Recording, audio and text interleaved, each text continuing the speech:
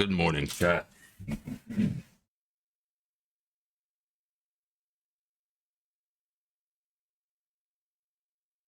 Start off the day right with some THCA.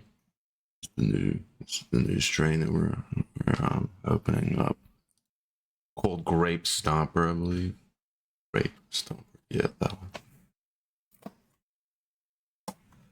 Good morning, Dogwater Boys here. Welcome in. Welcome in. How are you doing this morning, Chilled? Sir. How has Tarkov been today, bud? Pretty sure my brother and sister-in-law are leaving today to head back to Tennessee to handle some business. But I think that first they're doing some enrollment things for the nieces. My phone is dead. Need to switch back over before I get stuck on this other computer.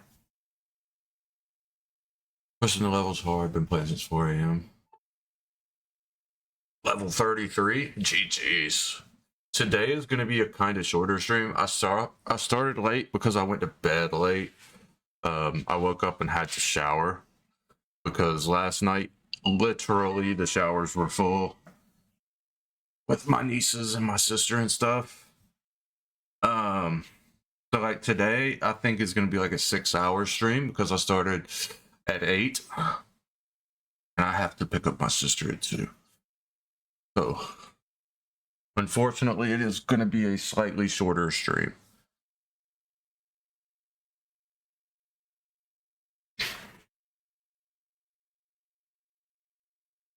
Now level 33, broke 30 mil. GG's.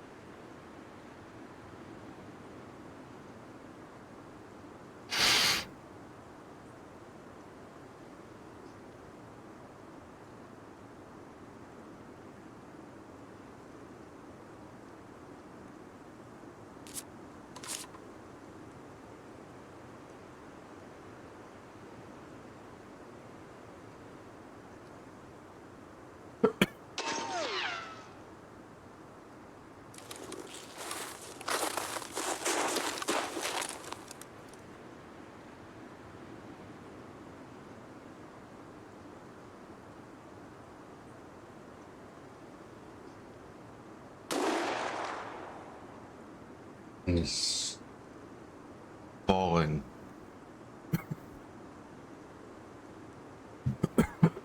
SR is hurting around 76%. I fucking wish. We are over 60 though, so that's good enough. Good enough for me for now.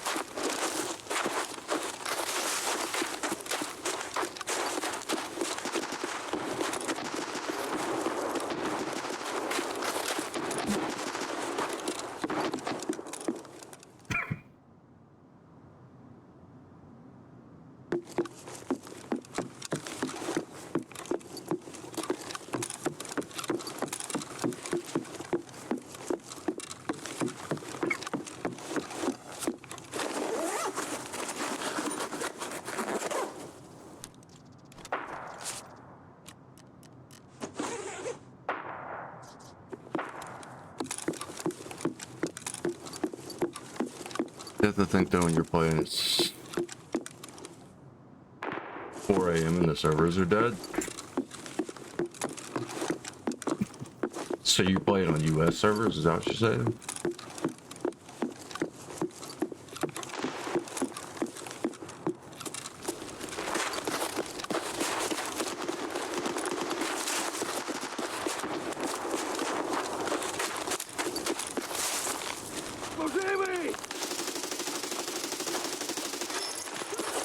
needed to kill them with a shotgun, but they're just so far away that, like, it's just not conducive for it.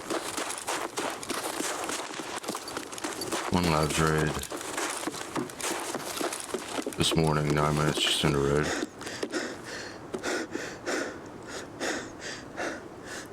Nine minutes just to get into raid. Gotcha.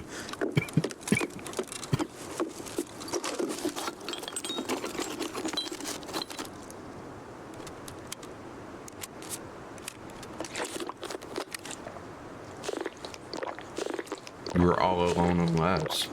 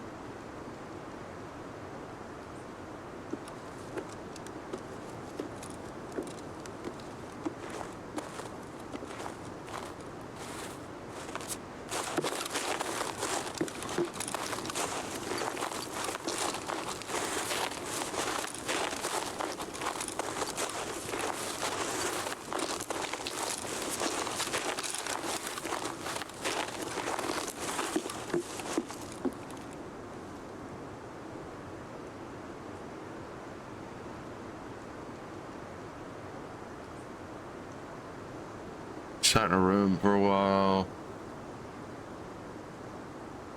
Went and looted black, green, got GPUs from the PCs, killed 3 raiders and left. GG's, bro.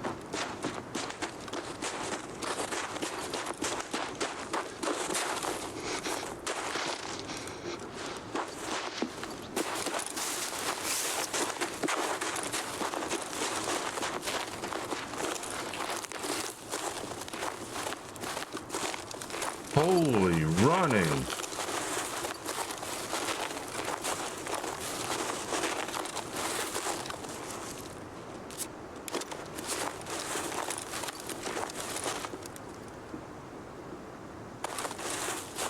Why is this dude running like this?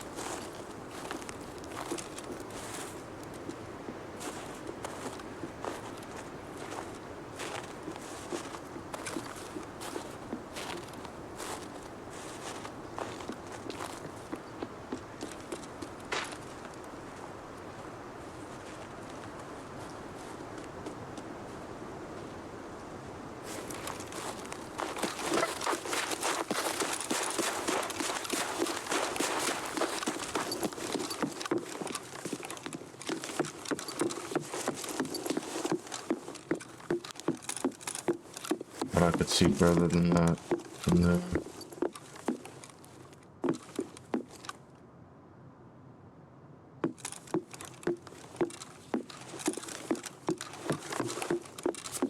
I'm lagging.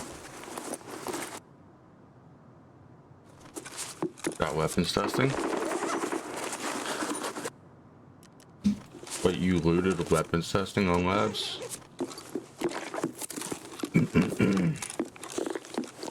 Didn't know you could do that.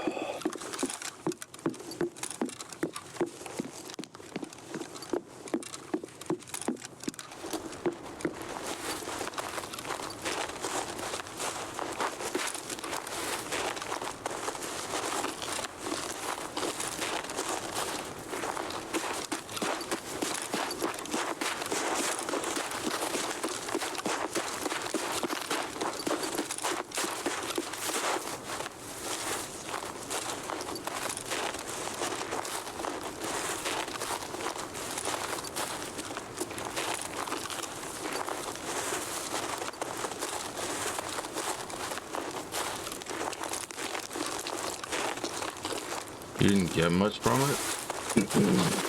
I mean, it hasn't been... It wasn't the greatest key last wipe either. But sometimes it drops some pretty good shit, so it's not a bad key to have.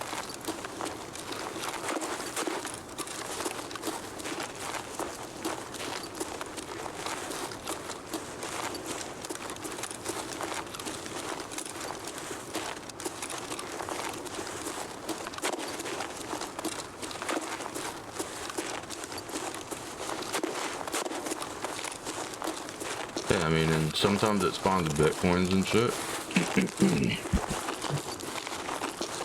Not bad.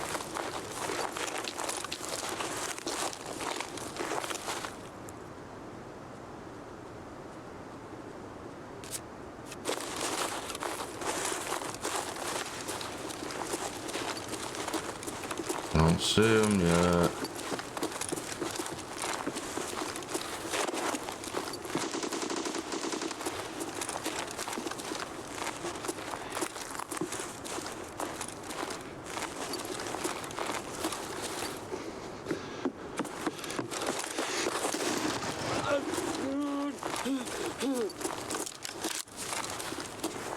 I thought that was a scav, not a player.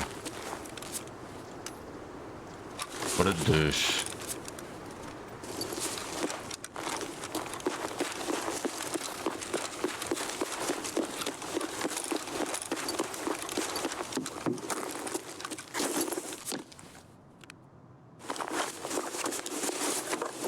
I don't know where that name is from.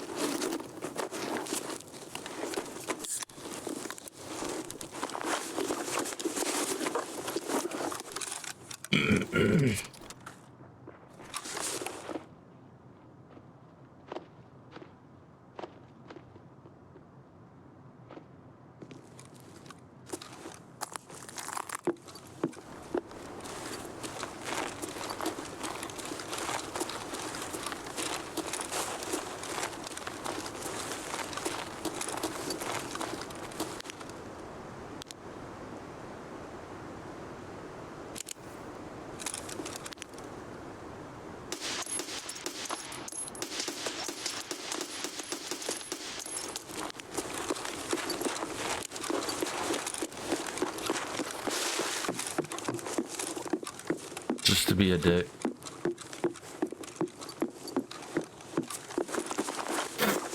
That's a player scav, it's fine. It's fine. Woof.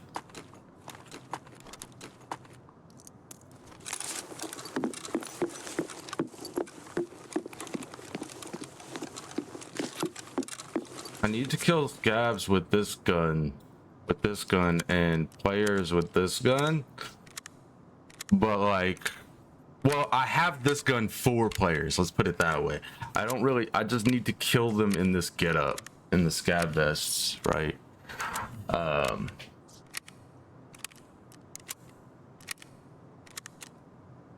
We're doing punish it. Eliminate scavs with a 12 gauge and eliminate PMCs wearing a balaclava and a scav vest. So balaclava. Yeah, vests. Give.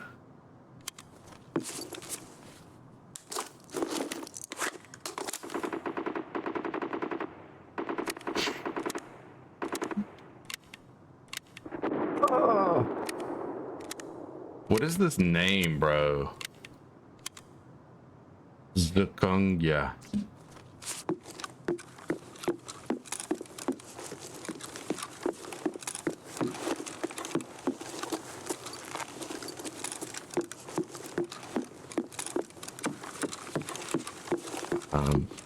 I didn't miss the staircase, you did.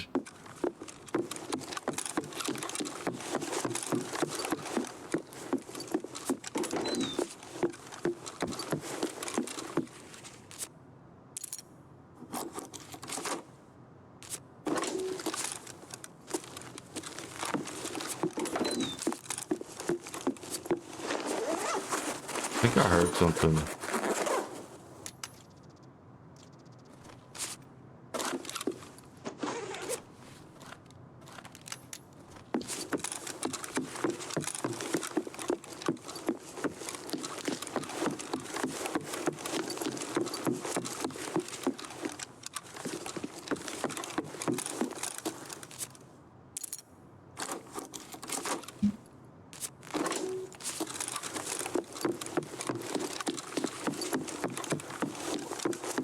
They've nerfed this house into the fucking ground.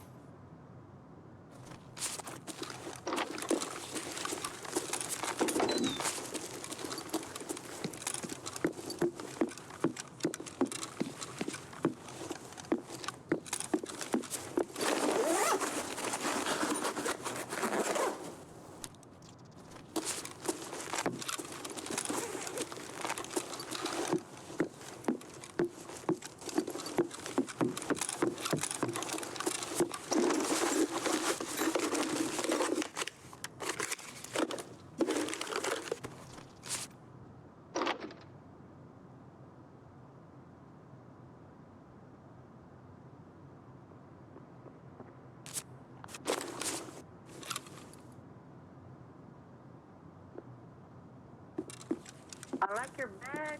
Oh, thank you, Dan.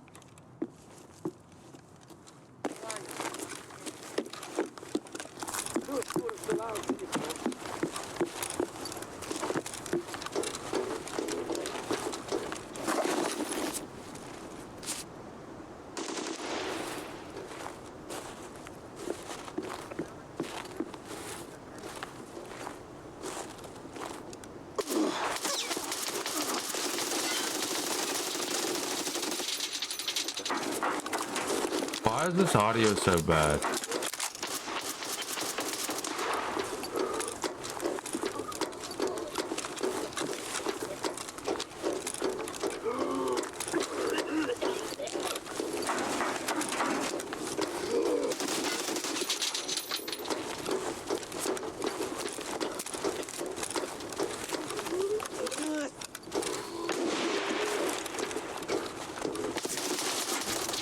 My fault, brother. All right then.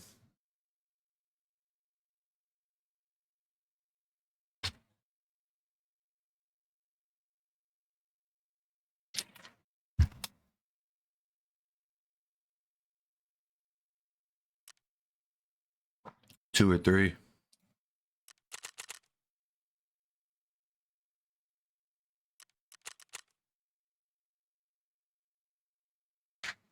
Two or a 3-man of scabs.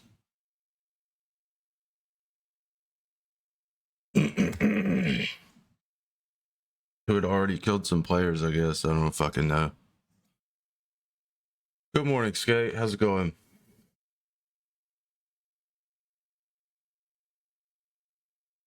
I don't know how he had a suppressed 9mm weapon.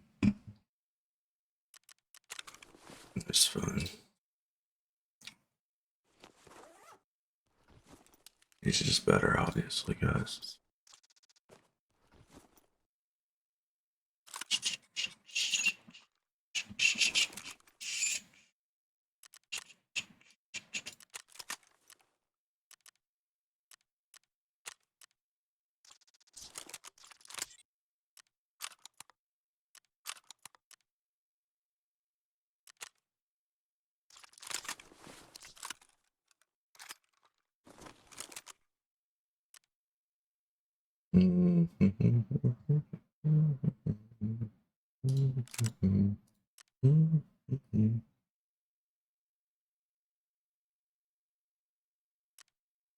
I forgot that one does not take the newest optic. 134. That doesn't take the newest optic out of there. It does. B maybe.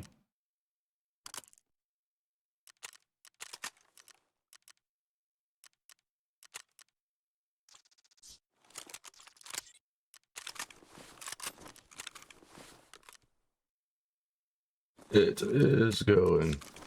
Can't complain. We're playing video games. We're playing video games.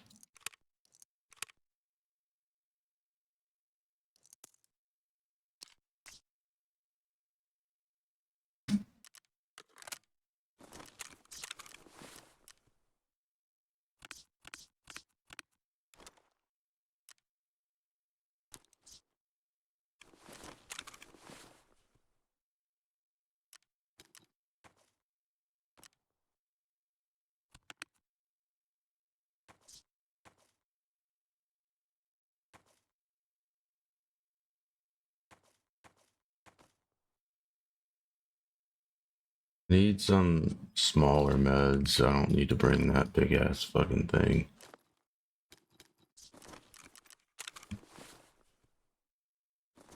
That'll work.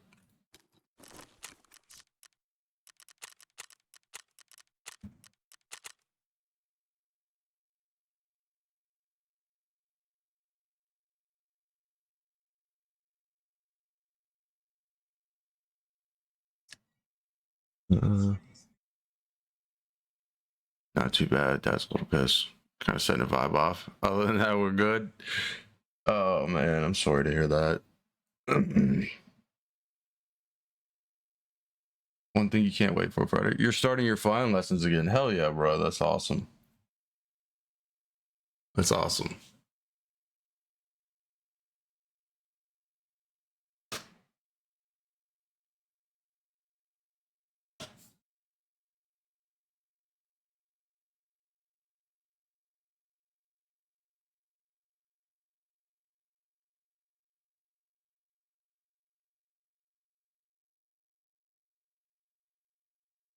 Yo, how do I kill a player and then like 3 minutes later I died of scavs? Player scavs. Like that's so fucking stupid. I really wish Nikita would put in like a max time around like 25 minutes for player scavs on these work in progress maps.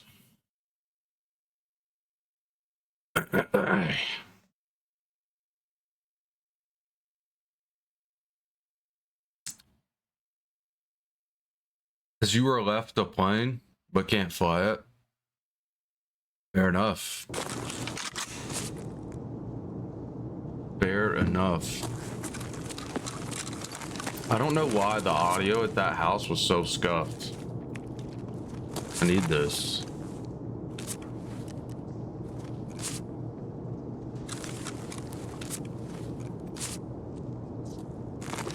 Проверяем, пацаны.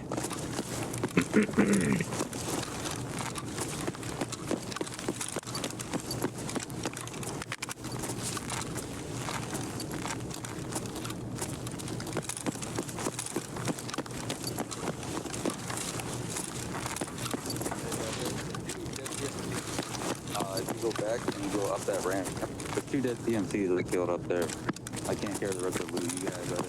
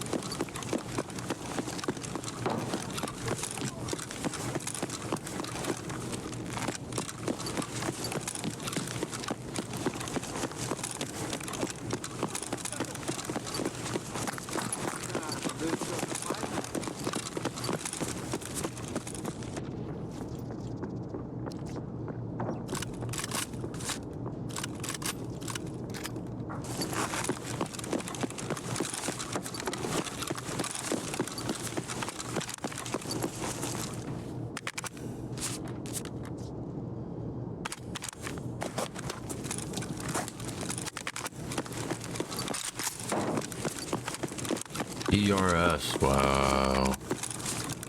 He killed babies. He killed the babies.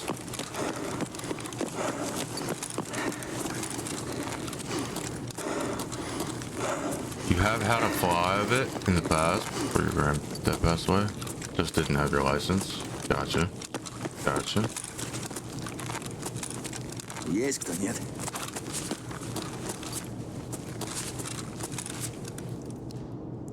The Zook.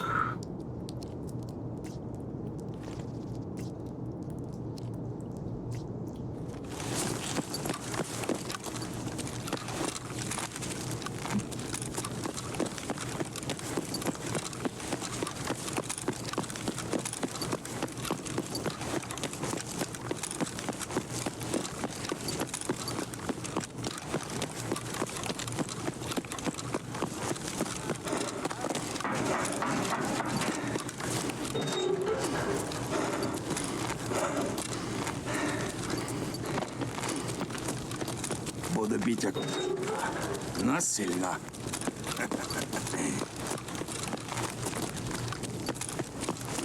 God damn, boy. Got a good run, huh?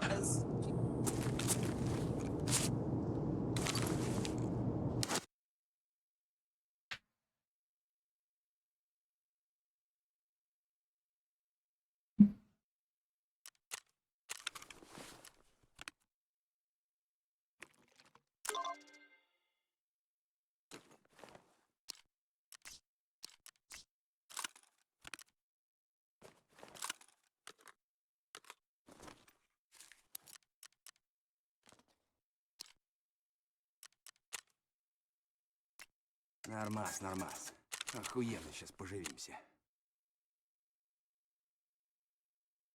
You started doing your lessons 3 years ago.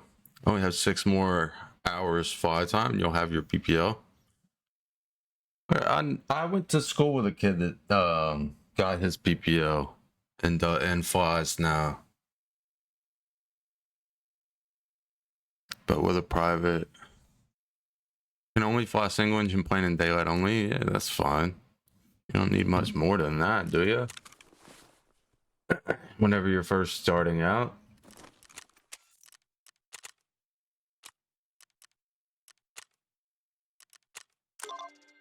I need a mule.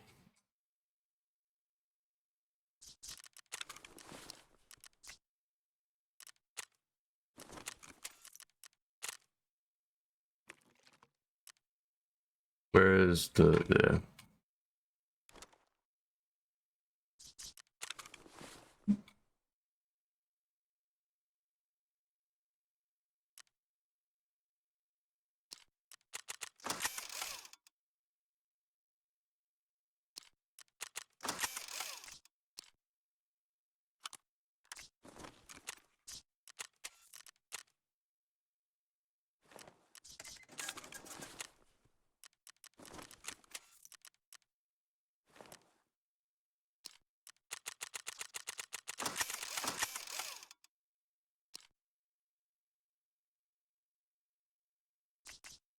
forward, front, and back?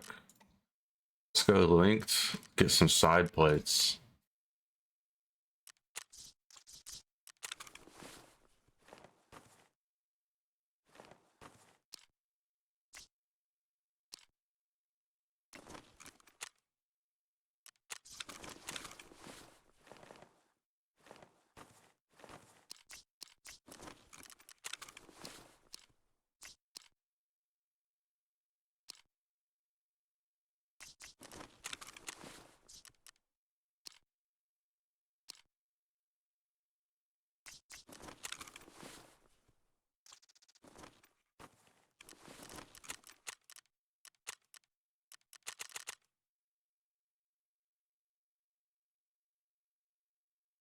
The plane may be old, which means like as long as it runs, bro. I mean, and is safe. It doesn't matter how old it is.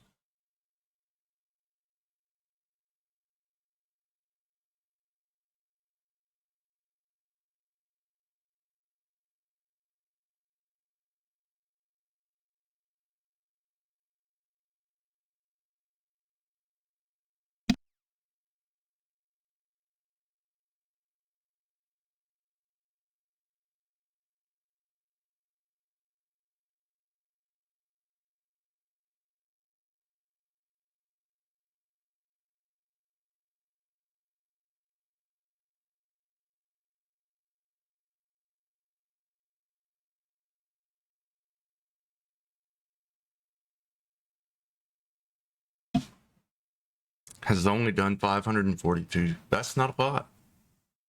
Pretty good, man.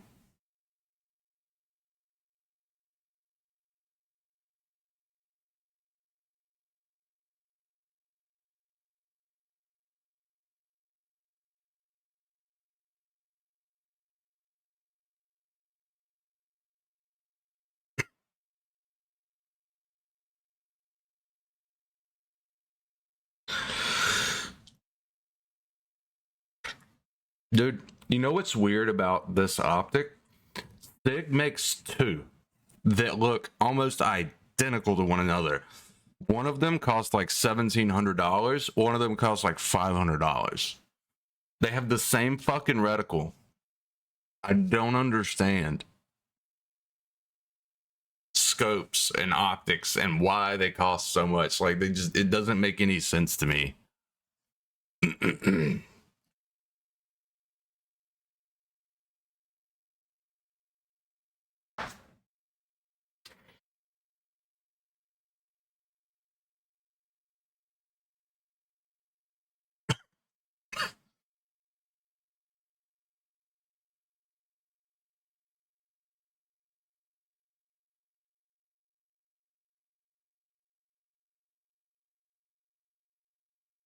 I forgot I forgot to bring a shotgun, didn't I? Think I did.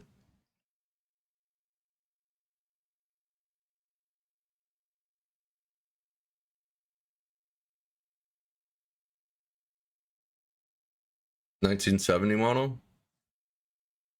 It's not super old for a single engine, though. I mean, there are plenty of 1970s that still work and are flown regularly.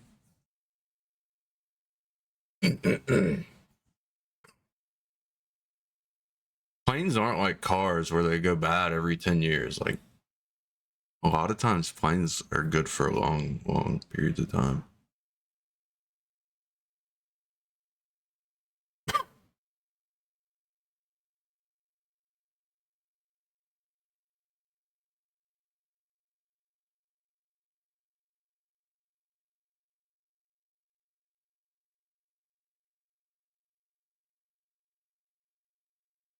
This dude's so gay.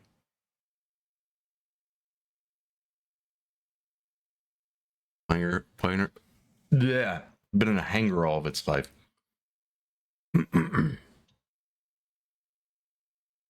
Hell yeah.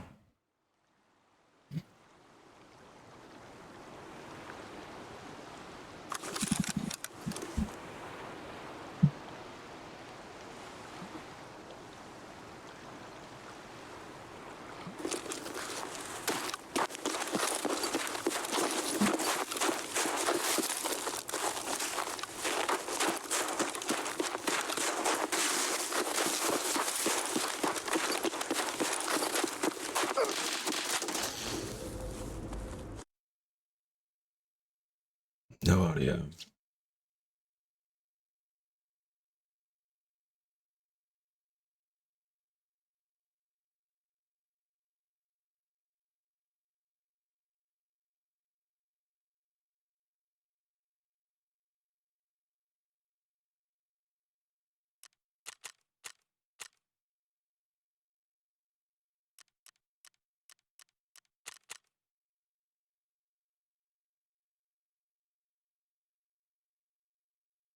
I have to get off of these East Coast servers, bro. We have to play in the middle of our fucking country so that other fucking countries can't shit on our goddamn servers and ruin our fucking matches.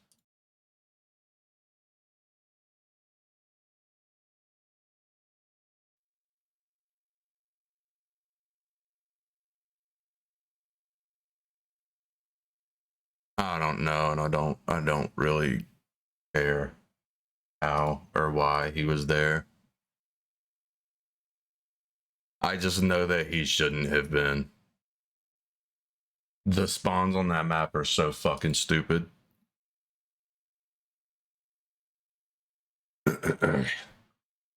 But it's like a 1 in 5 chance. So like you might get 4 raids in a row where you're the only person that spawns in that area. Then you might get 3 raids in a row where you literally spawn 100 meters from somebody else. That's it.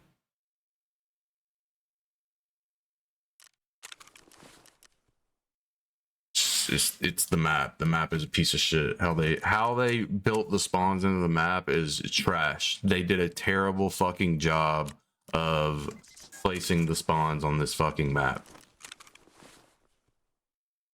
It's that's what it is. They did a terrible job placing the spawns on the map. They're terrible. Like, it looks terrible. I'll show you. Fuck you.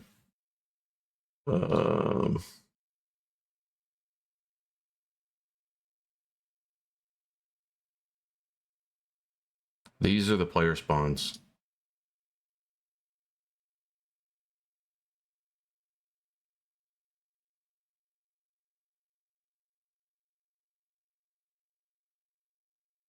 You have 4 all in a row right here, so you can spawn here and here and die in the first 30 seconds.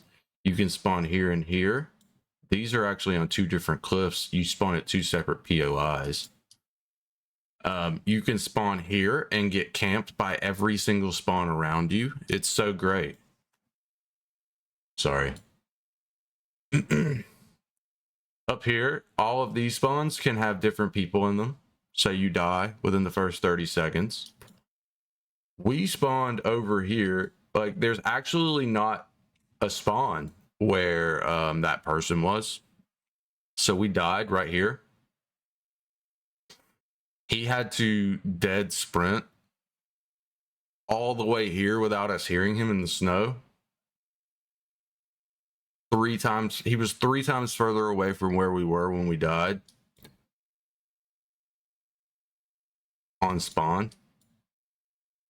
But yeah, so this map flows like this because this is useless. You can't get here until you've gotten Kappa. It's ridiculous, stupid. I don't know why they even let us go over there in the first place. You spawn here, or here. You get camped on your way up the map. This map plays like this. All of the extracts are up here. Or down here. It's really fucking weird how they built this map. Like, it honestly, an idiot built the map. An actual idiot built the map. Don't need that.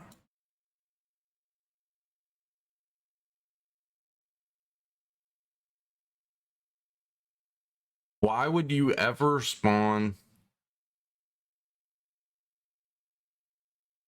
in the middle of the mountains?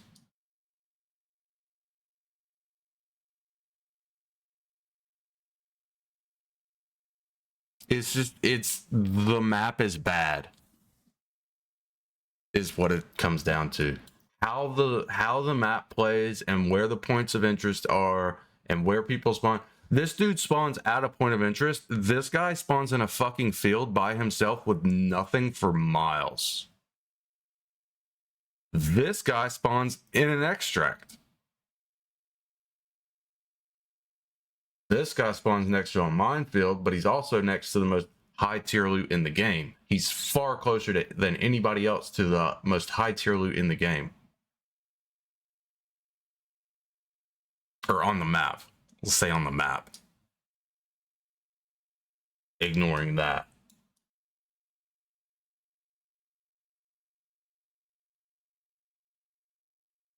This isn't showing, but there's a player spawn here as well. There are player spawns here as well. I don't know why. It's missing some.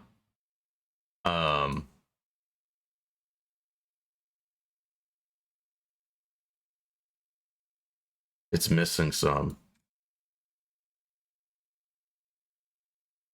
Yeah.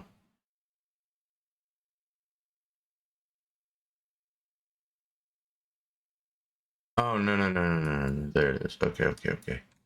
Okay.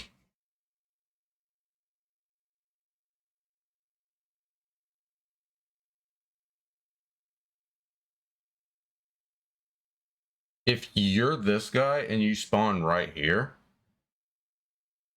you basically have to wait up here for this guy to clear out, or this guy, or go to water treatment. Like, this is the only place you can go if you spawn here, unless you want to take the chance of getting spawn camped by these 3 spawns that are stacked against you. It makes it to where the only logical direction you would want to go on this spawn is this way, which I think is stupid.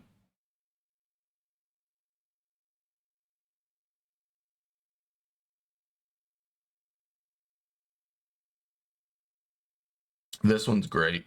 It spawns you on the beach, out in like fucking no man's land. It spawns this guy in such a position to where he can get height on you in a matter of seconds, far before you can get anywhere near here. So you have to run to these rocks and then fucking jimmy your way through the goddamn rocks while watching your back and your front for this guy as well. immediately after you spawned. It's just it's a really poor map design. Like, it's so linear, it's so thin, it's just dog shit. It's not good. They really need to rework it. They never should have released it the way it is. It's not good.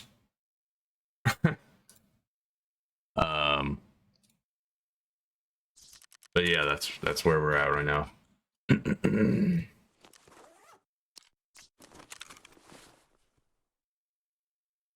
Yeah, shouldn't release it like that.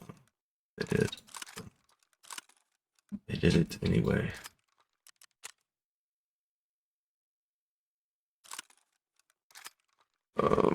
Music.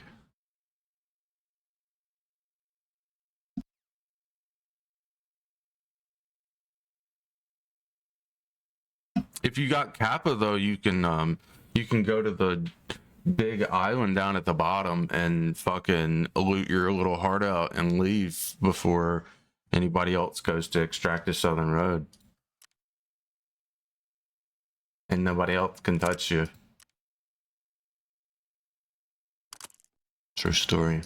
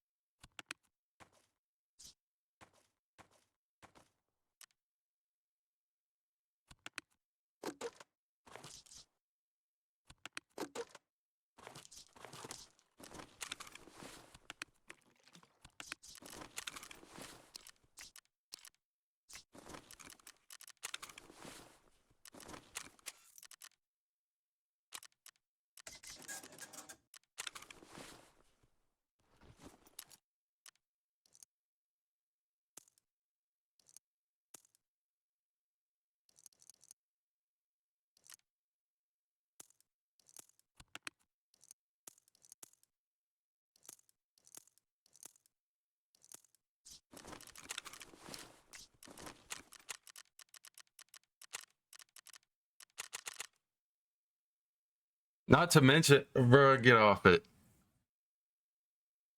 The scope, bro. If you fold the stock, the scope is over half as long as the gun itself. It's great.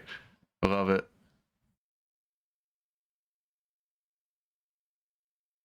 After you get your PPL, you want to start doing your CPL so you can fly up to 9 paying people. Fair enough.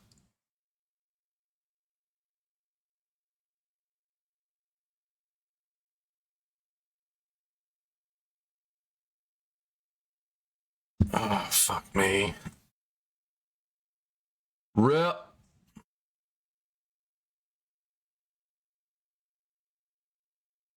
Man's got a sniper scope on a 74. If it works, it works. Huge.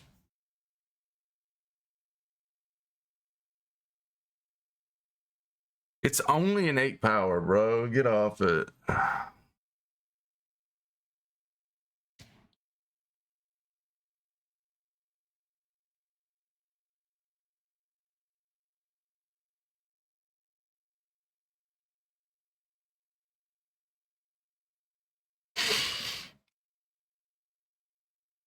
Cheers. Thank you, sir. Cheers.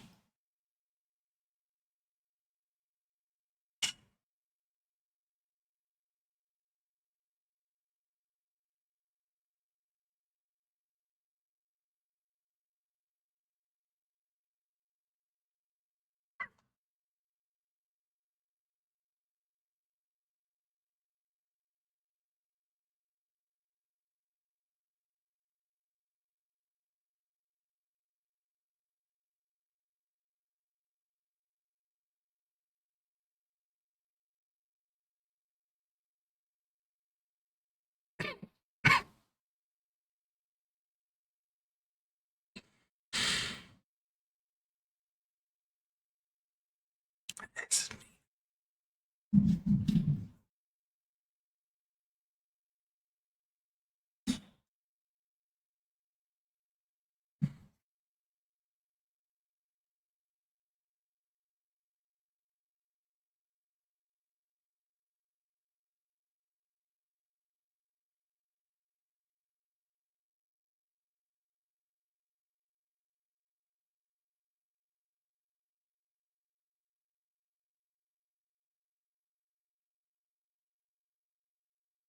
Mm.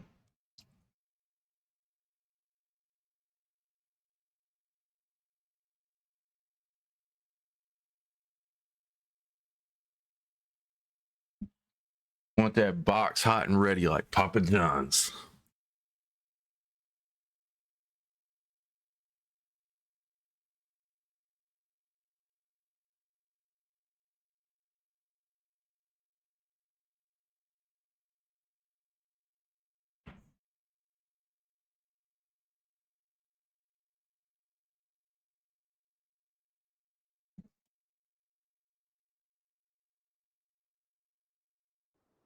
Welcome to the barber shop.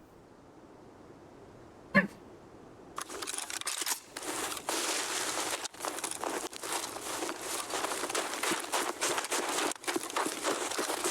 luck. Thank you, sir. Need it.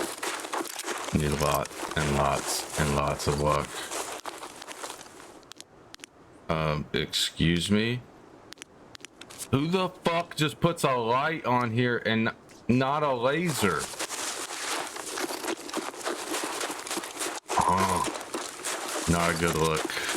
Not a good start.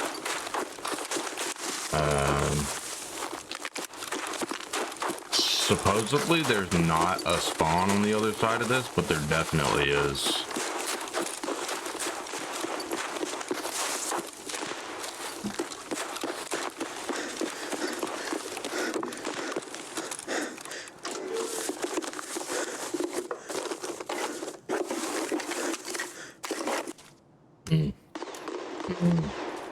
That's huge. We're so poor. Gonna be so helpful.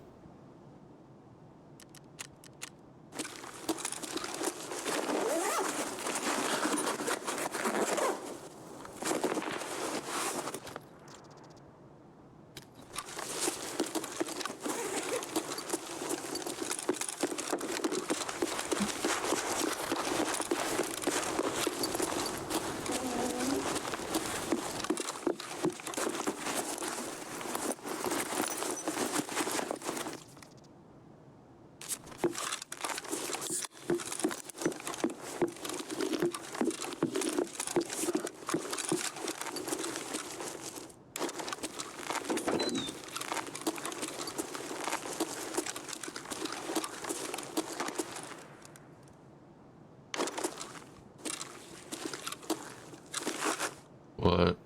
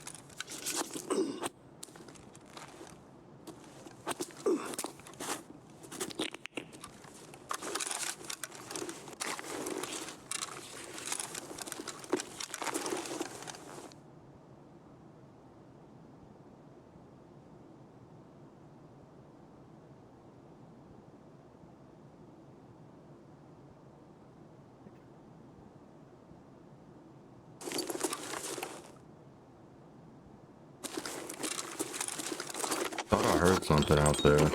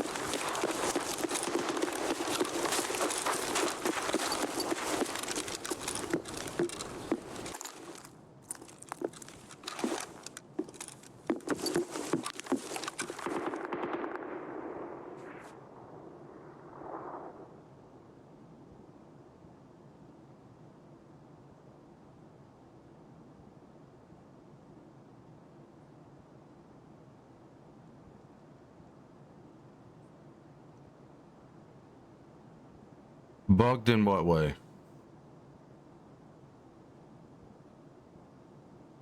Before you could see him through walls. It depends on the wall.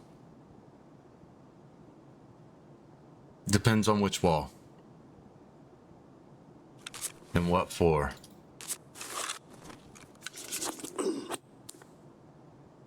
Yeah. I'm pretty sure they still bleed through walls and stuff. And floors on interchange in some areas.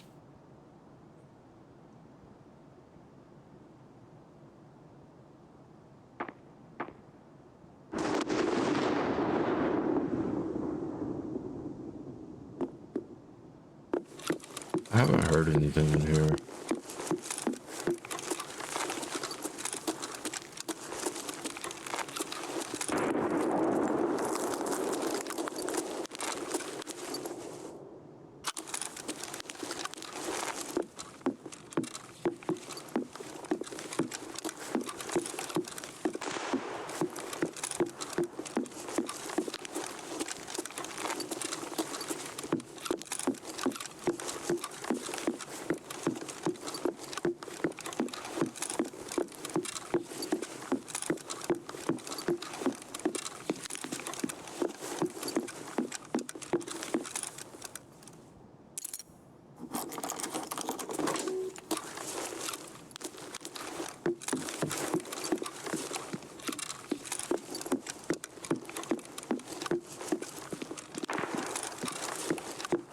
I've almost died to a guy standing right there before.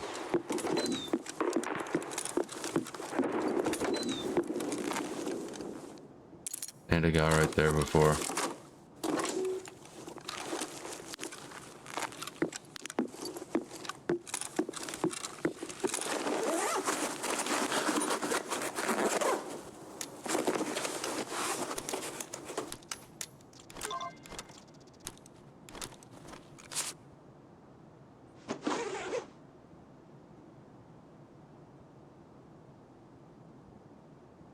Interchange lighting overall though is better this wipe, so that's cool.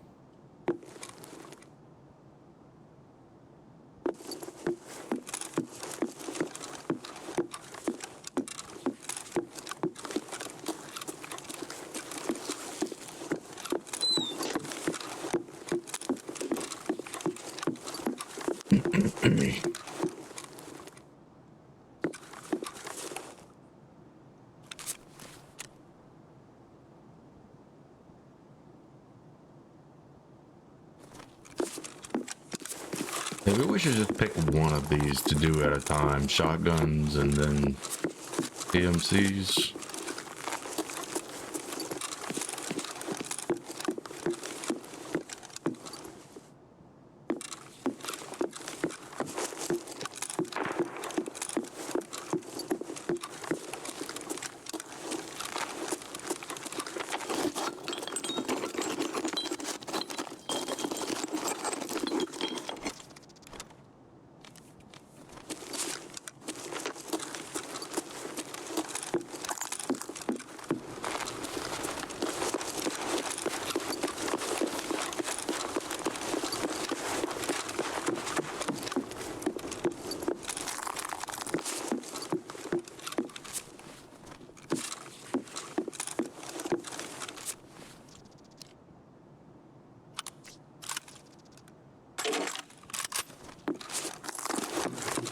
He's doing the same quest as me. Who killed him though? And when?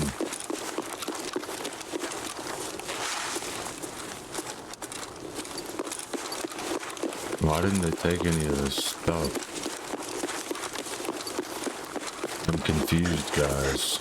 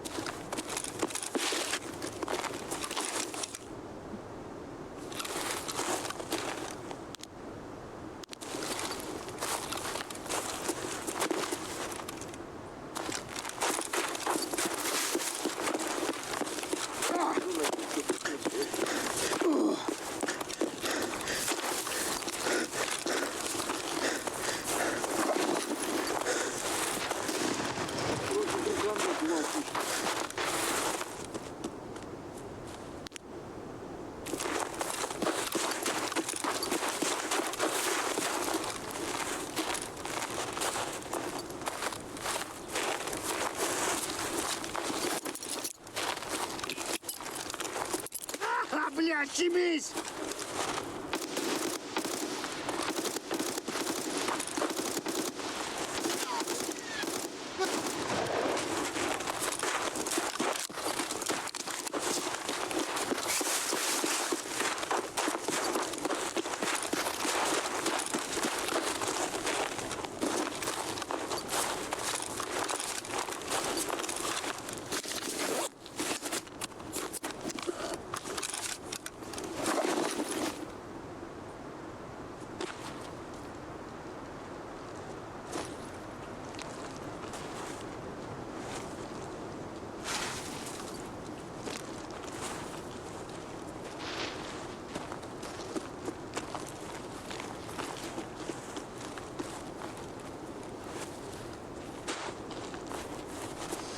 Ну ничего, скупчику все продам.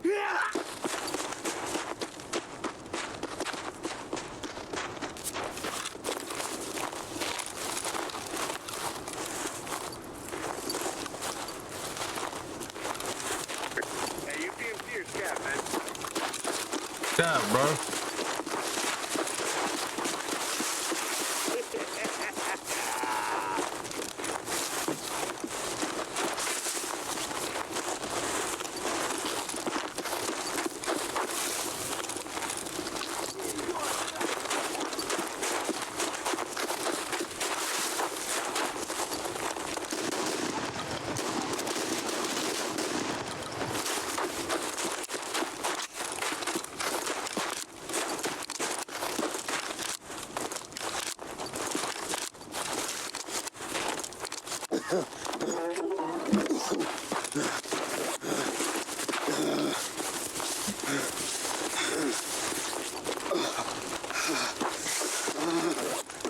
I don't know how he ate so many bullets.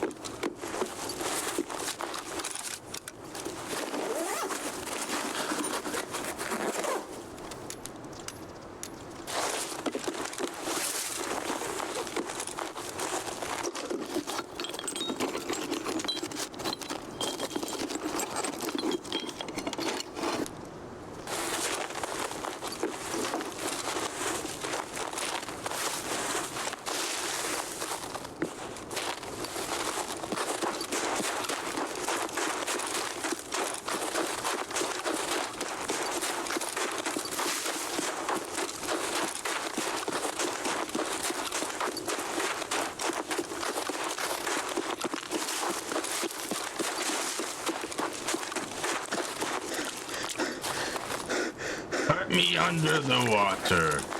Under the sea.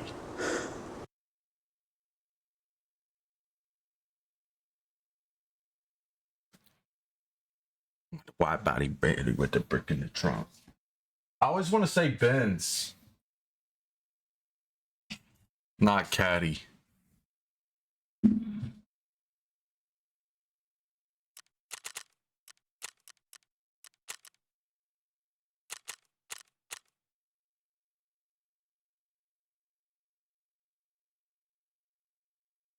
Yeah, made some ruble. Got a couple scab kills. I'm gonna get rid of this AK.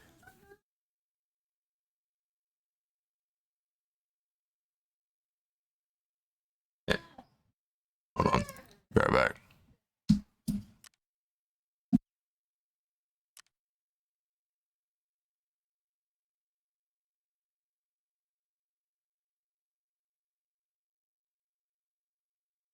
By just over 1,200 aircraft, These are amazing. Wow. Wow. That's good. Wow, these are good. It's delicious. What if I told you that you could get your daily dosage of greens with this one packet of Groons gummies? These are really good. That's delicious. Groons is packed with 60 plus fruits, veggies, minerals, vitamins, antioxidants, and prebiotics. I'm mind blown right now. I can't stop eating them. This I could just throw in my bag and eat them when I want. I can get all my vitamins in one little packet. Only has 3 grams of sugar also. No way. And it's got all these ingredients right here. Check these out. Organic alfalfa. Organic kale. No way there's kale in this. It tastes too good to have kale in it. Cleaner, greener Groons. Click the link and live your healthiest life with Groons. Can I have the whole bag? Take it.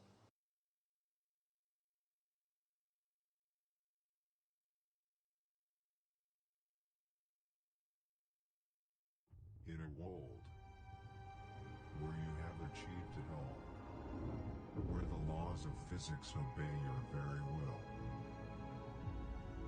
life is just beginning. The darker the night, the brighter the stars. The beauty of the unknown, the danger of the infinite. Eve Online, play for free now.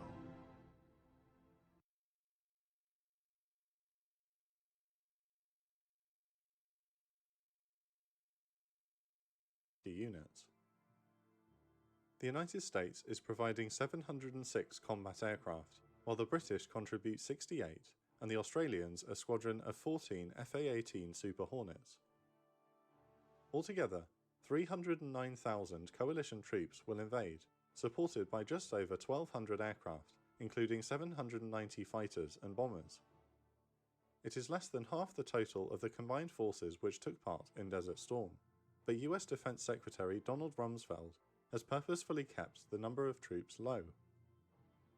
To him, this campaign will be carried by American technological superiority and aggressive commanders on the ground, who are told to avoid large population centers. Under Rumsfeld's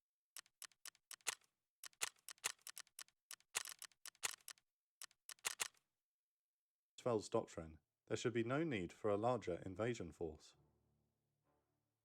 Facing the coalition is the Iraqi military, which on paper is still a serious threat. 300 to 350,000 ground troops are organized into 16 divisions in 5 corps.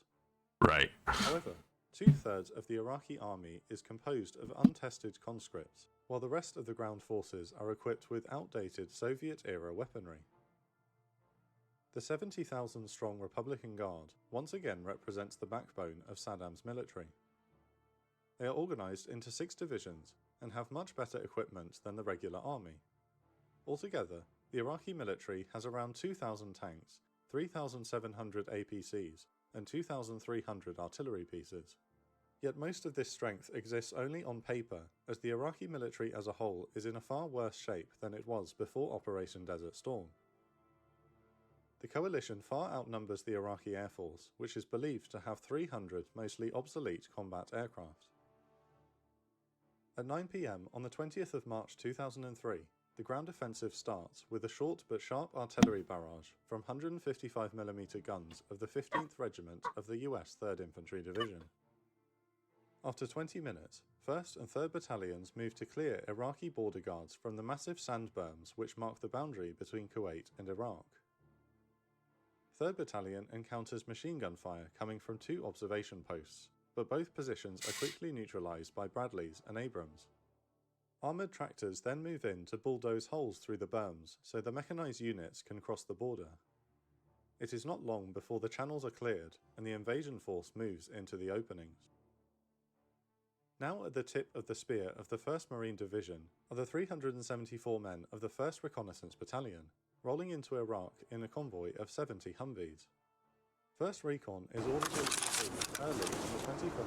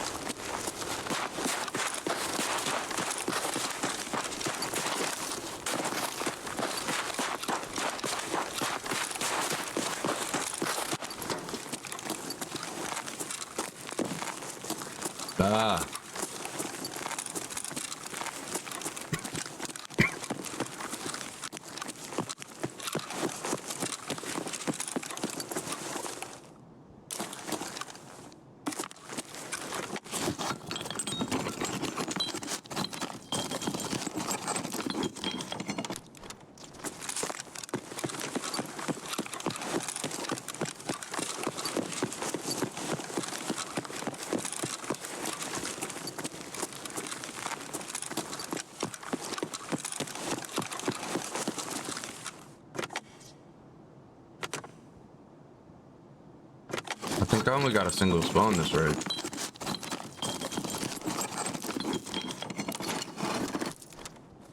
Yep.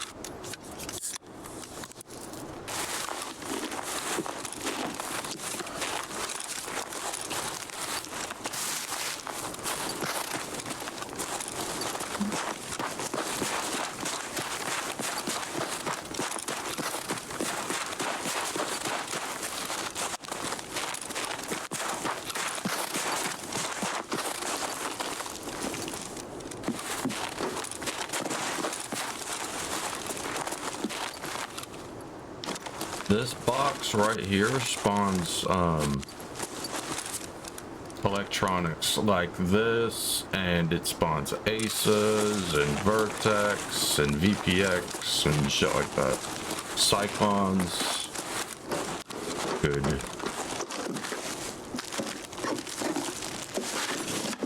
It is good. That one. Ah.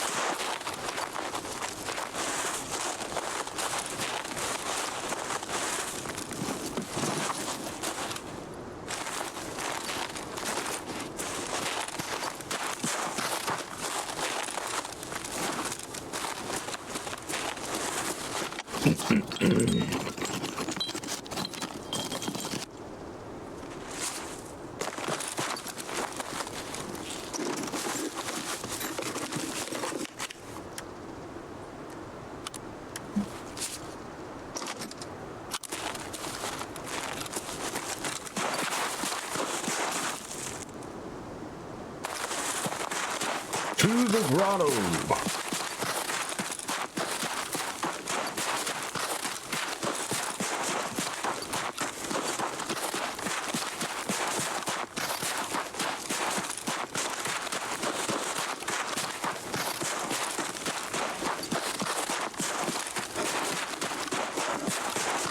That's better. You had some food and coffee. Hell yeah.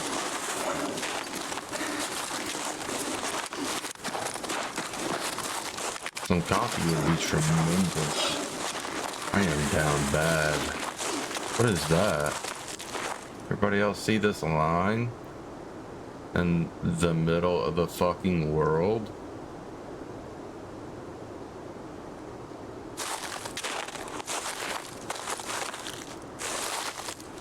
Alright then.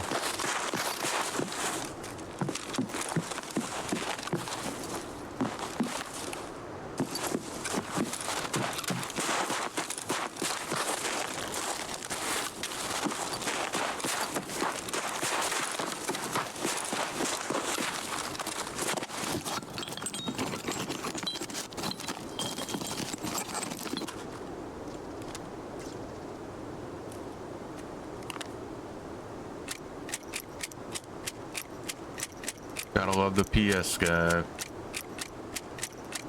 Get that a lot on woods? Really?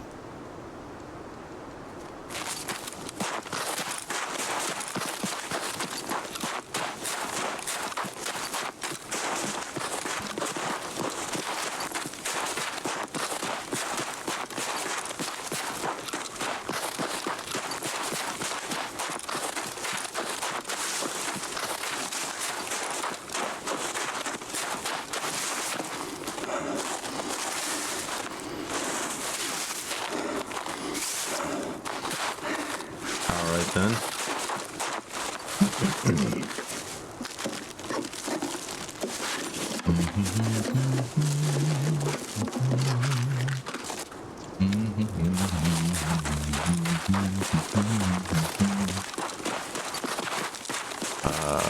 First wipe, thinking someone's sitting on the hill looking over the village and not coming out for probably 10 minutes.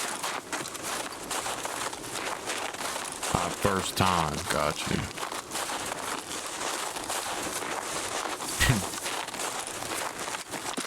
It's funny.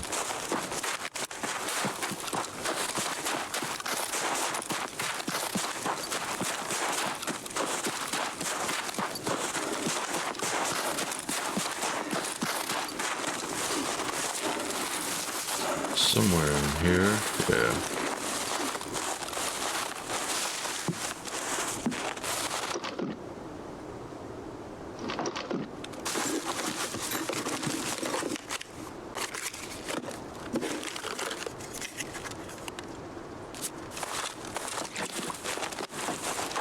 Look at that piss yellow water. That looks gross.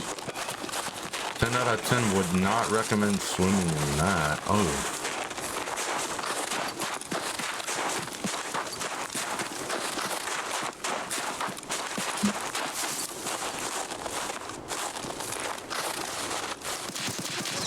Alright then. Fucking loser.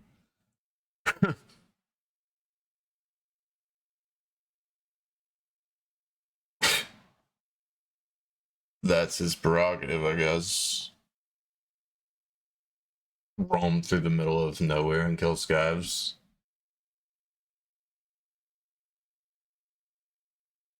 GTV.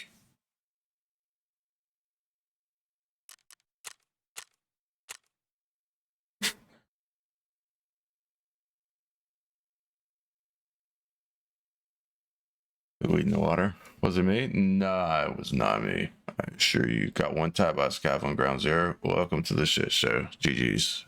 It was definitely skate punk that pissed in the water. 10 out of 10. Sir, stop pissing in the water. I'll be right back. I'm gonna go get some drinks. I'm gonna turn on the whatever this one is.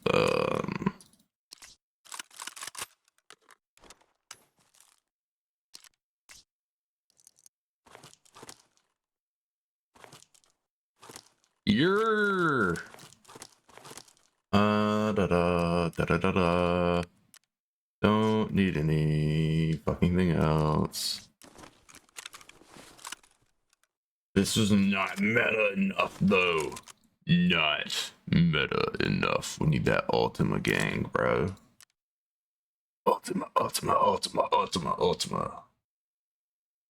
SPRM. Oh, you've got to use the Ultima chop rail. Ultima.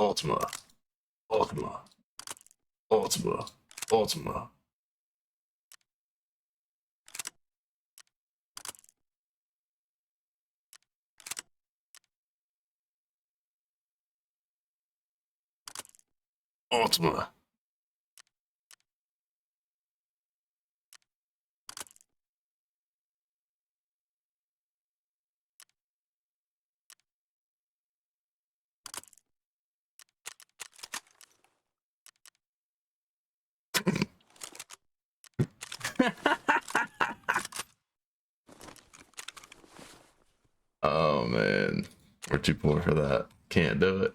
Can't do it, boys. Cannot afford.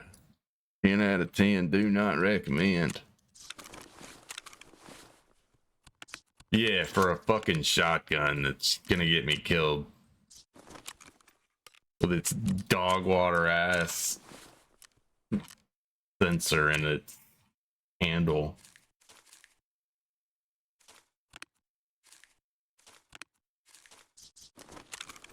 Who the fuck thought that was a good idea?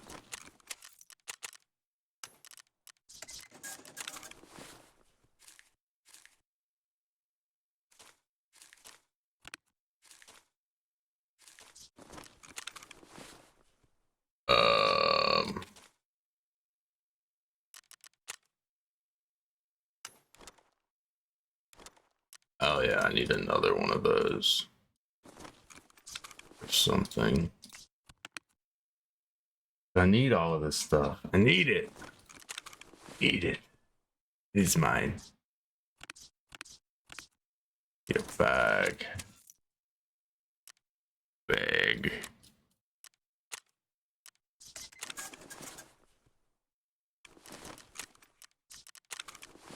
You have shotgun and bag.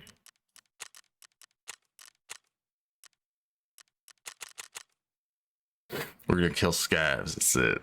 That's it. That's all I'm gonna do. I'm gonna kill. 1st of March, with Sergeant Brad Colbert. Murder. Back. Day is breaking as Colbert notices that his rear gunner, Corporal James Trombley, has fallen asleep as they cross the Iraqi border. Colbert taps Trombley on the shoulder to rouse him from his sleep. Wake up, Trombley. You're missing the invasion. The convoy continues into Iraq, with Marine Cobras flying overhead. Follow the link to download the game, where for a limited time only, new players across all platforms, as well as those that haven't played for at least 6 months, can claim a large bonus pack, including multiple premium vehicles, premium account, an exclusive 3D decorator for your vehicles, and more. Thanks again to our patrons who help to make these videos possible. Your support is the reason we can produce series like this.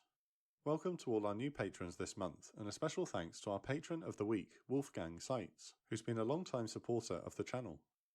Each week we select our favourite Patreon reactions to shout out, and our favourite comments this week are from Ort, who says, "Can only imagine what it was like to be on the receiving end of over 400 rounds of artillery fired simultaneously from 5 artillery battalions. A thunderstorm probably sounds like a weak gasp by comparison."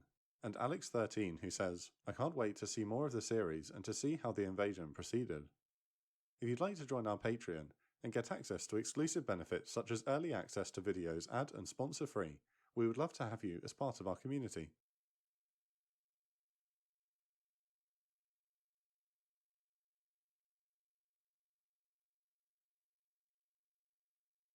Let me show you how we do stuff around here. Actually, my department uses Monday.com, so I'm good. A work management tool? No, that's not for me. Well, Monday.com is all about flexibility, so you can make it your own. You could choose pre-built layouts for anything, or build your own workflow. You just open a board, you choose the columns you need, you can move them around, or filter by what's most important for you. That way you're not always chasing your work, you perfect your process. I gotta show this to Ted. Hey, Ted! He's remoted to Wednesday. No problem. We just tag Ted on Monday, write an update, and there you go. Okay, so how do I use it? You just go to Monday.com and you can see all your work, you can get a broad view of everything you do, or celebrate a small win. It's actually kind of fun. Okay, so how does one sign up? I'm just asking for Ted. Just go to Monday.com and start your free trial today.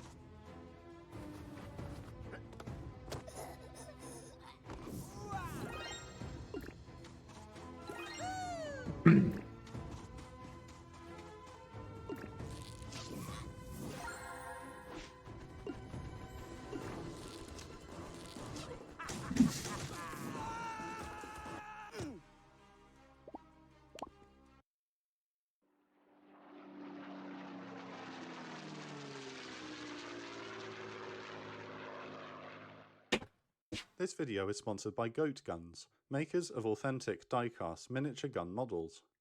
Die-cast models of aircraft east of the country. The B-52 releases 16 1,000-pound JDAMs, which devastate pre-sighted enemy trenches and dug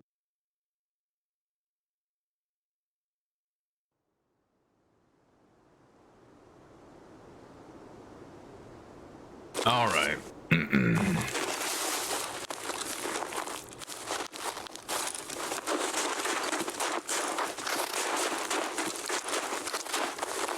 Do I even have to wear this vest for the scavs? Eliminate scavs using a 12 gauge? No.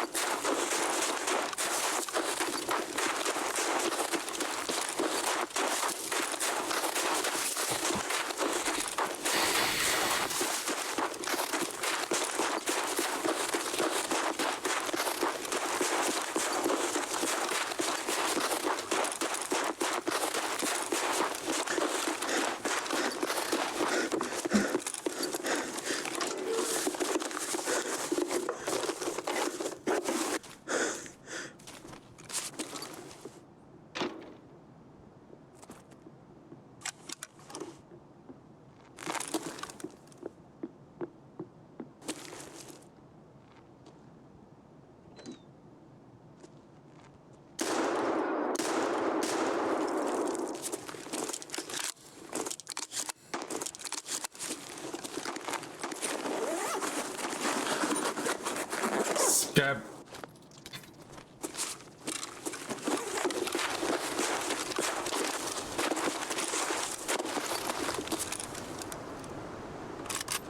Thank you for your sacrifice, sir.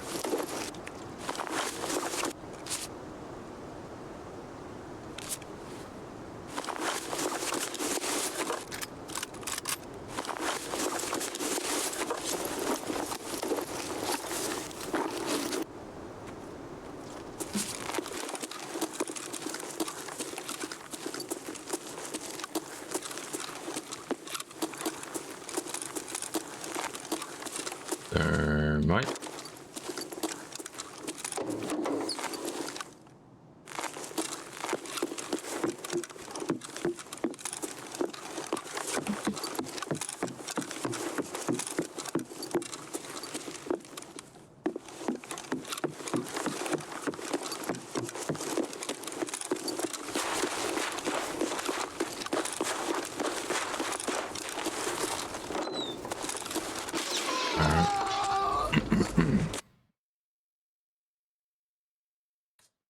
No audio again.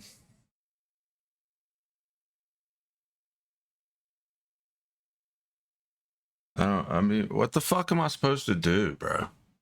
I mean, what, like, honestly, what am I supposed to do? Fucking crouch walk everywhere like these goddamn losers? Modeless Fear is his fucking name.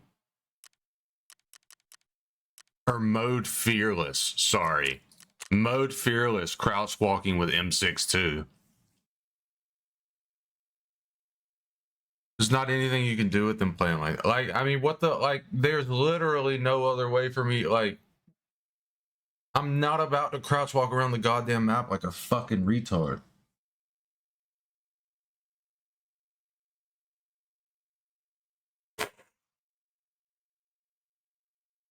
It's so fucking unrealistic. Nobody's crouch walking every goddamn where. Nobody's crouch walking 6 fucking miles across a goddamn, across open terrain and mountainous regions. You would have to be retarded. Actually retarded.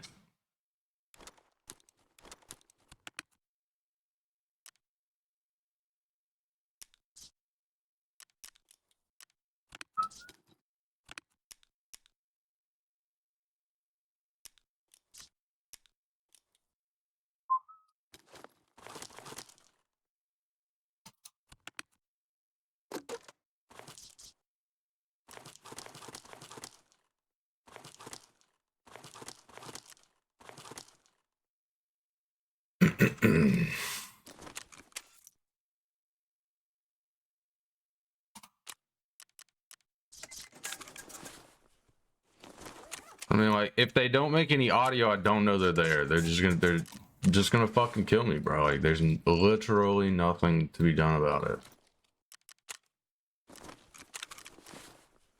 And that's the shittiest fucking part.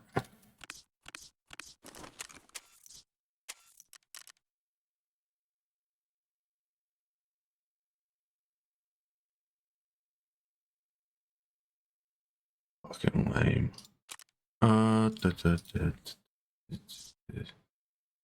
That has an armor on it and I fucking hate it.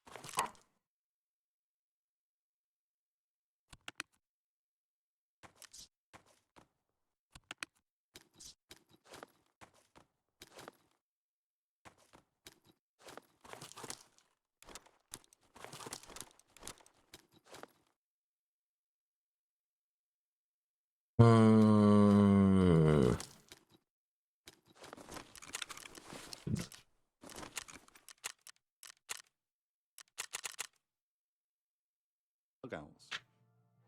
Minutes later, 8 MH-53M Pavlo 4s approached from the west carrying SEAL Team 3. Royal Marine Commandos and Navy SEALs are to mount a joint Anglo-American assault on Iraqi territory. The coalition assault Anglo-American assault. What the fuck does that even mean? Earlier in the day, CENTCOM Commander Tommy Franks decided to move Why the is- invasion forward to secure Iraq's Why would you even say that in that instance? It's completely irrelevant in the context of war.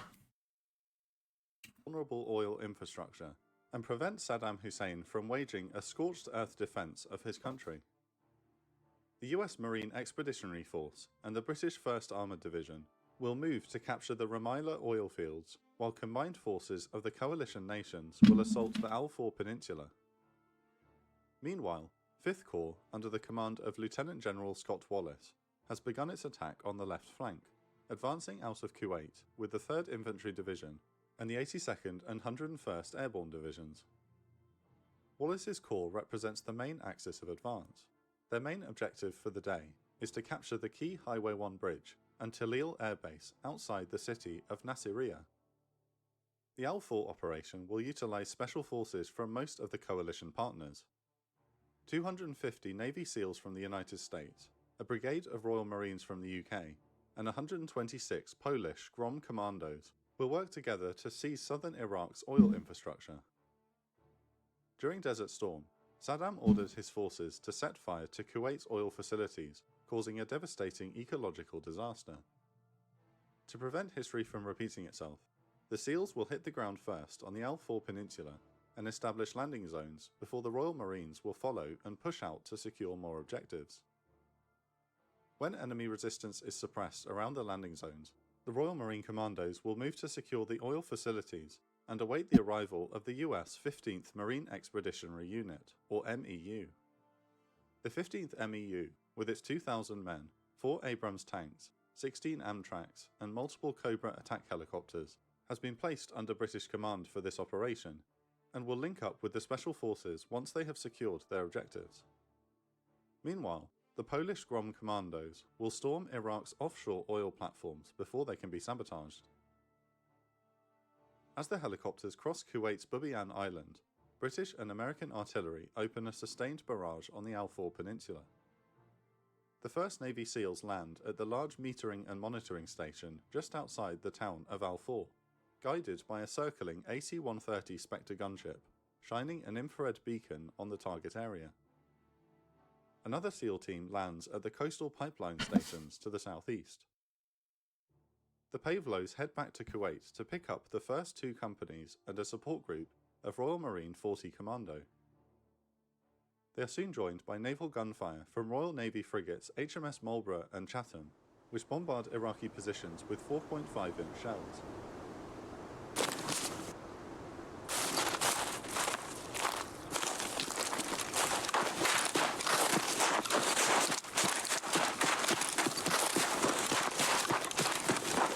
Alright, scabs.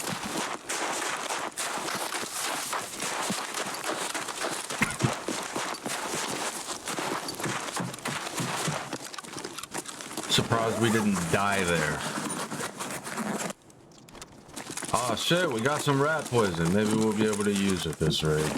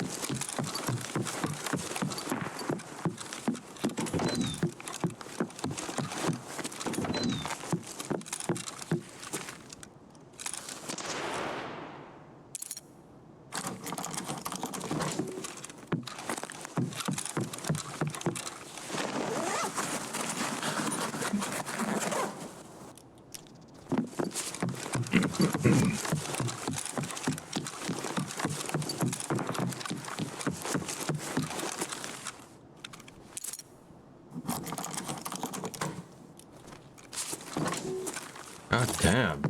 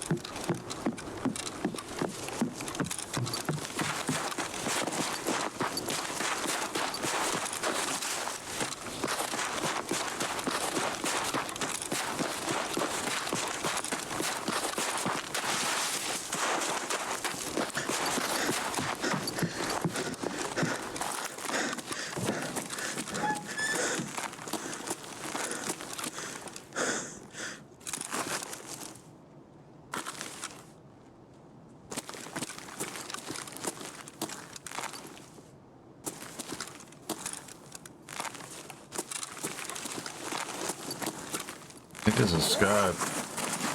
We need it.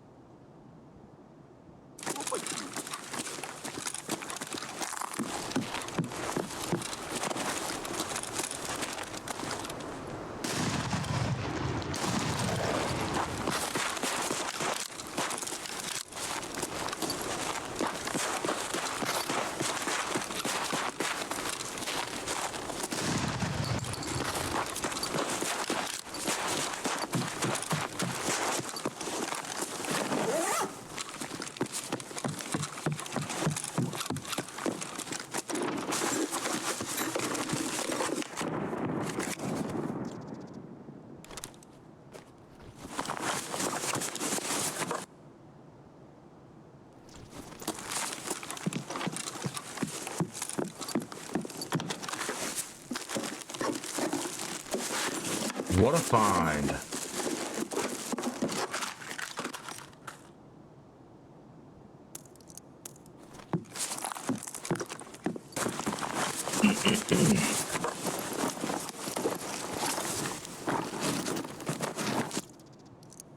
Holy.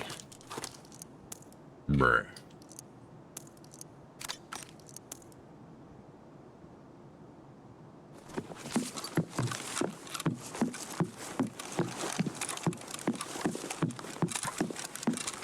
And I need how many more scavs? Just two. Two more scavs. Then we've got to run scav vest. But we're just killing PMCs, and we won't be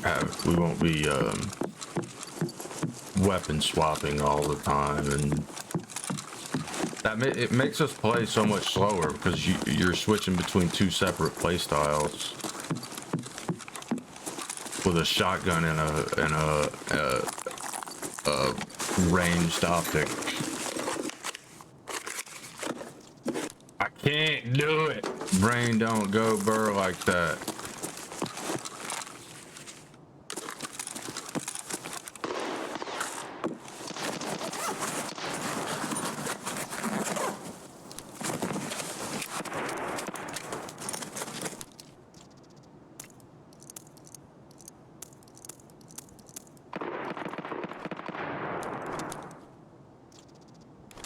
I'm gonna get it eventually. There we go.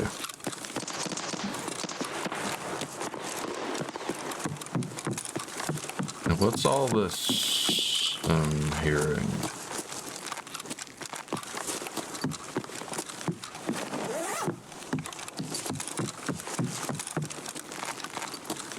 Where's my extract?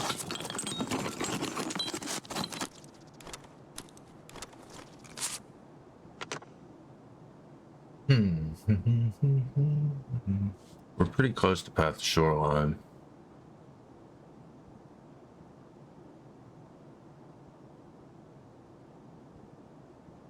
Just have to go through Village.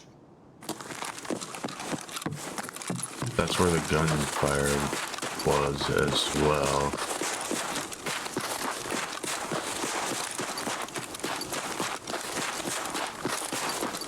Oh no.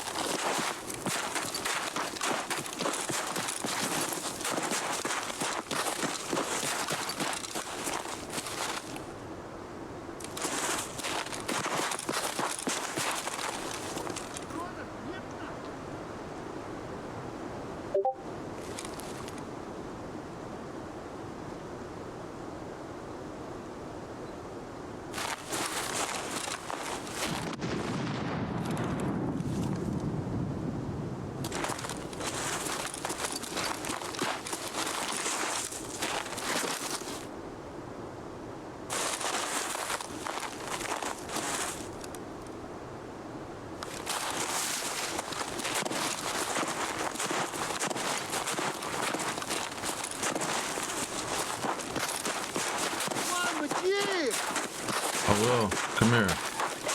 Come here. На, блядь, нажри, сука! Ты видел что?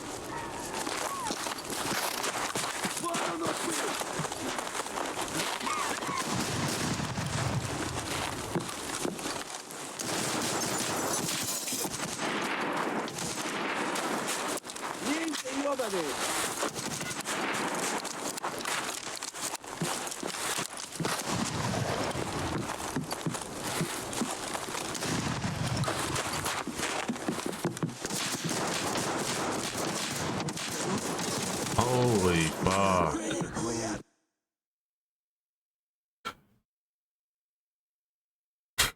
All to try to kill that fucking scav. How did he not die, dude?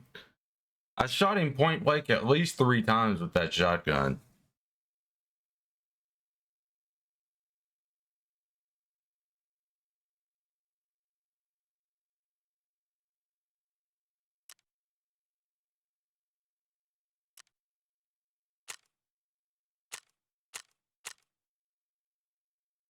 Throat.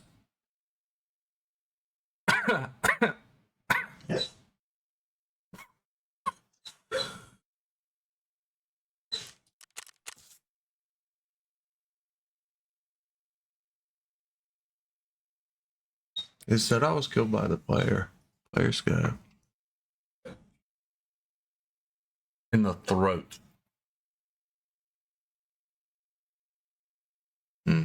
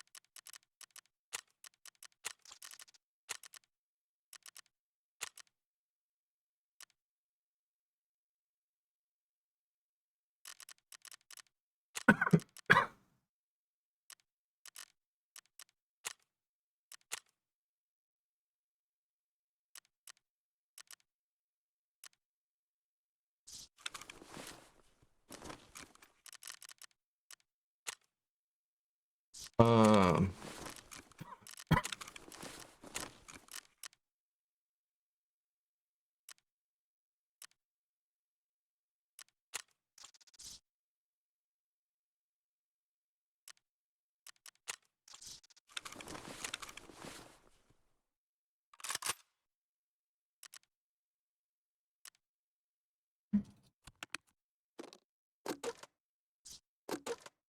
Better react quicker.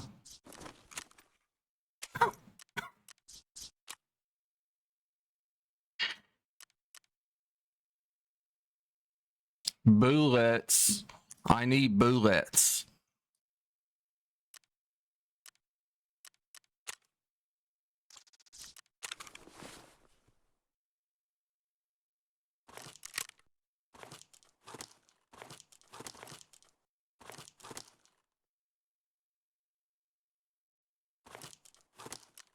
Surely. Wish a bitch would dodge.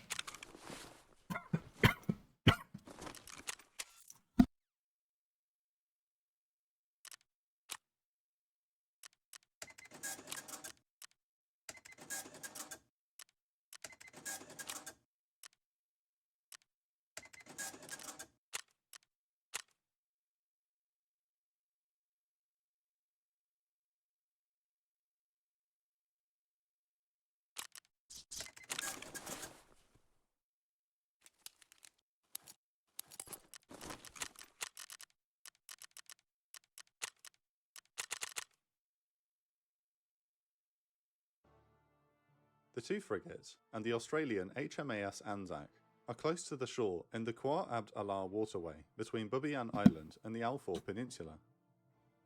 Marlborough is so... Hold on, this next bar is fire.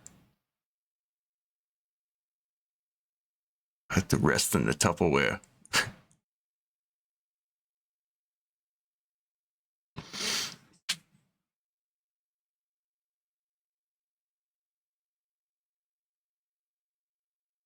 Bro, he goes off there.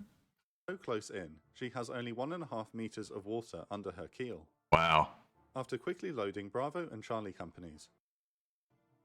Marlborough is so close in, she has only 1.5 meters of water under her keel.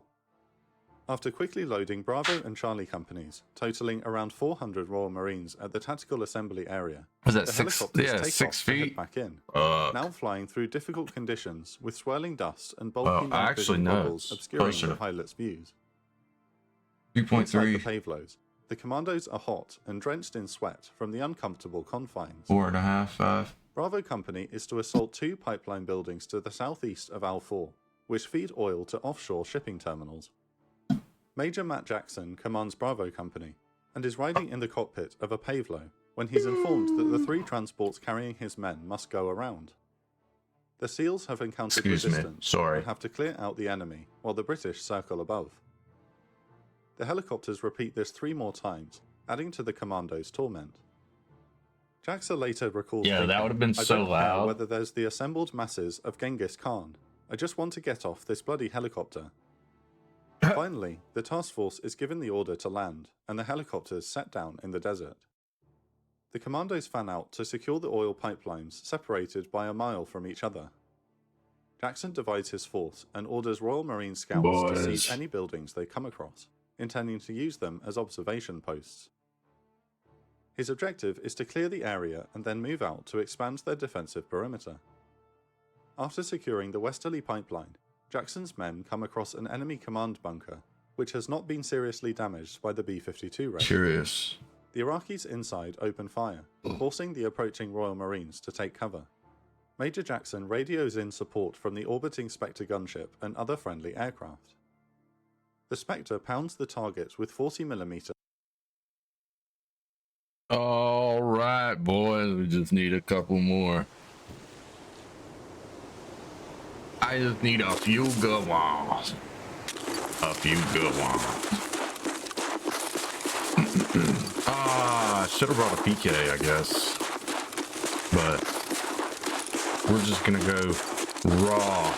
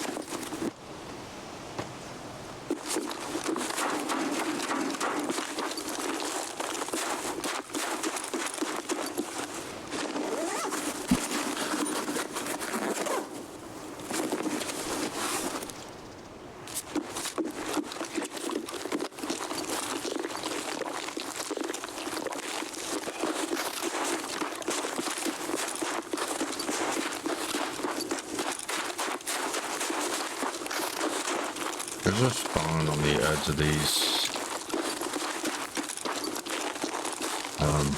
sheets as well. Tubes and stuff can spawn there.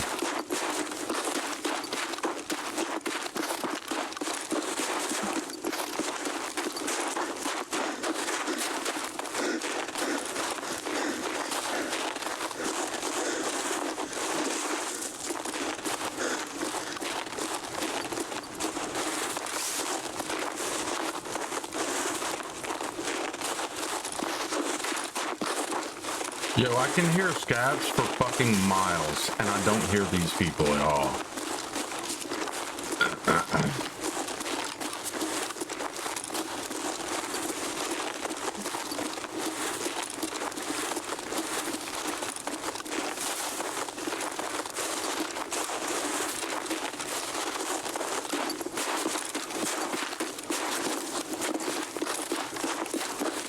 Something just spawned, I think. Getting these weird stutters.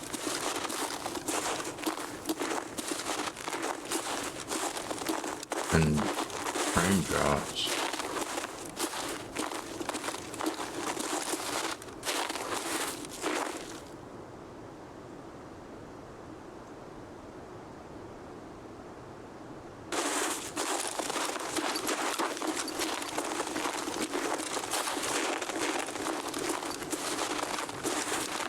I've legitimately died to a 3-man right here.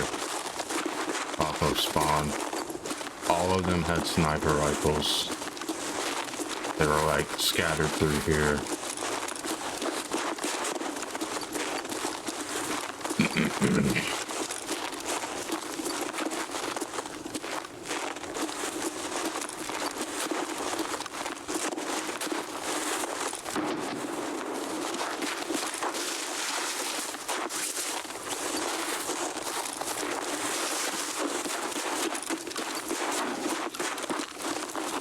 Obviously, I just died.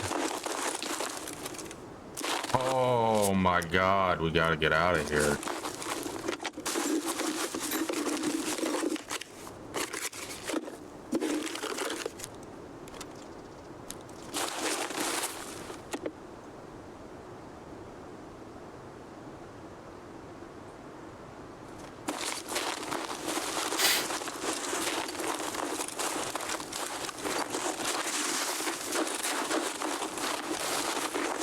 I need to kill Scab and leave.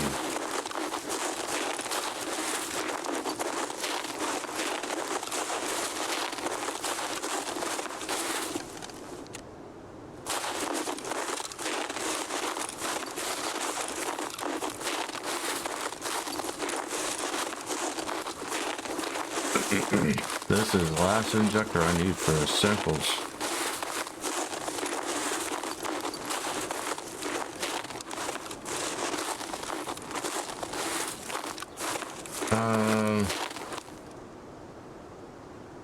Could always go over there and see if I could get a Scab rather than going up here and risking players.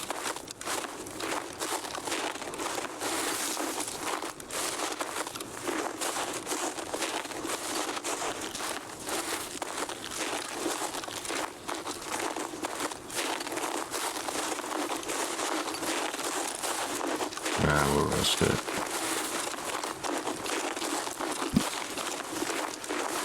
Eventually we can craft a mule, right? With level 3 med station, can't you craft a mule?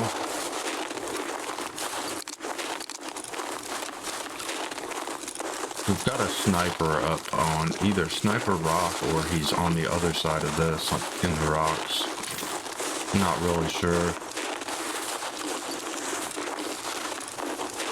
about that audio there. It was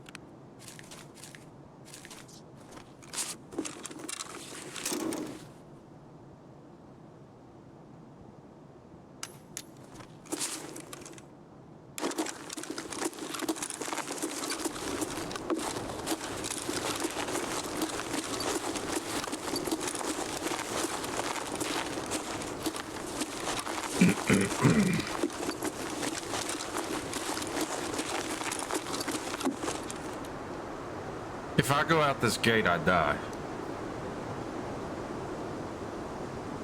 I wholeheartedly believe that.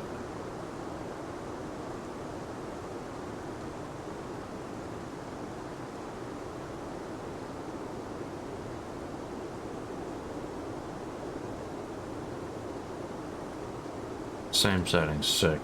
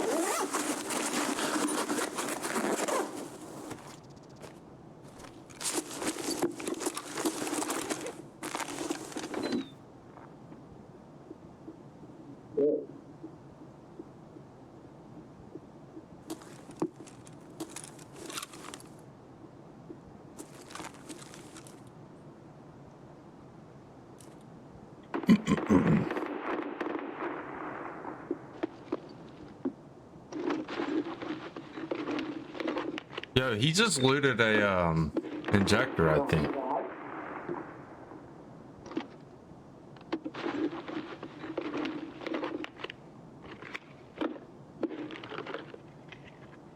Where is he though?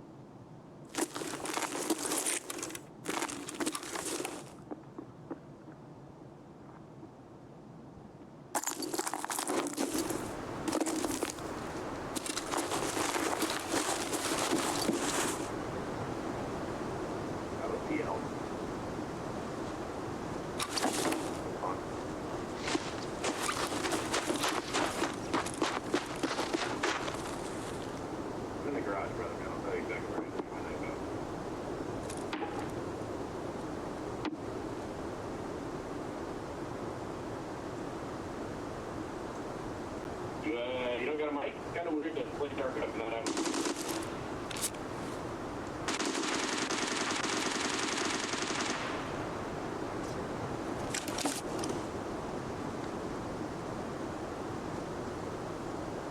I don't want to die with this injector. I think we'll go up and kill this scav.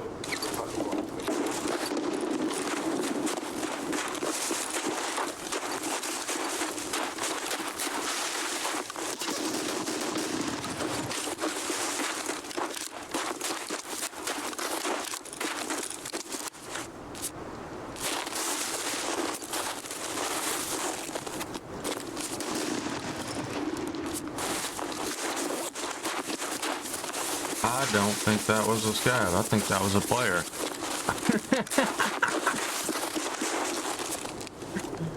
Oh man, no way. I honestly think that was a player and not a scav. But we got a kill. We're gonna reset with this injector though, because I really want it, and I want to get out with it. With this injector, samples is complete. You know how much of a bitch that task is. We started saving for it early though, so we haven't been like struggling on it. And I don't feel like running labs. I'm not there mentally yet.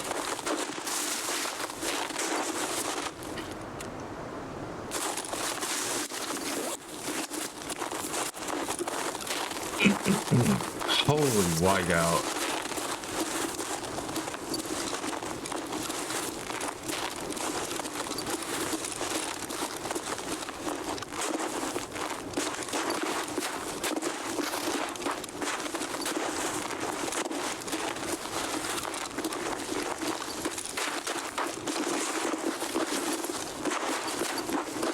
That rock's new.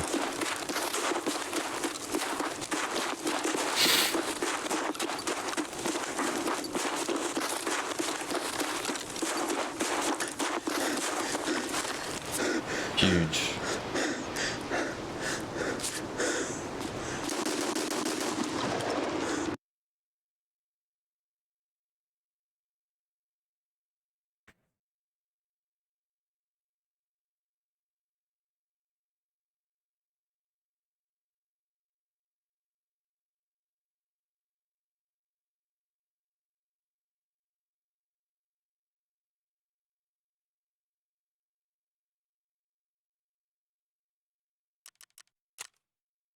Oh yeah, it was a player.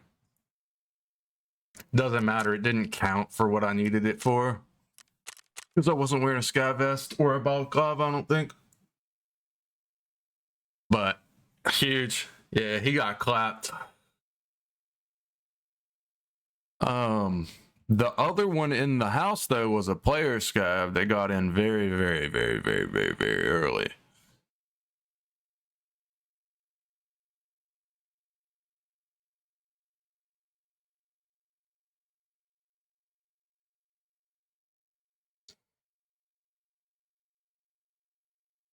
Either that or the guy inside was with him and using a soundboard, but I don't think that's what was going on there.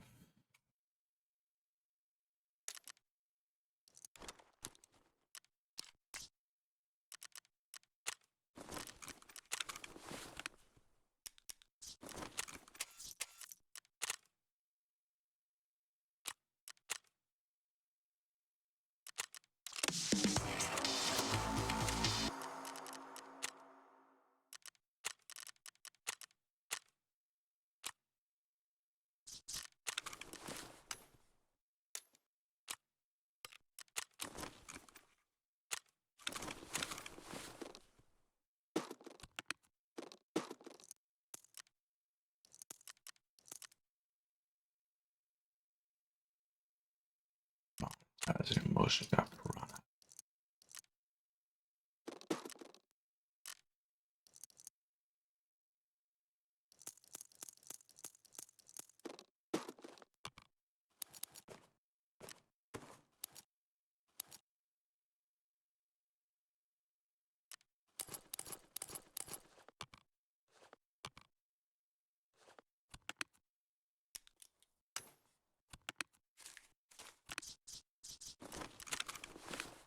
Square root of a kilo.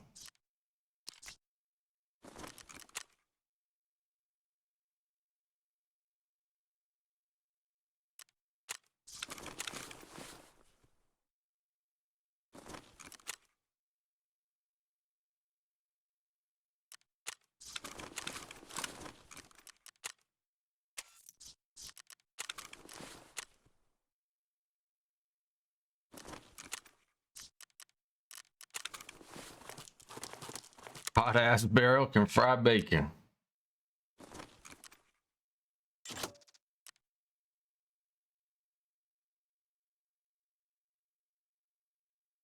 Oh man.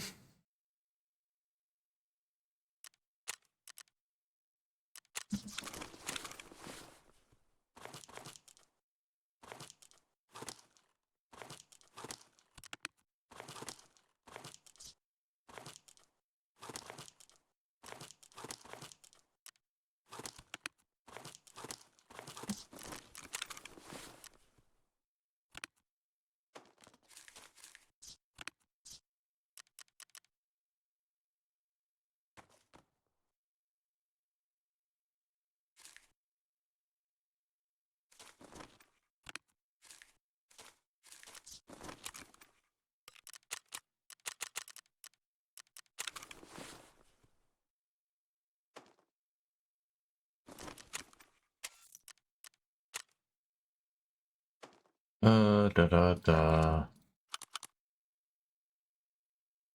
Damn.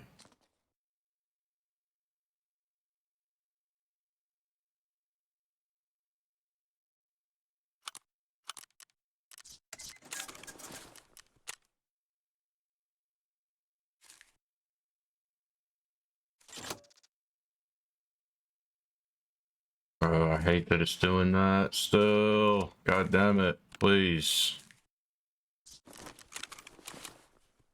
Figure it the fuck out.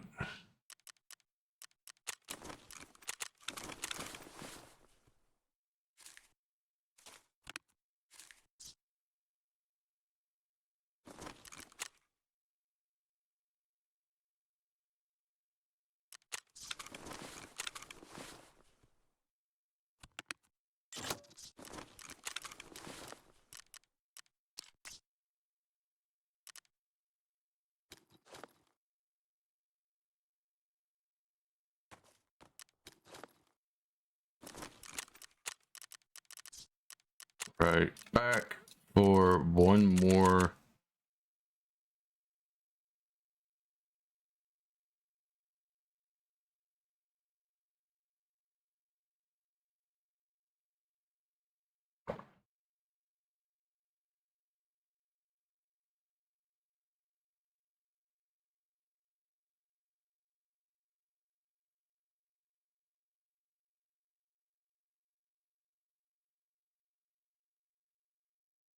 Be right back.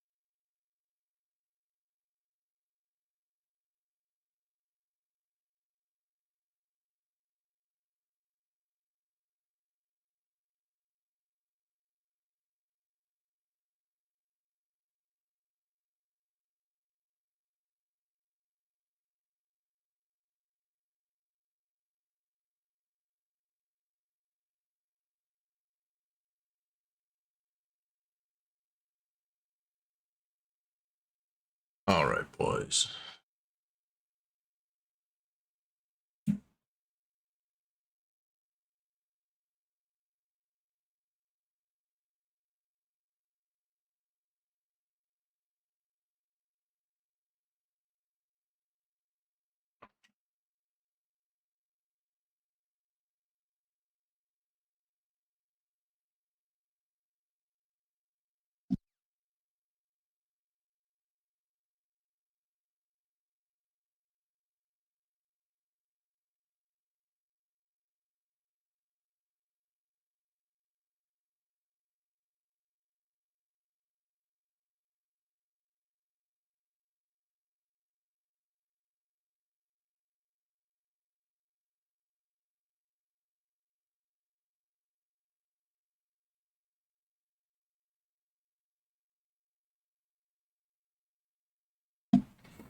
Maybe stop playing Tarkov with your whole body, Skate Punk.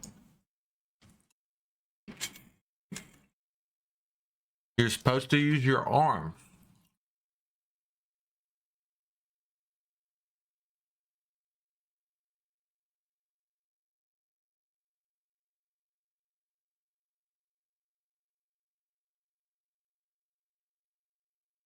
No, you always wanted a Chernobyl style map in this game. Radiation danger zone and junk. Radiation will be in the game inevitably because meds already remove radiation exposure. They already come with the sodium tablets.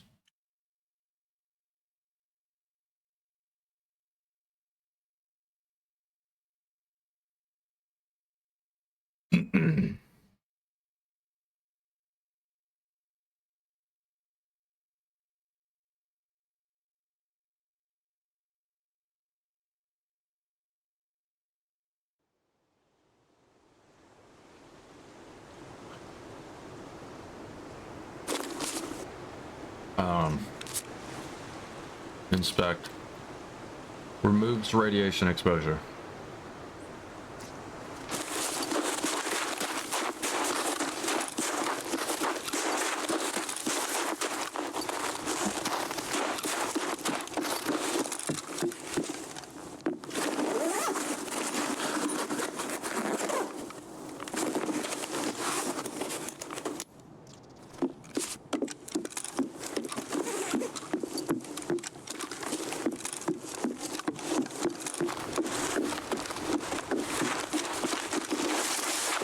There's a person up here.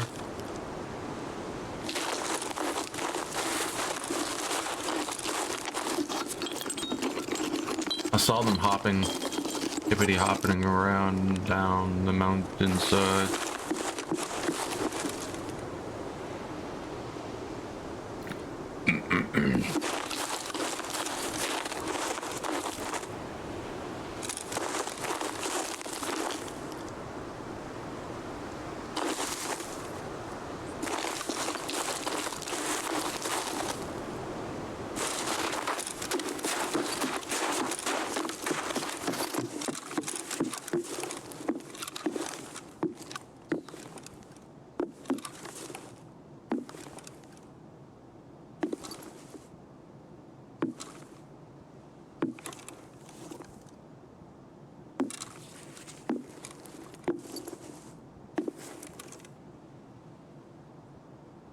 He's there.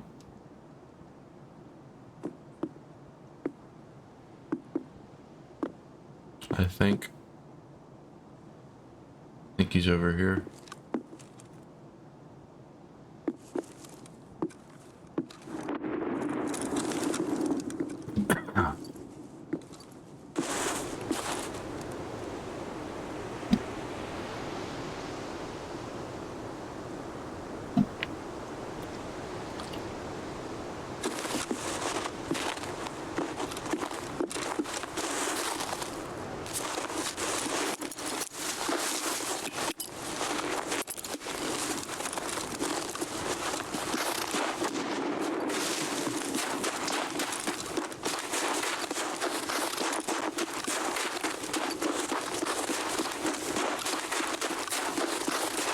I really should have done this the opposite way. I think he's right there.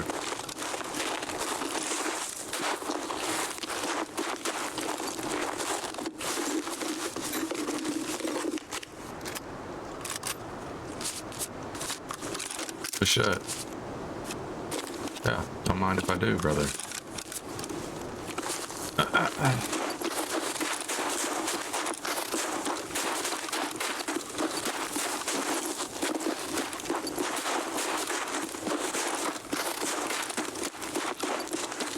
Really having hit fewer than half FNJ.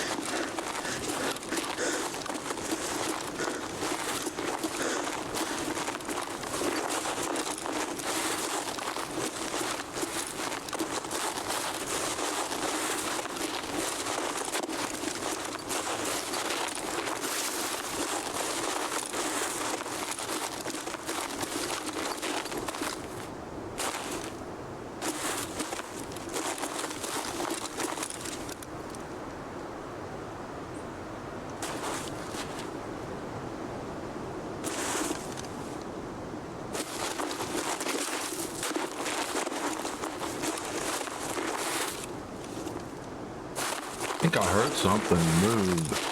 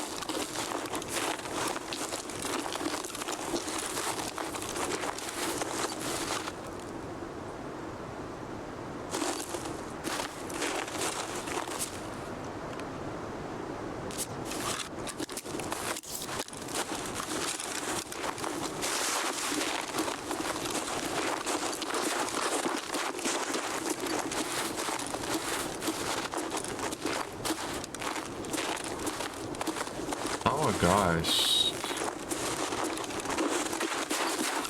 It took quite a while on the rotation just to be safe, so it's fine. He's probably going. Probably.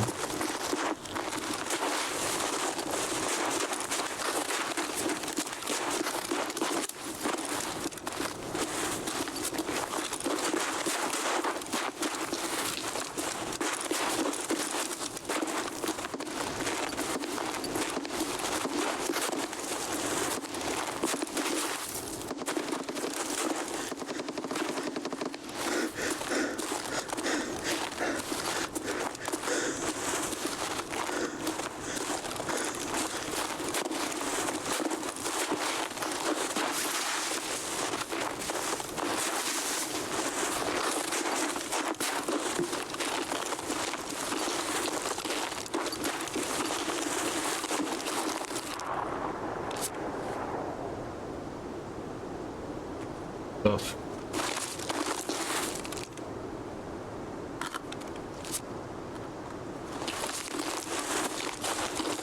Like on.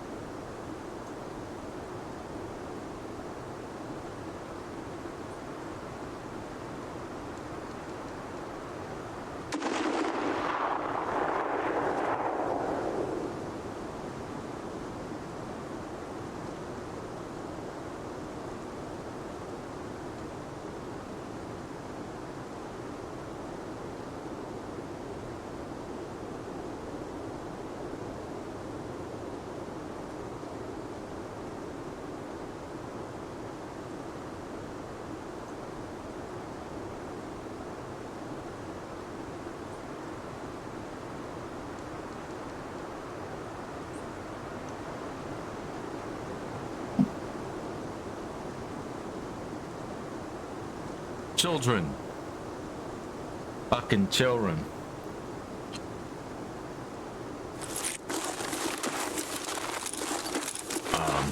Sorry. My niece was asking me a multitude of questions.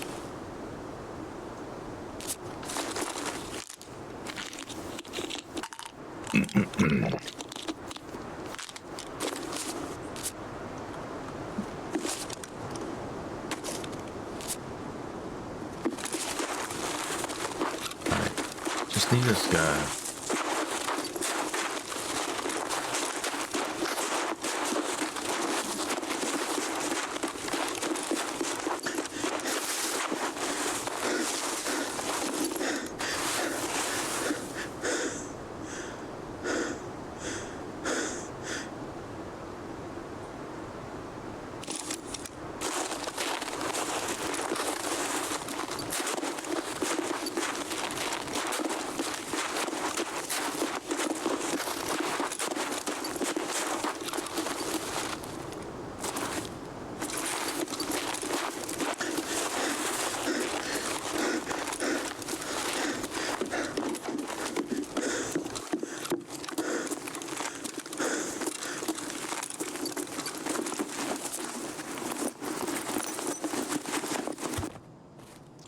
another one.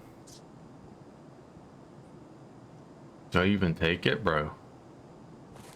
Do I just leave it for somebody else? How much do these sell for right now?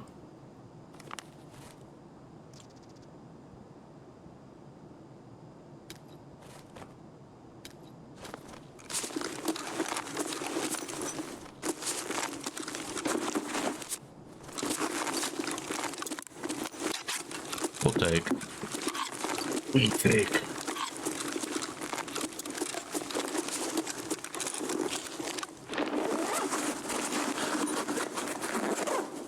We found one earlier today or yesterday or something. I don't know. I don't know when we found ours. God damn, give me a bag, bro.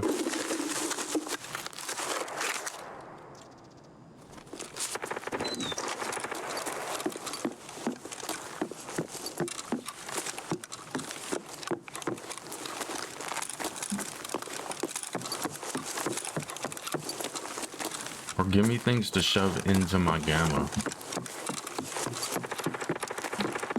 Docks friendly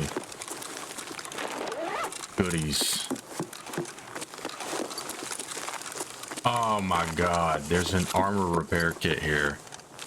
I want it. I want it. I fucking want it. I need a bag.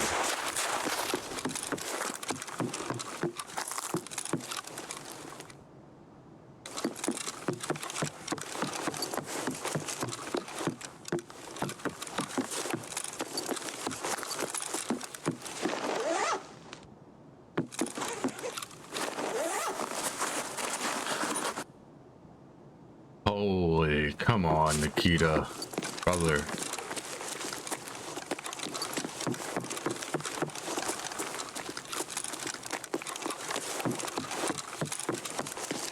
Why am I not tagged and cursed, by the way?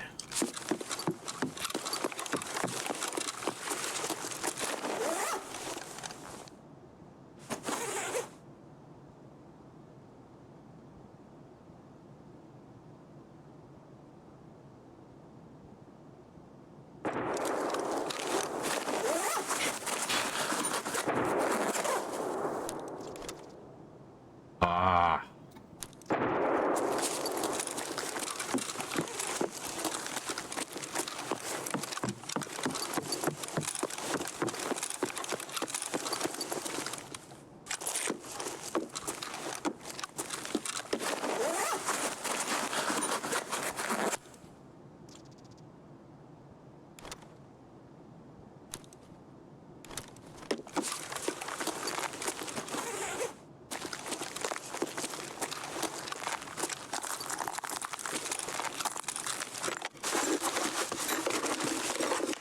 When you don't come in with a bag, Nikita throws all your quest items at you and then giggle.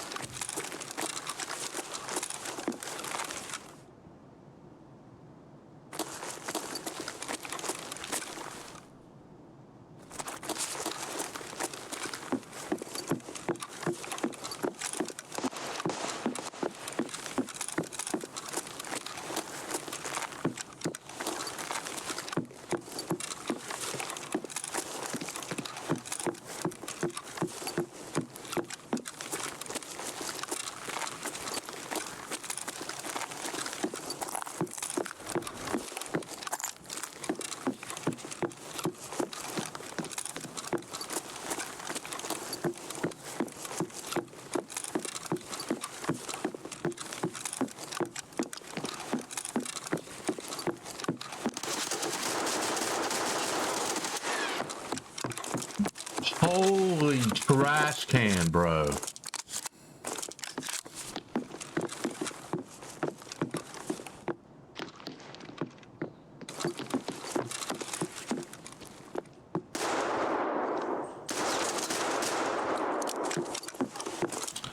Bro, he's like really, really, really bad.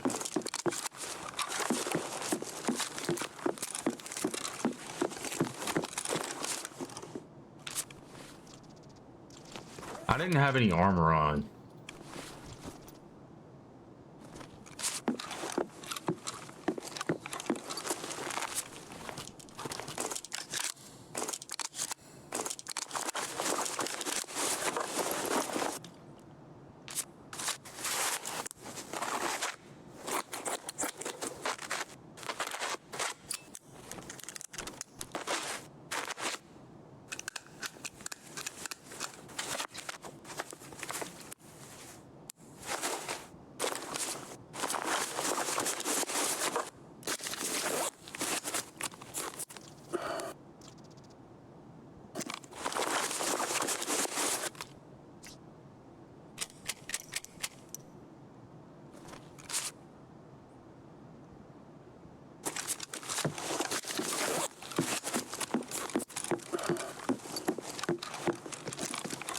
another one? What do we think, guys? No, no, no, no, no. I need something to drink first.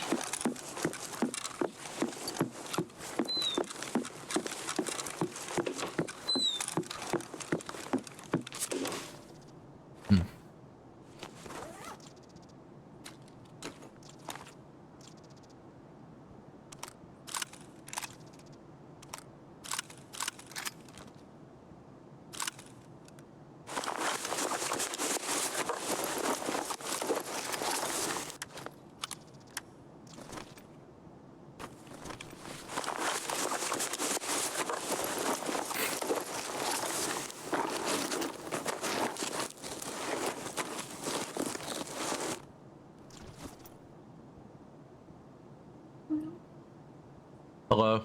Can you put a movie on for me? I can't hear you, kid. Can you put a movie on for me? What's that?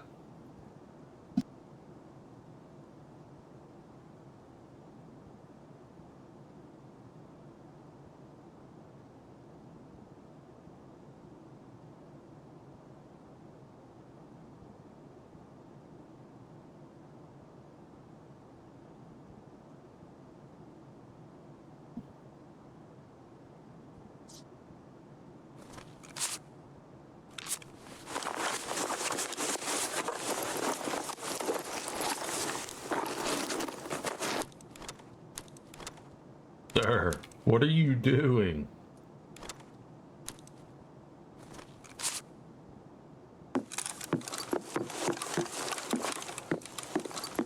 Other than dying to my dumbass. What is this? What is even going on here? I don't know. I mean, fair enough.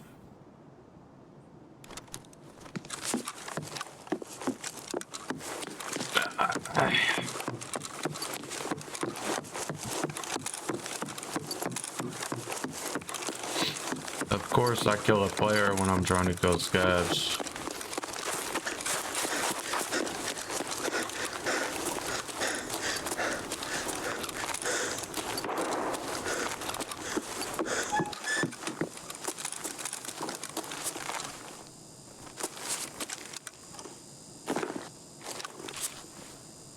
Right.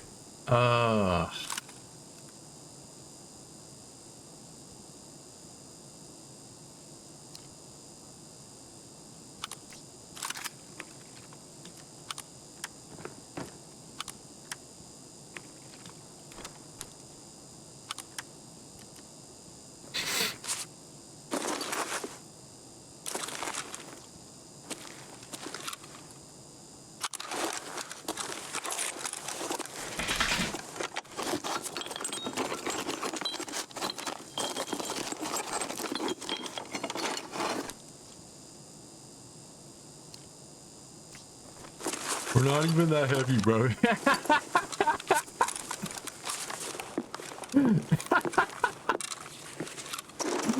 We can't take this shit, man.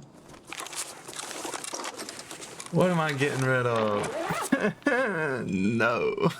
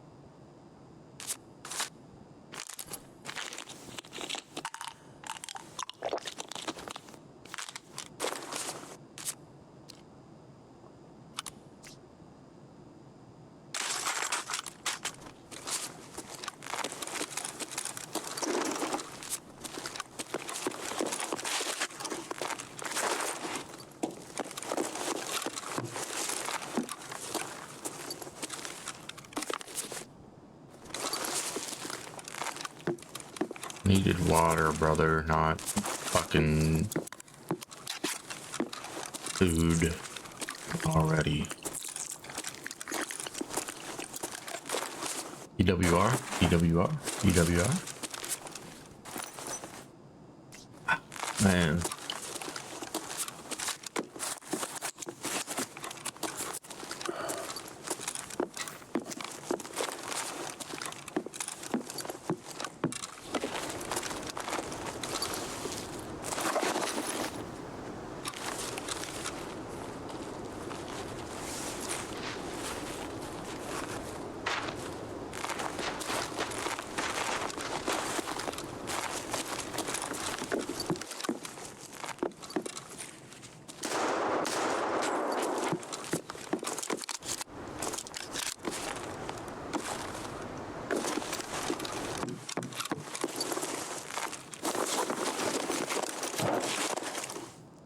Drinks.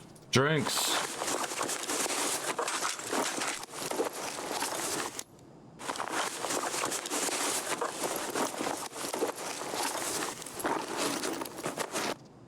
Drink.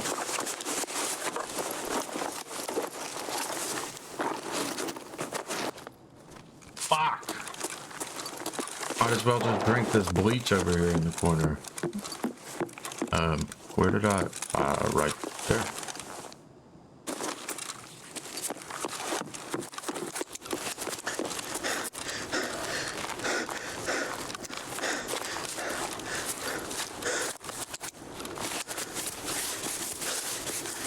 I'm not gonna regen stamina or anything, bro. Oh no. This is not good for us, guys.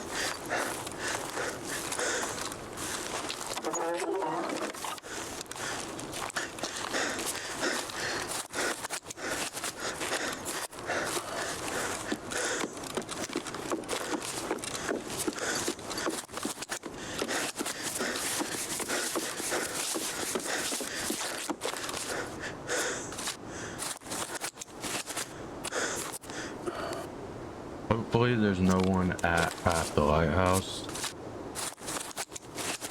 Shoreline, sorry. We're on lighthouse. My bad.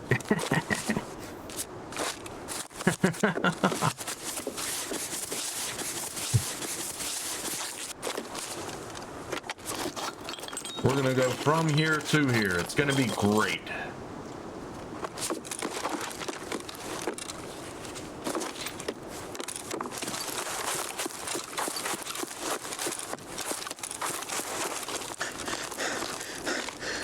Steps, huge W.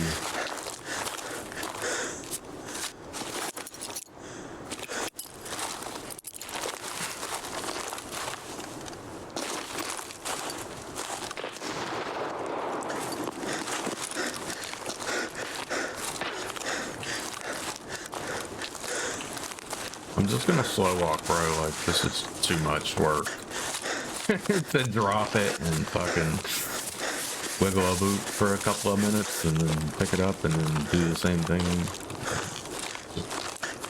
Every 10 fucking steps, this is too much, bro. I can't do it. It's just faster to do this, I believe.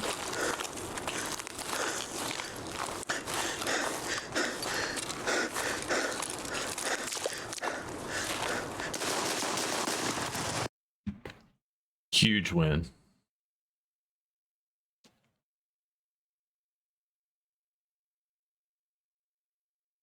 All right, I'll be right back. I've got to tend to these little mongrels.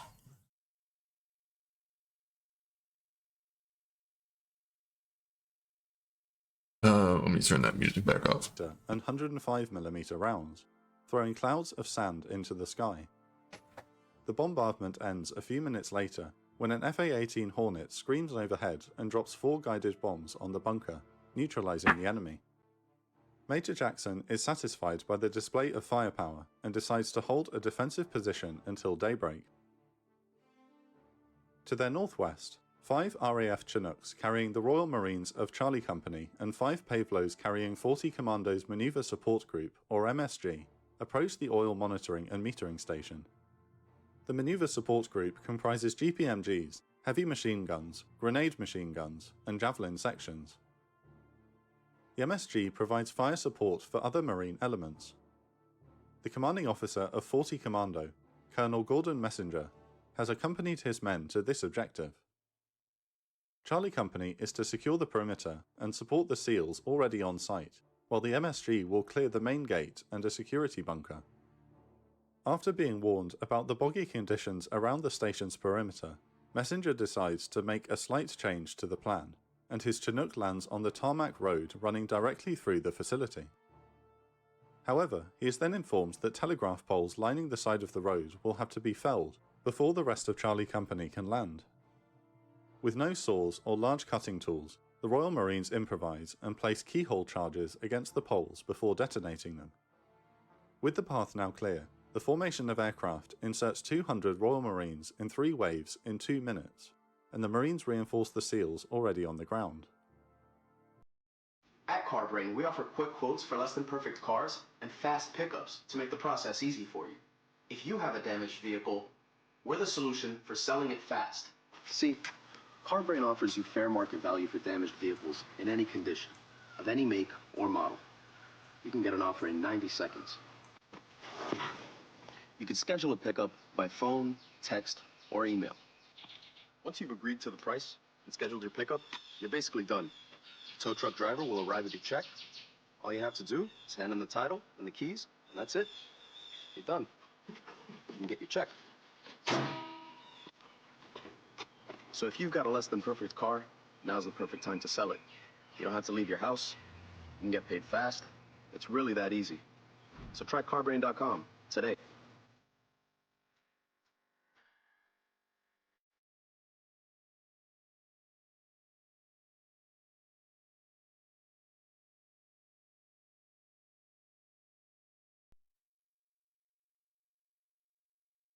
Can anyone learn to sing, or is it a talent you're just born with? Here's the real answer. If you can speak and can vary your pitch up and down, you can learn to sing. Natural talent might help you learn faster, but it's not the most important factor when it comes to singing. What's most important is your willingness. The 35 men of the MSG element of the Marine Reinforcement, under the command of Captain Paul Lynch, land 500 meters away from their objective to find that the SEALs had lost their vehicle in the mud and have been unable to.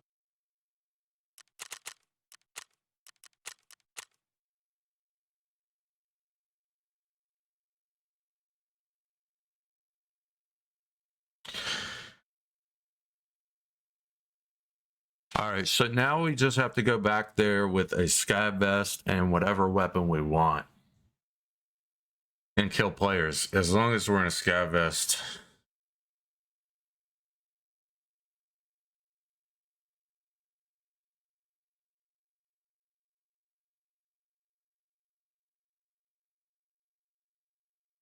Oh yeah?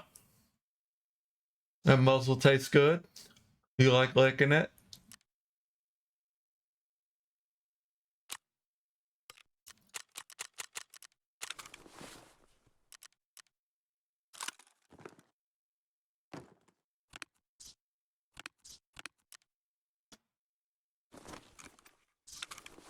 Ain't no way.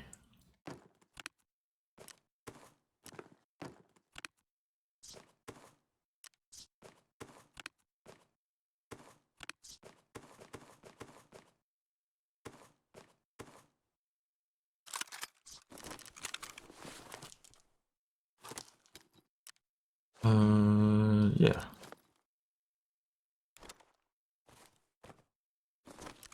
Square root of a kilo.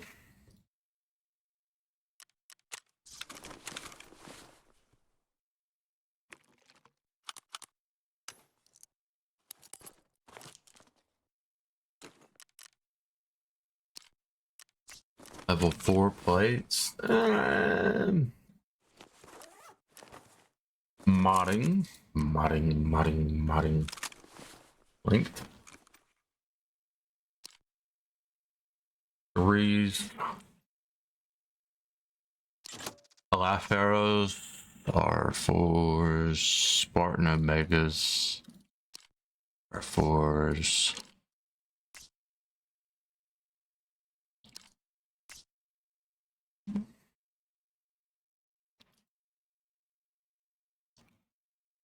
Those are side plates. The Titan is a 4. The Global is a 4. The Titan is better than the Global.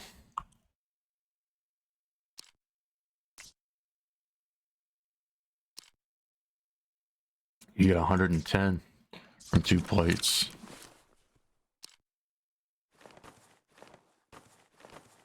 These are the Spartan Omegas, okay.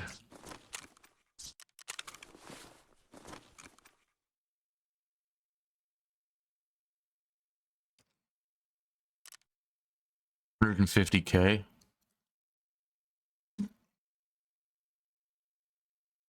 Random, but trying to move on a chick for the first time in my life is kind of rough. A lot harder than it sounds. I mean, it's a different game these days, but you think you're making a lot of progress as you're already? That's good. I'm glad to hear that. Just extracted on ground zero with a task. Not GG, bro. GG. That's a wonderful feeling. Can't be beat. Undefeated. Hold on. This plate that I'm looking at is a level 4, and what I'm got is a level 4, so it's not really a big difference just by no. The difference is in hit points. You there?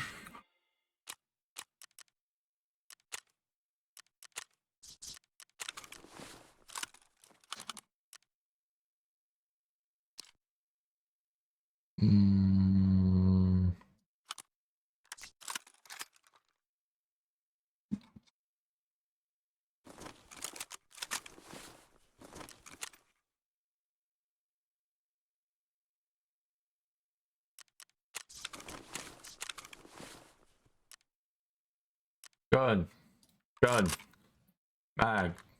Mag. bullets.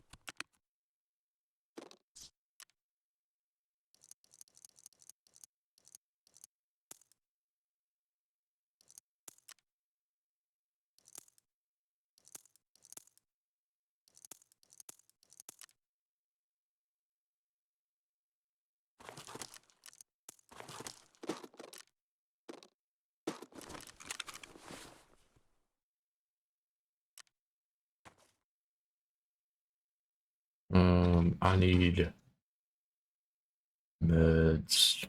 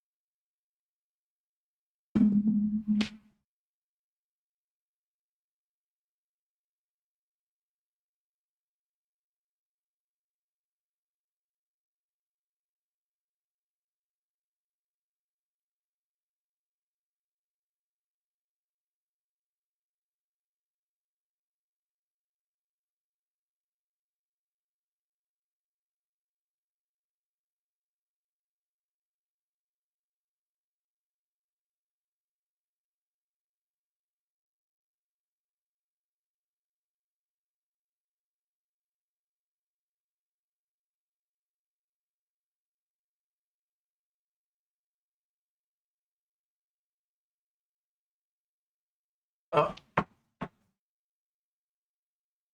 thought I was falling. Sorry.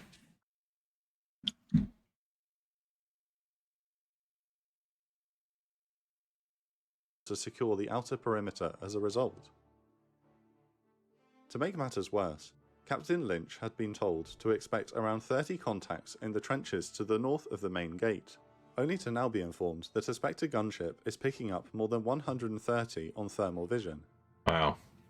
Lynch calls in fire support from the Spectre, which saturates the area with 40mm shells.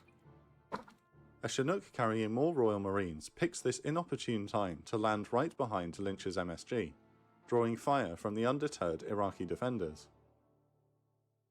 To cover the Thermals are helicopter, OP? Captain No. Lynch sends 10 men forward to secure the gatehouse in a bounding advance. Thermals are only OP if your enemy doesn't have a thermal. a Royal Marine Corporal asks Lynch if they should fire on any contacts they see on the rooftops. Irritated, Lynch responds, "They are the enemy. We are here to kill the enemy. Now get on with it." They Lynch are orders the his men enemy. to set up a Milan anti-tank missile We are here launcher to kill along the with 3 enemy. machine guns to provide Get on cover with and it. fire. Wow.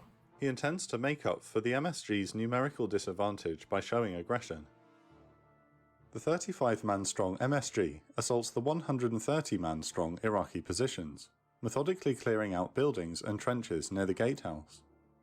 Lynch's men strictly adhere to the rule of no fire without advancing, no advance without firing, when attacking their numerically superior enemy.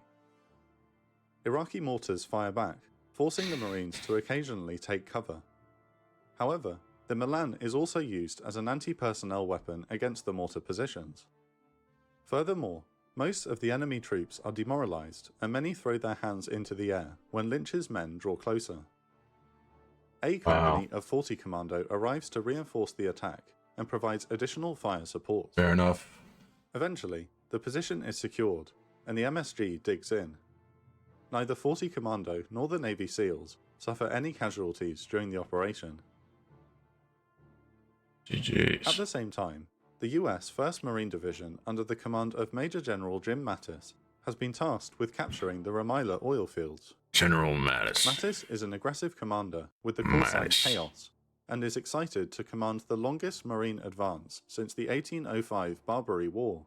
Wow. His goal is to seize the key oil installations before turning north to aid the attack on Baghdad. Colonel Joe Dunford's 5th Marine Regimental Combat Team, or RCT, is the first unit to roll across the border. Most of the lanes through the Iraqi minefields have been successfully cleared, allowing for a rapid advance by Lieutenant Colonel Fred Padilla's 1st Battalion. They speed north to capture crucial oil facilities, the men complaining about their bulky mop suits designed to shield them from chemical weapons. Alpha Company of Padilla's battalion advances in a wedge with a platoon of Abrams leading the way. They didn't use any chemical The Marines weapons, did encounter they? 2 Iraqi tanks in a quarry, and the Abrams quickly destroy them before resuming the attack. They meet no more enemy units as they advance. Padilla is pleasantly surprised by the lack of resistance, and his men successfully secure gas-oil separation plants and pumping stations before setting up defensive positions. Meanwhile, a much larger joint operation is underway. 14 CH-53s and 14 CH-46s, accompanied by 12 Cobras and 4 UH-1 Hueys, will land the 550 Royal Marines of 4-2 Commando at the vital town of Al-4, to the west of 40 Commando's position. The capture of Al-4 will allow the coalition control over the entrance to both the Euphrates and Tigris rivers. Wow, okay. And a very, very, very powerful position to hold.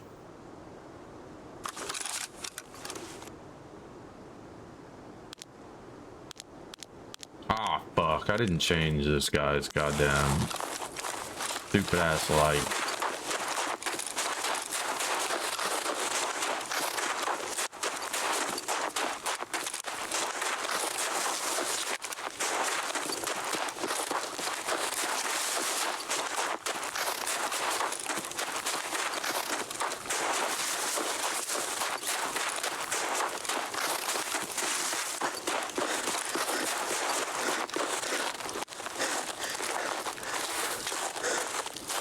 Yeah.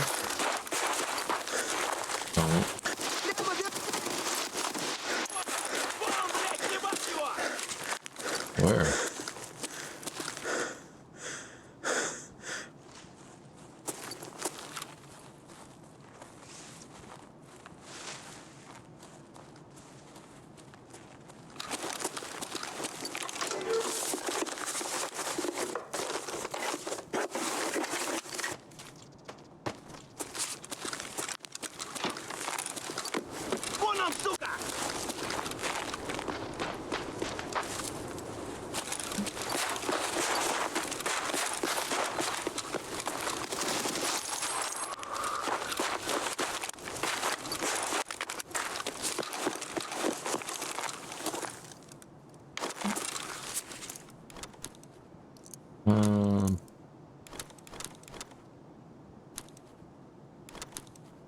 6? Sure. Good enough. Fold all scavs as quick as possible. The longer they see you, the more accurate their gunfire is, and the higher chance they're gonna head eyes you. All scavs are dangerous, regardless of your level or armor.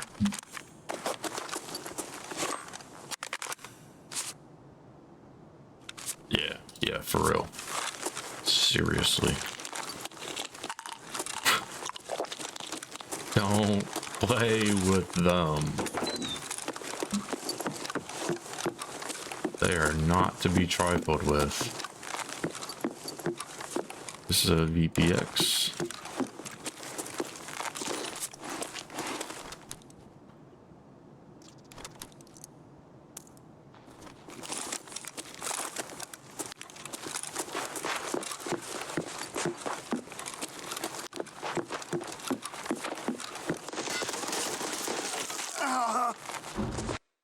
From where, bro? Get out of here.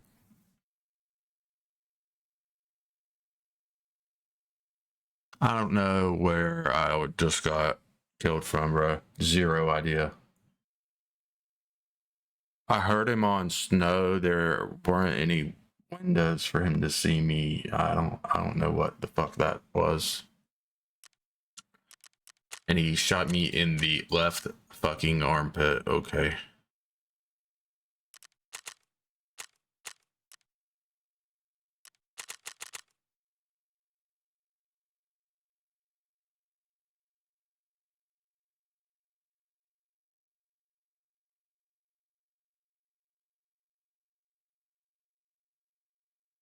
No, I still have no idea where I would die from. No.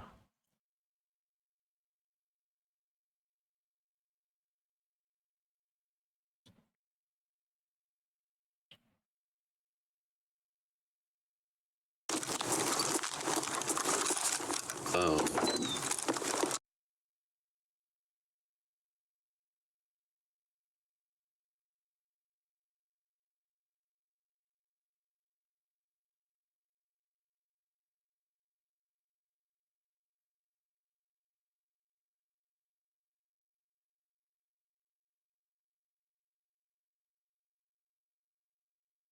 From behind at the window, maybe? Maybe.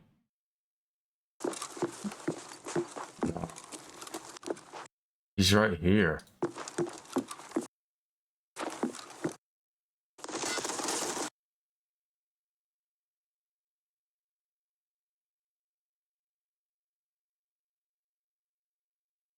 How does he... So obviously he comes up here and shoots me through this window without even opening the door. My question is, how? He shouldn't be able to see me right here. This is where I die. He shouldn't be able to see me right there from...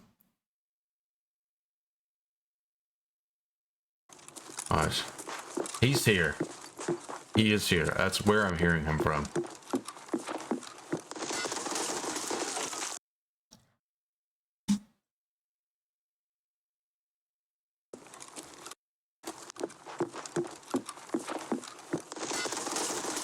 I don't know. Maybe he could see me. I don't know. I don't know.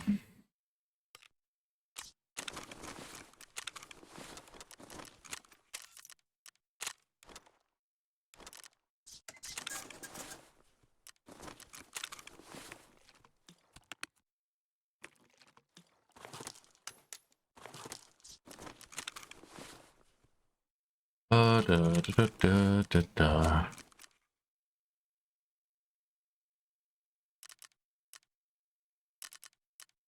Let me edit it. I want to edit. I want to edit the kit. Okay. Fuck you.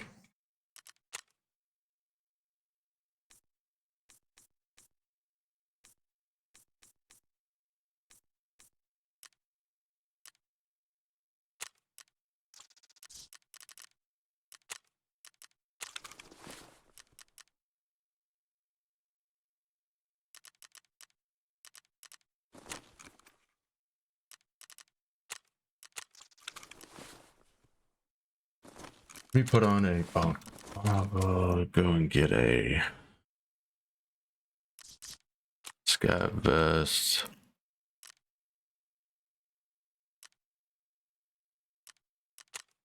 Fucking piece of shit.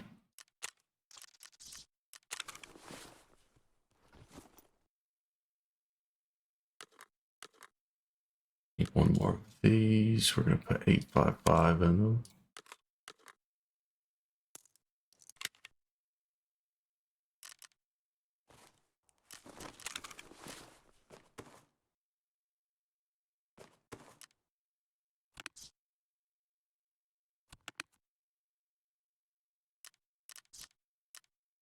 Um.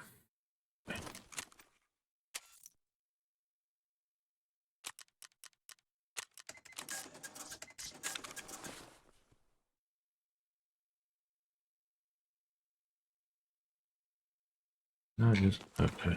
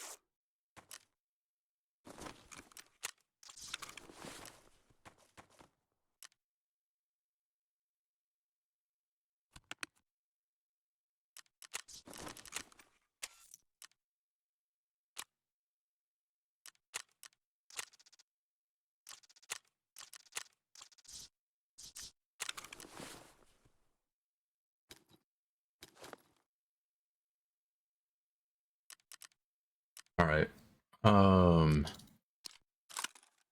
In terms of this, I think I want that works. Put that on it and that.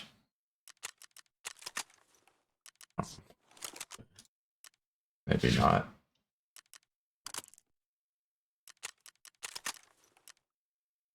Might as well just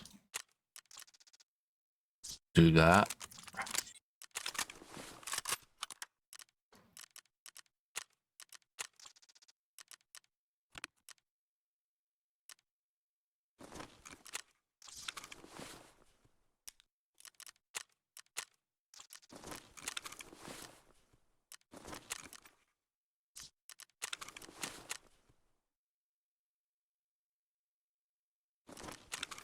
Baklava Scabbass.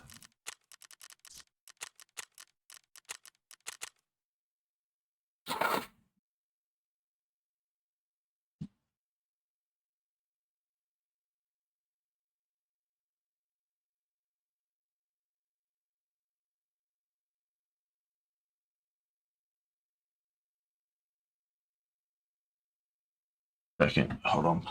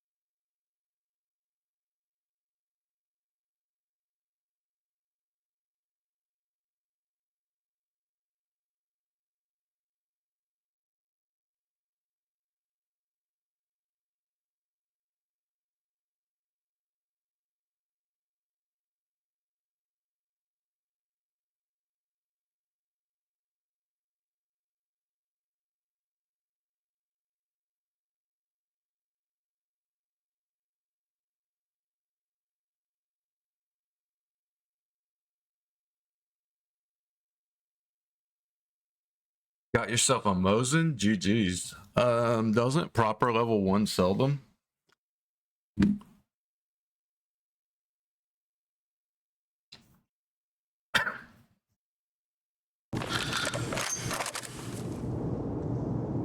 Square root of a kilo.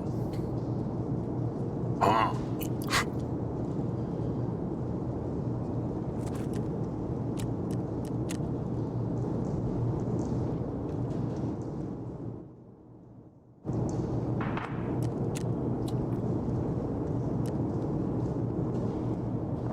That should have been selected. I don't know why binaural was deselected. We've been using it.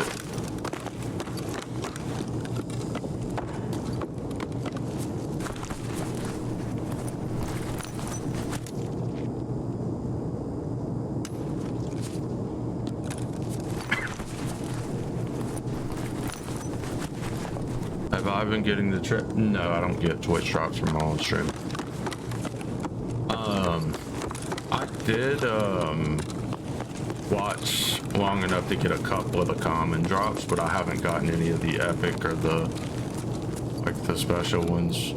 Yeah, this guy's wearing what you call it?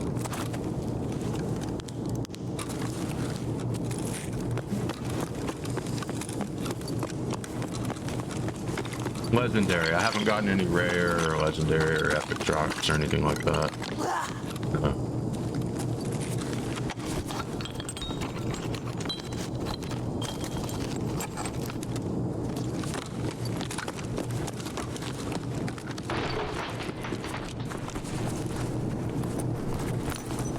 Сука! Ёбнули нашего!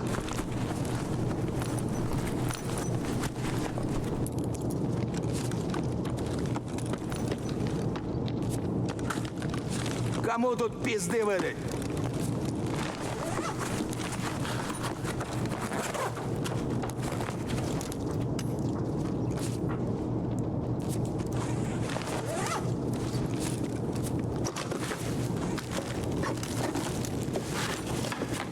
Think you got one legendary drop?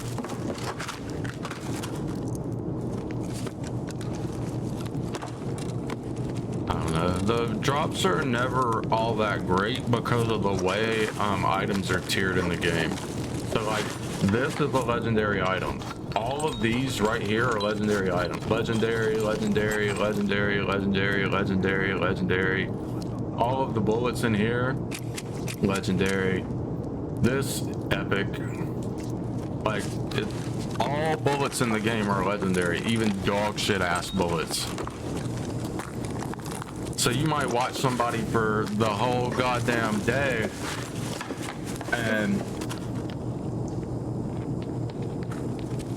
you get fucking 40 rounds of some dog shit ammo as your legendary drop at the end of your 12-hour watch.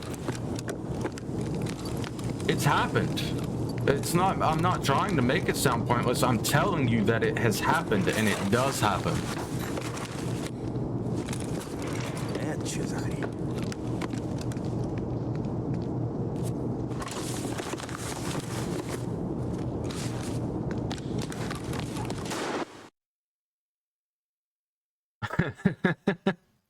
I'm just letting you know that disappointment is like coded into these drops with how the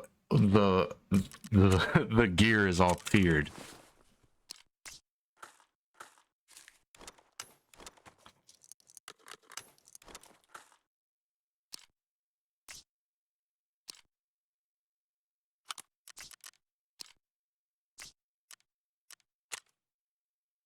Нормально, нормально. GG, thank you. Thank you. Thank you very much. Thank you. Thank you very much.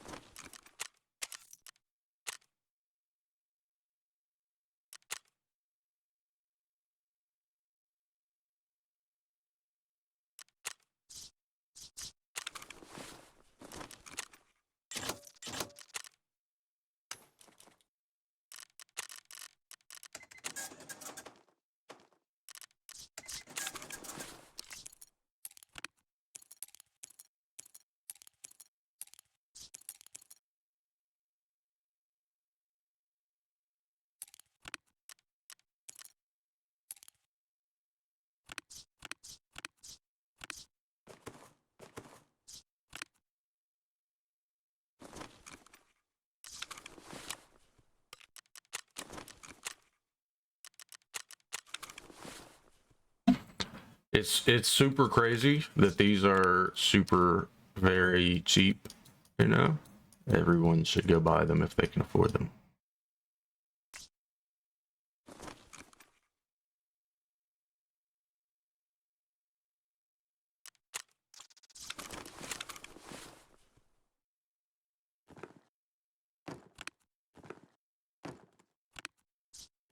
There will never be a time where armor repair kits are not a good investment.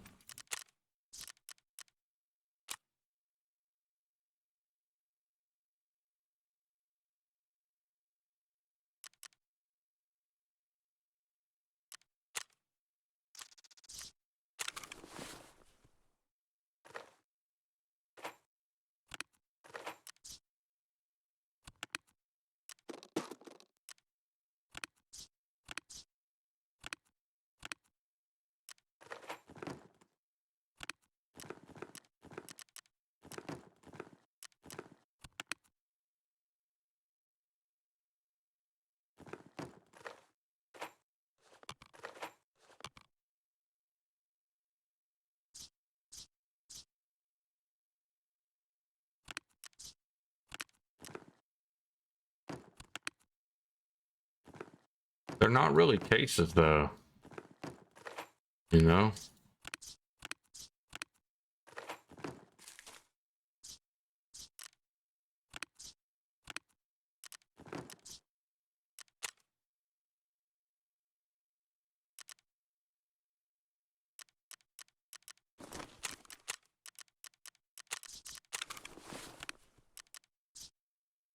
I dislike that.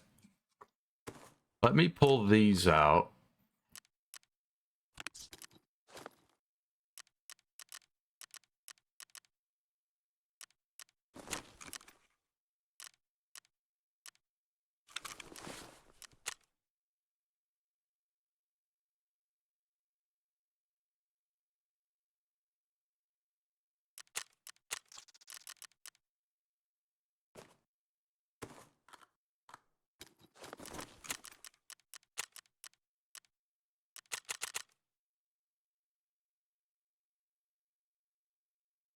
Woof.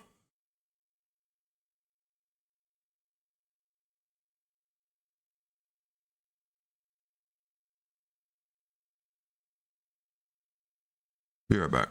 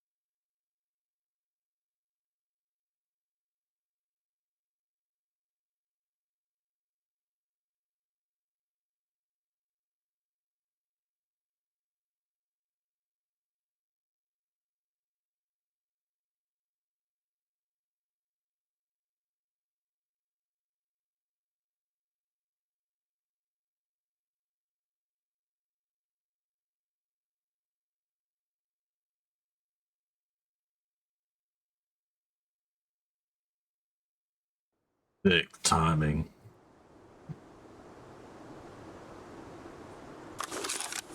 Oh no, no. There we go.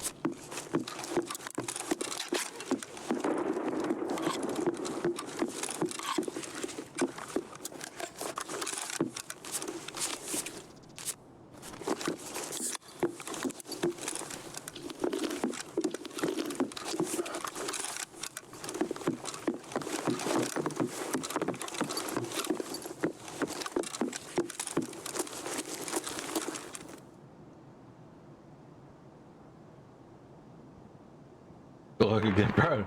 Thank you, bud. I just need some players, man, that make noise and willingly die.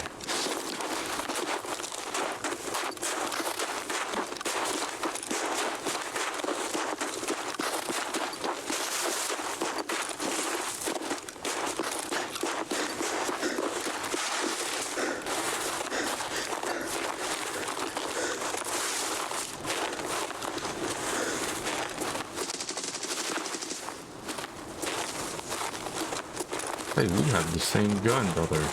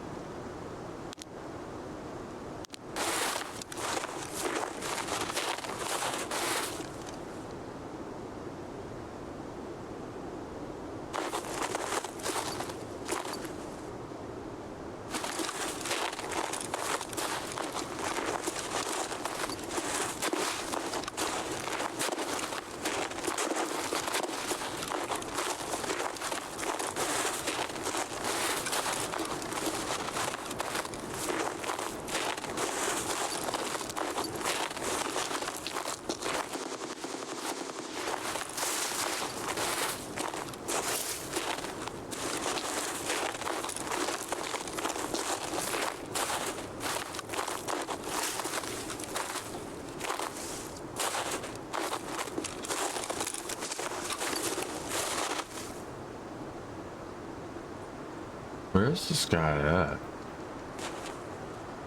That I keep hearing shoot. Sounds like he's down here, but I don't know.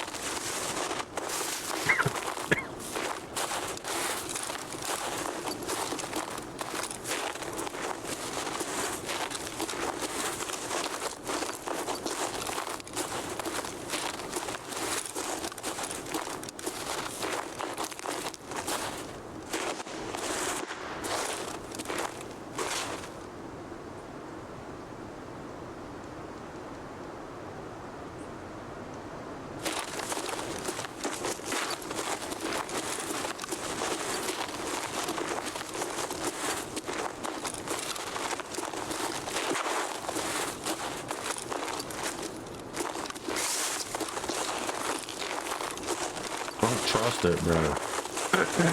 I don't trust it at all.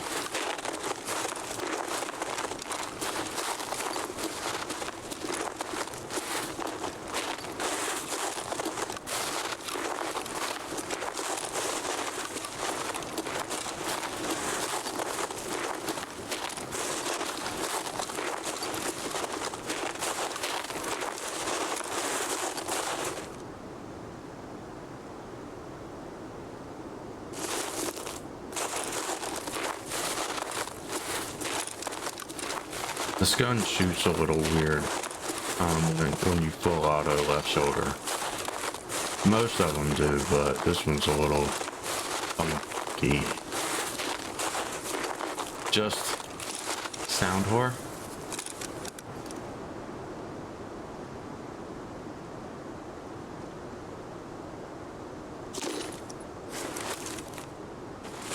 It's not sound whoring enough that we are equalizing our audio.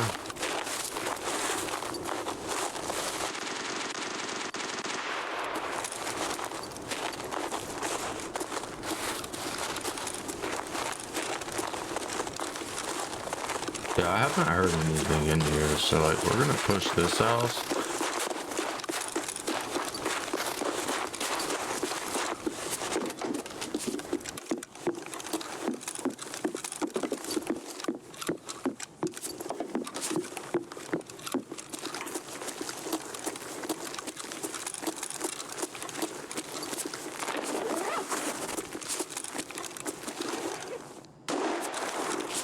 Mosman, man.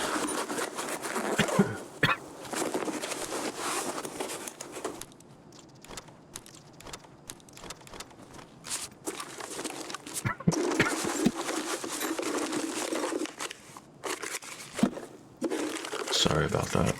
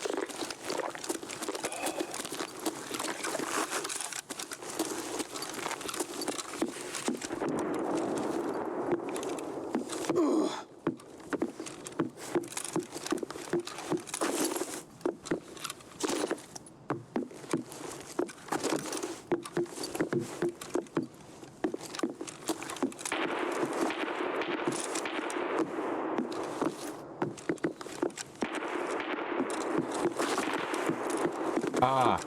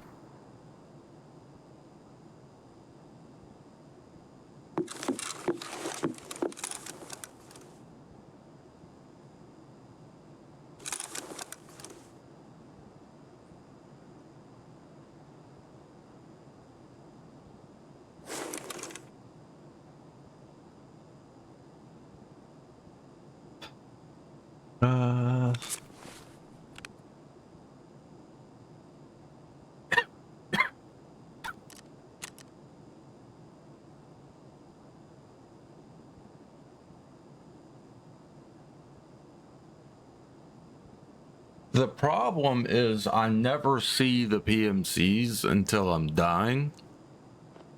And I sure as shit don't fucking hear them.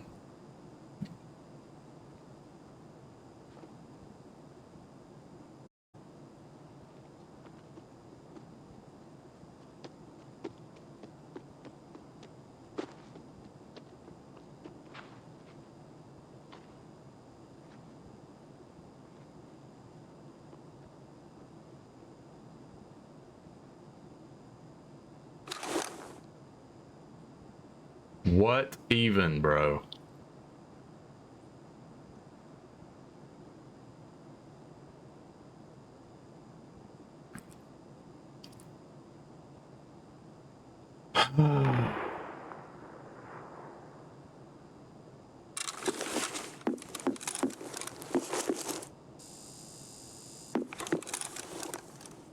Hate that sound.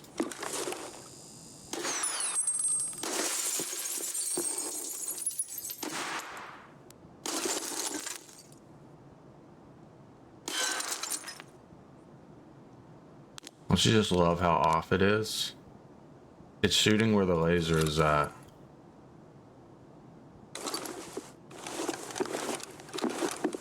But my height over board is so high.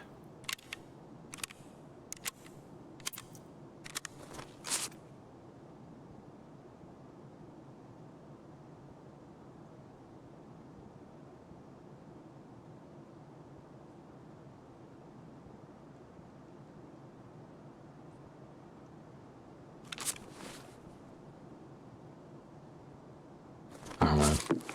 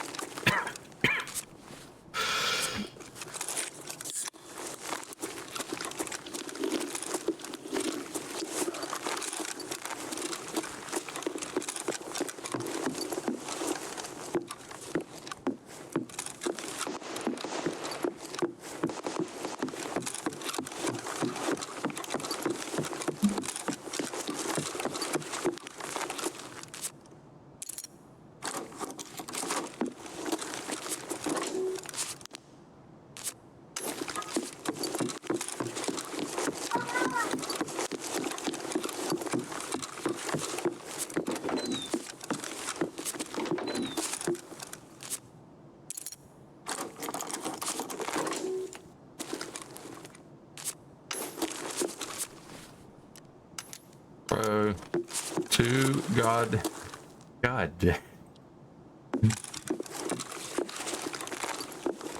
Strippers, I thank you for what you do. I appreciate you, Skankpunk. Thank you for saying that. There is a scab somewhere.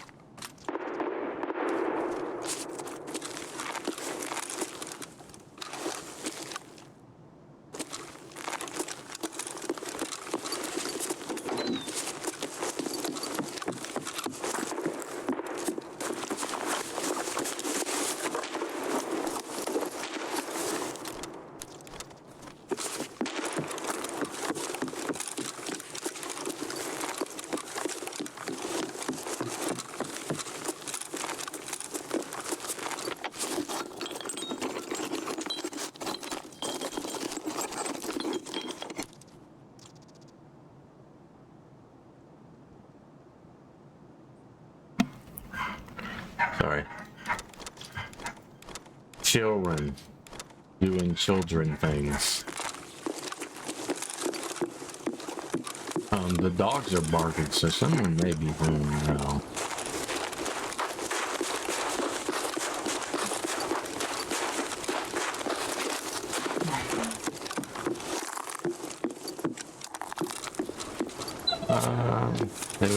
Take.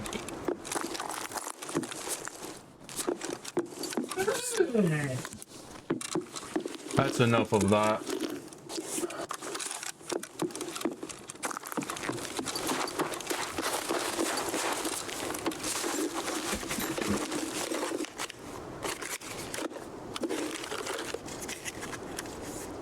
Don't die.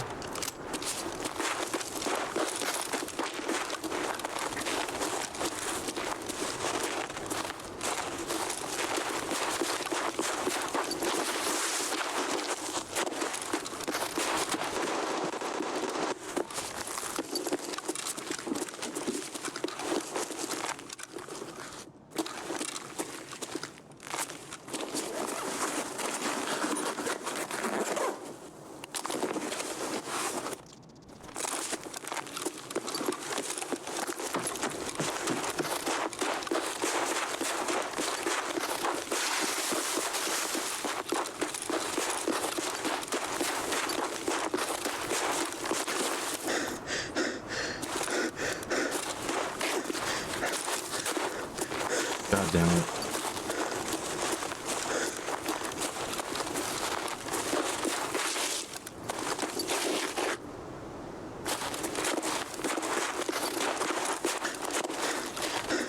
Please.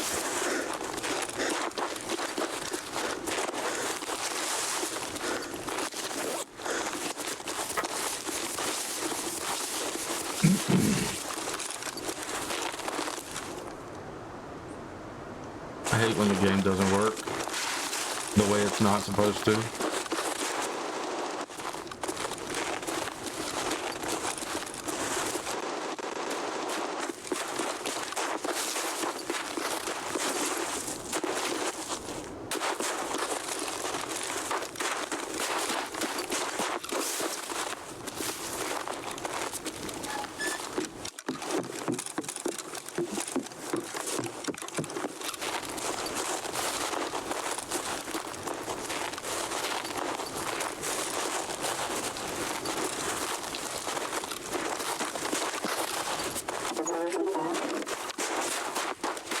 Please don't be camping. Please don't be camping. Please don't be camping.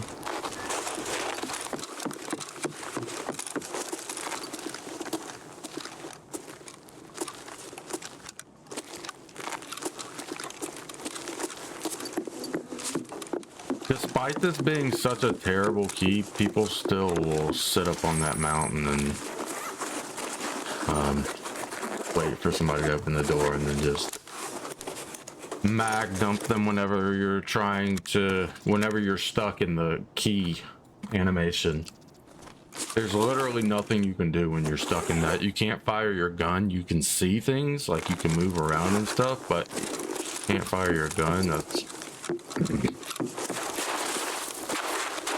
kind of stupid, I think, but it is what it is. It is a mechanic in the game. And not fire your gun while you're opening the door. And you can't cancel it. Can't cancel the key opening or anything.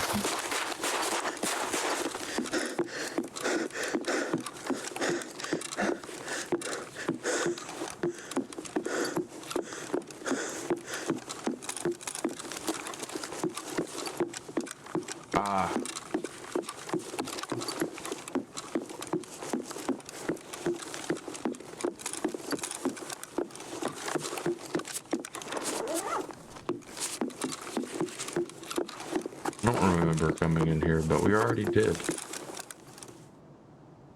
I just need a player. Well, I need 8 to be fair, but I just need a player that makes normal player audio so that I can kill them. That is all. But none of them make player audio.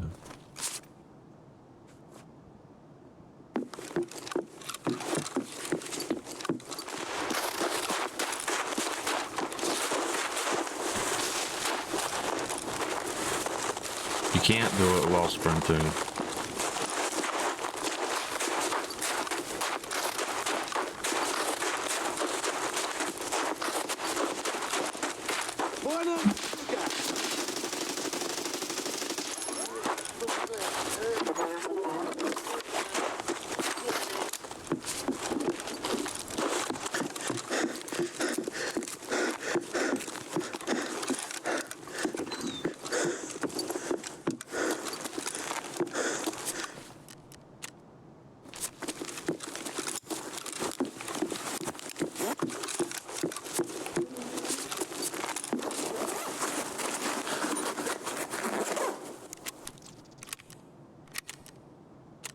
He didn't take the whole arm. That's awesome. Sick.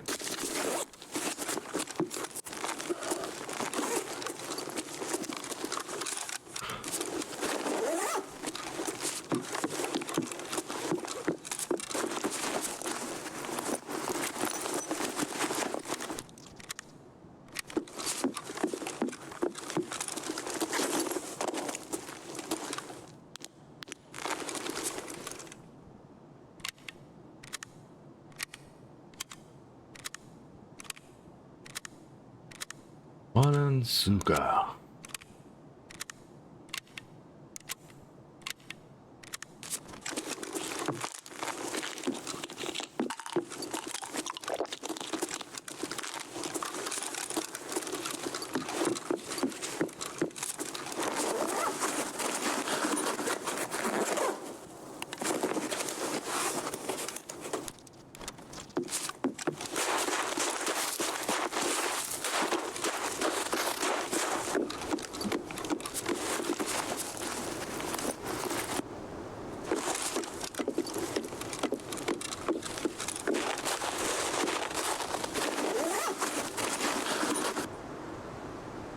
this has already been looted. They just didn't dig inside.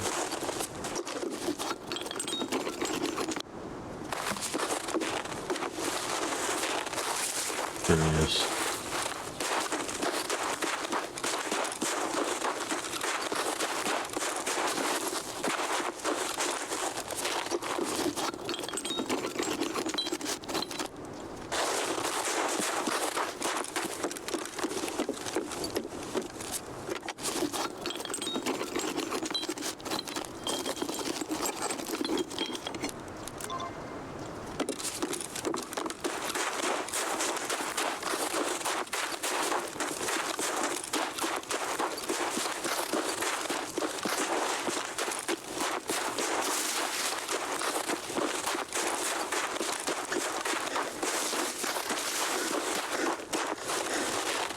I don't particularly care that this quest was moved to this map. I don't like it all that much.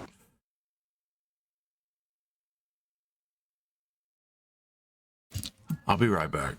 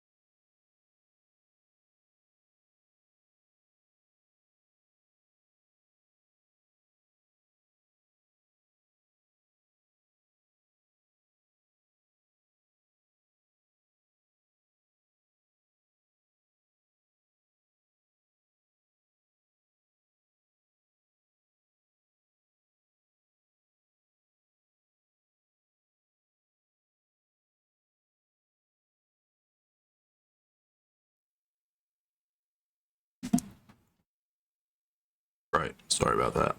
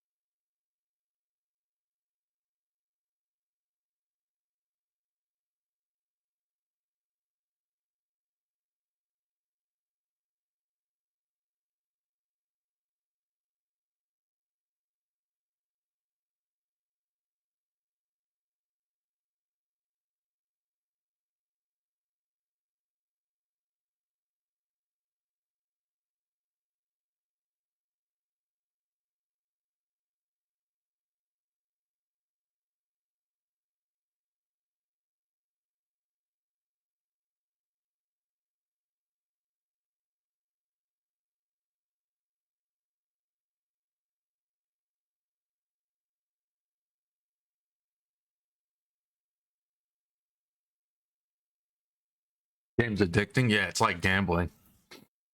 Scratches a similar itch. It's like fucking yeah. It's that fucking that gamba button, that fucking dopamine. Yes. That goddamn button's the best fucking button. Brain fucking chemicals. Yeah, it's good. I like it. Fucking neurotransmitter and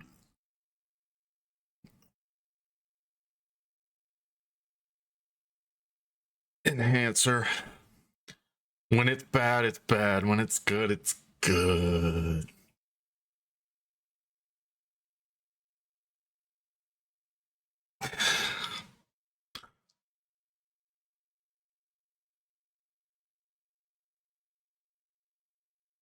Sometimes it can be really good and then it can get like really bad in like a matter of seconds. It's like a really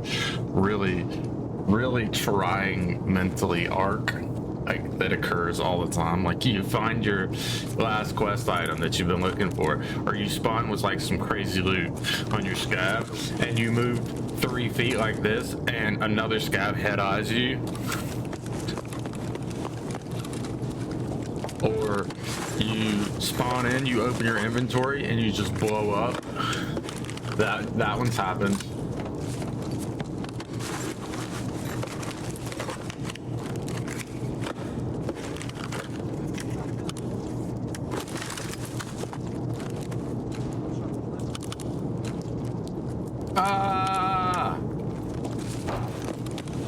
Ну что, неплохой день, господа.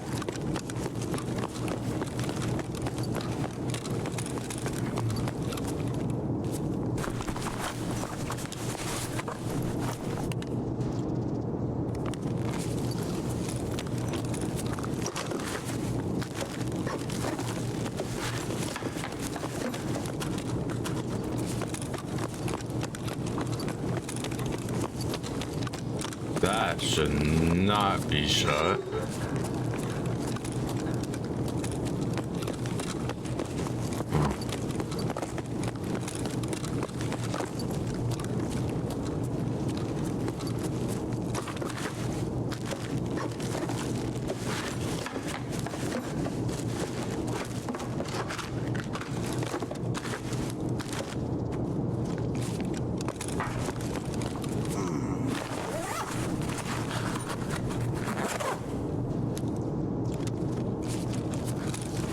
Yeah. Monkey Pajilla. Pajilla would fuck us up right now. We're not maxed up yet.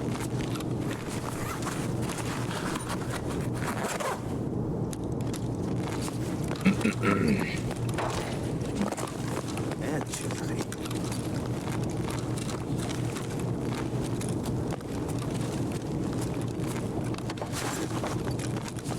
Опачки.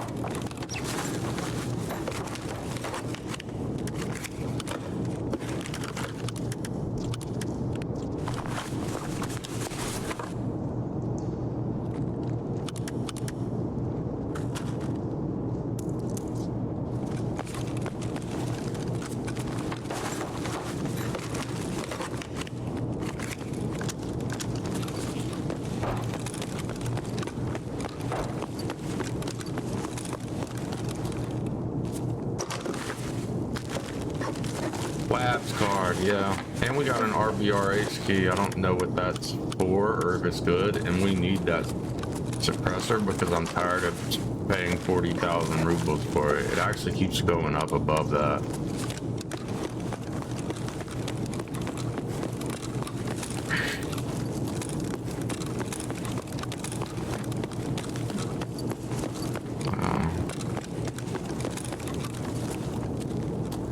Assume the position, boys.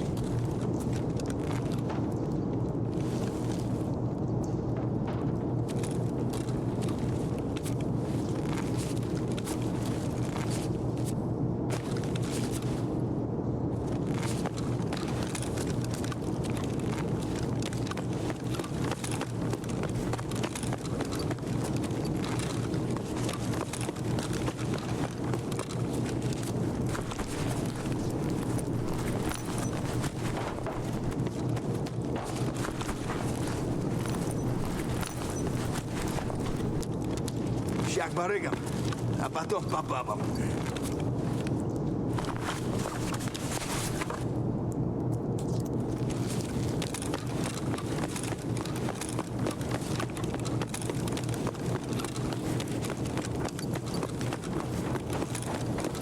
Скупщику все продам и заживем.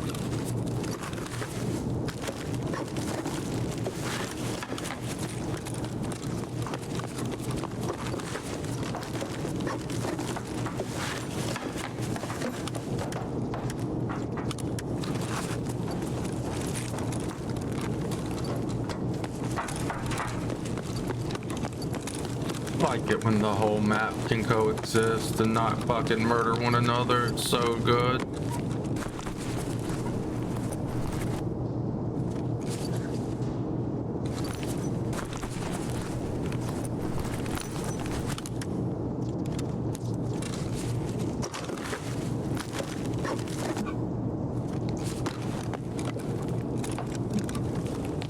Murderous scabs are so tedious to deal with.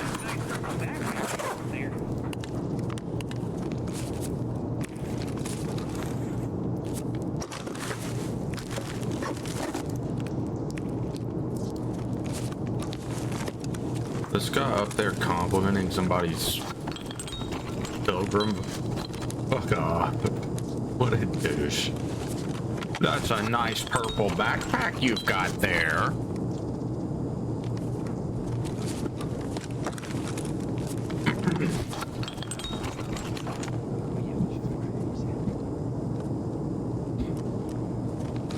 The nice brain you got in that skull there. It'd be a shame if it painted the wall.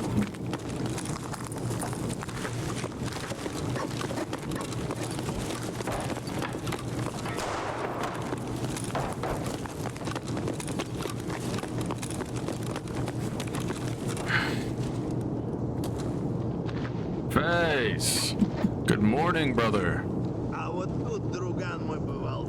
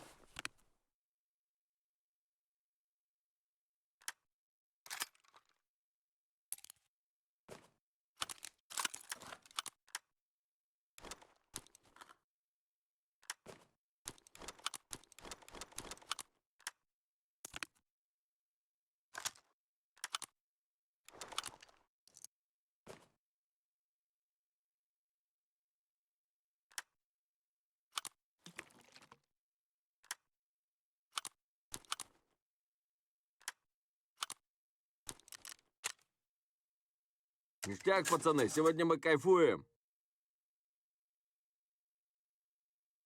And it still does.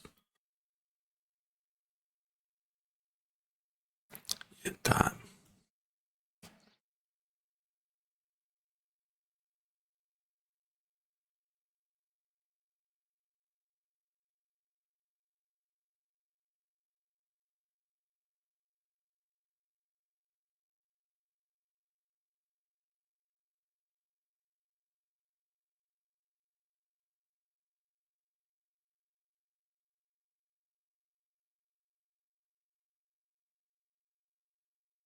Days, why is Lighthouse so dog shit?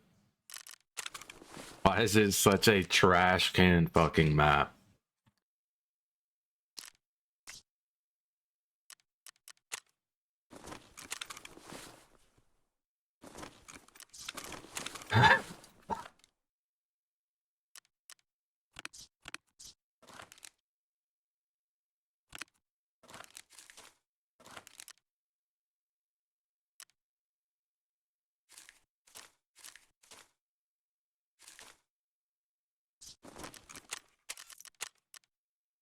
This game is just dog shit in general. Listen to him. Listen to him.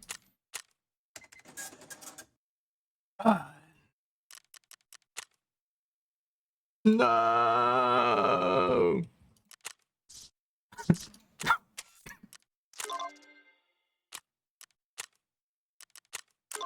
Need a battery, brother. He said this whole game is dog shit. Utter garbage.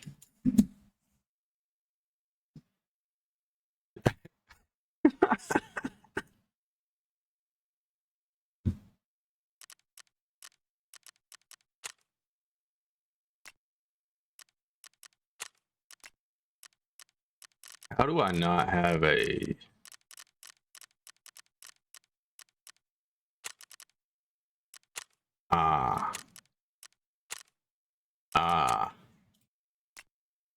Hey, that's why. Fucking losers. Price gouging losers. This one's not that bad, I don't think.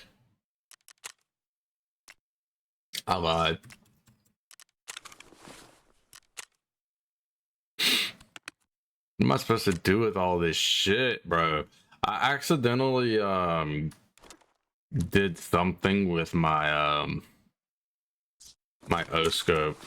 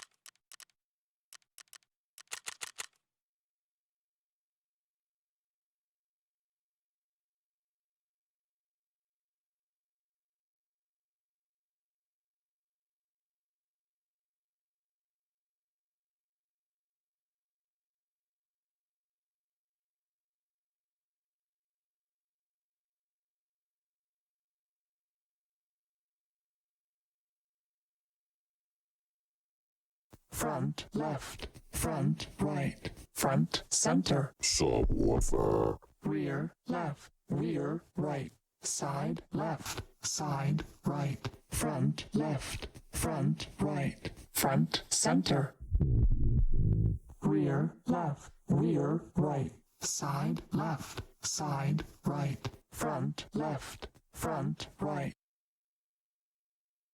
What's up, Base? What is up?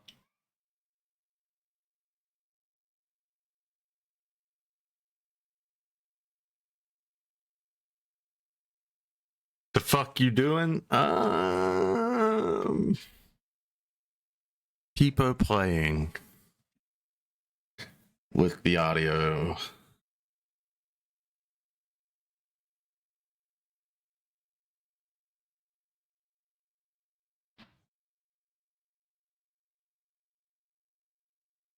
Oof. Well, I'm saying, fuck them. Fuck them.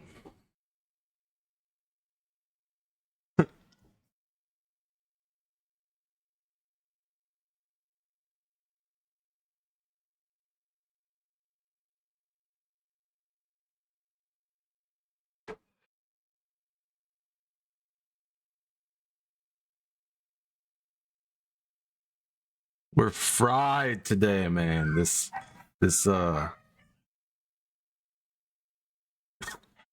map is just...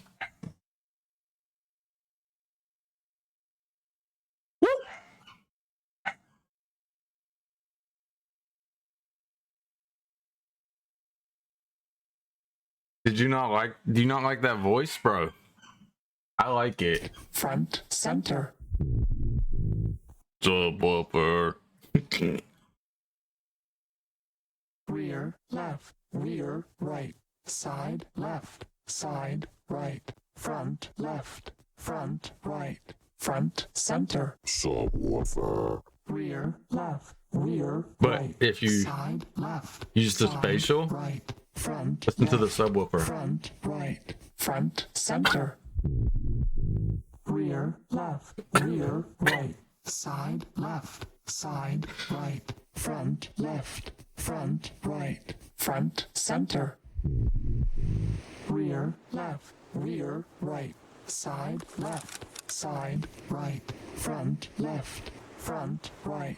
Front center. Subwoofer. It's so good.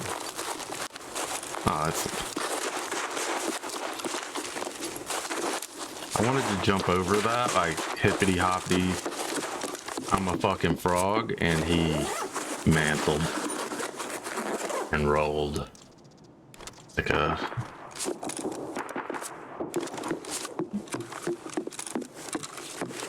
white boy over a pole.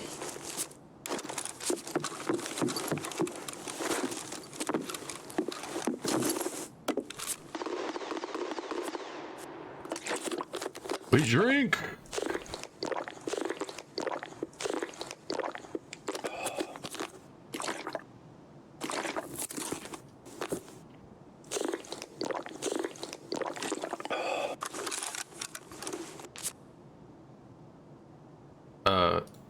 Yeah.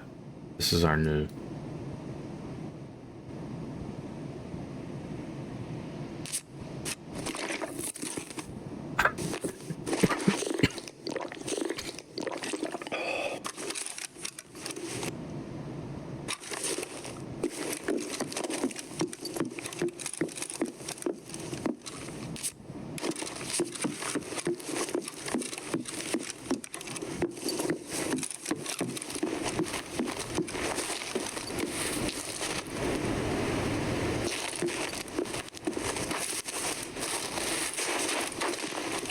Can't do it. I can't do it.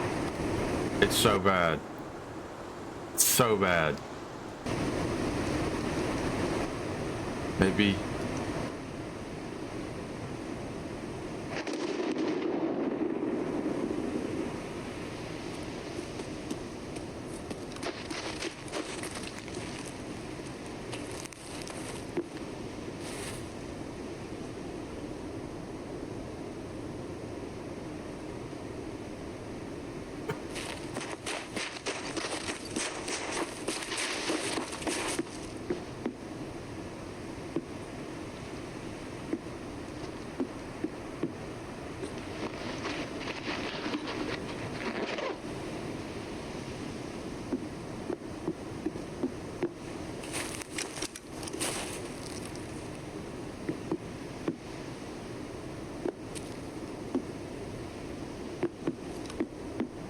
I heard you unshoulder that weapon, soldier.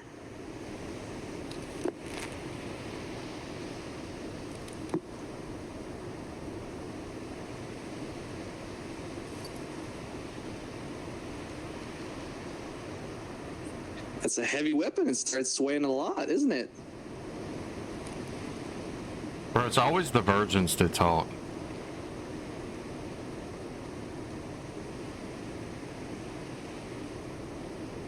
There's no way he knows that I'm about to run out of stamina unless he's cheating.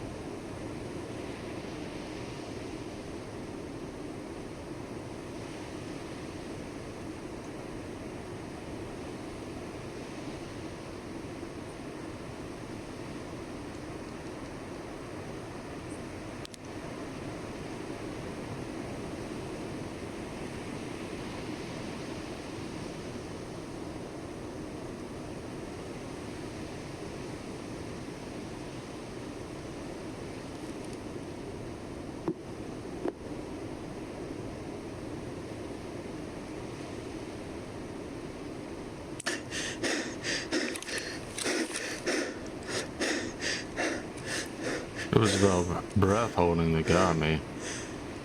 Ooh, that's a tired boy. Your mom's a tired girl. Yeah, I know. She's been carrying me around. I'm a big boy. I got big diapers.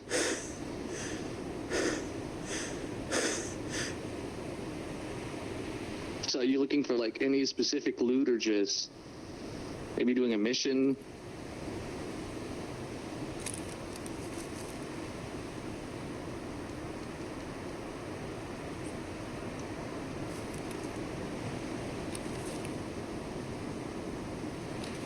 Just because you need friends doesn't mean everybody needs friends, bro. I just gotta, like, go see a therapist.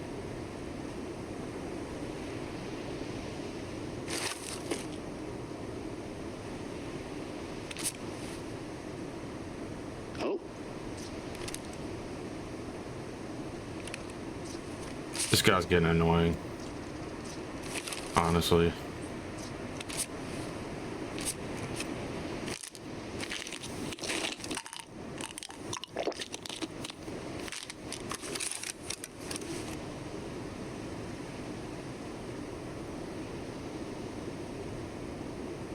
Let's listen for movement.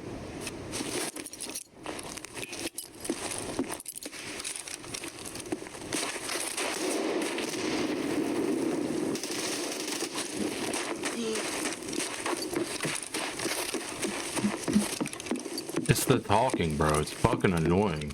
I hate that shit.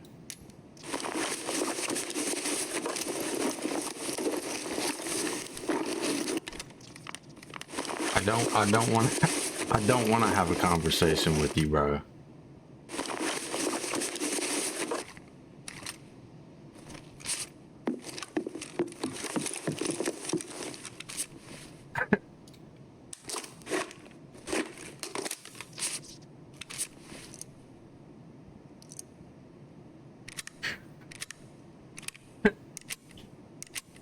GG's, nice try.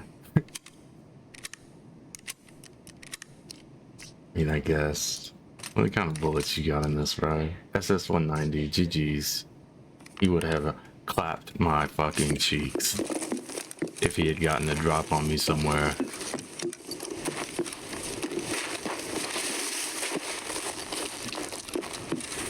No. Okay.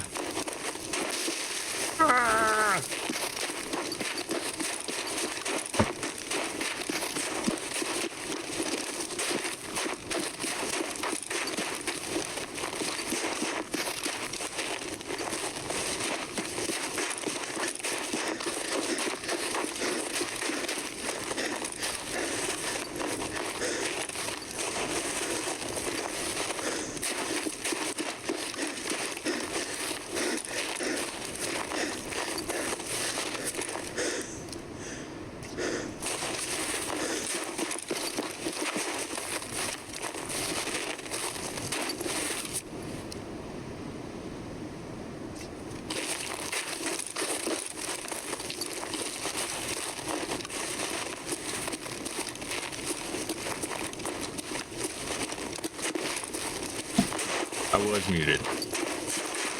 Talking to my brother.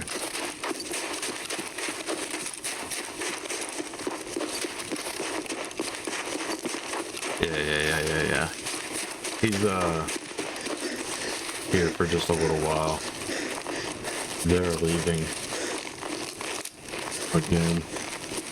But they are moving back here, so that's cool. That's cool.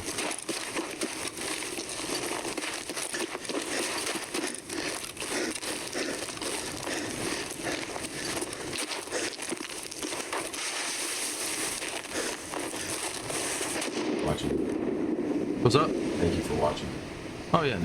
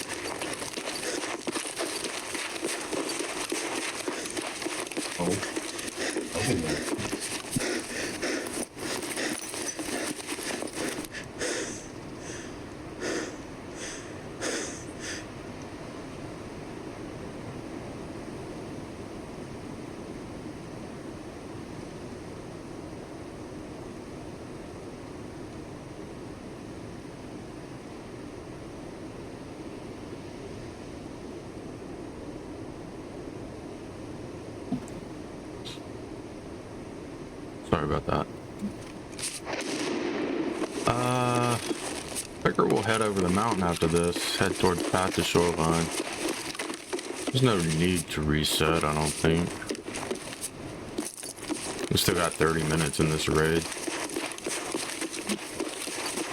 We killed a naked boy. Partially naked. Well, I mean, I guess, yeah, he didn't even have an armor. Yes, he was naked. AP63.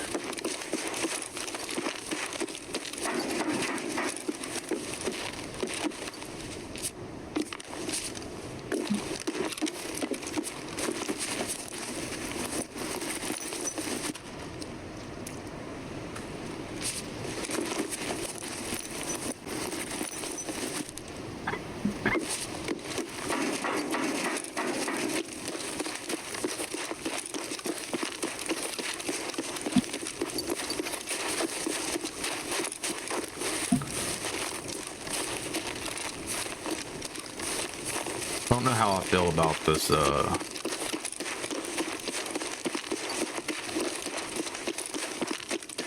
call it audio. I don't really know. Spatial audio setting.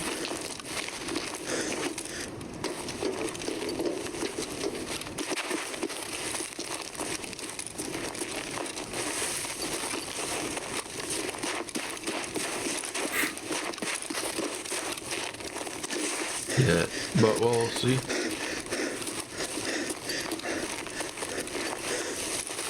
We'll play this raid with it.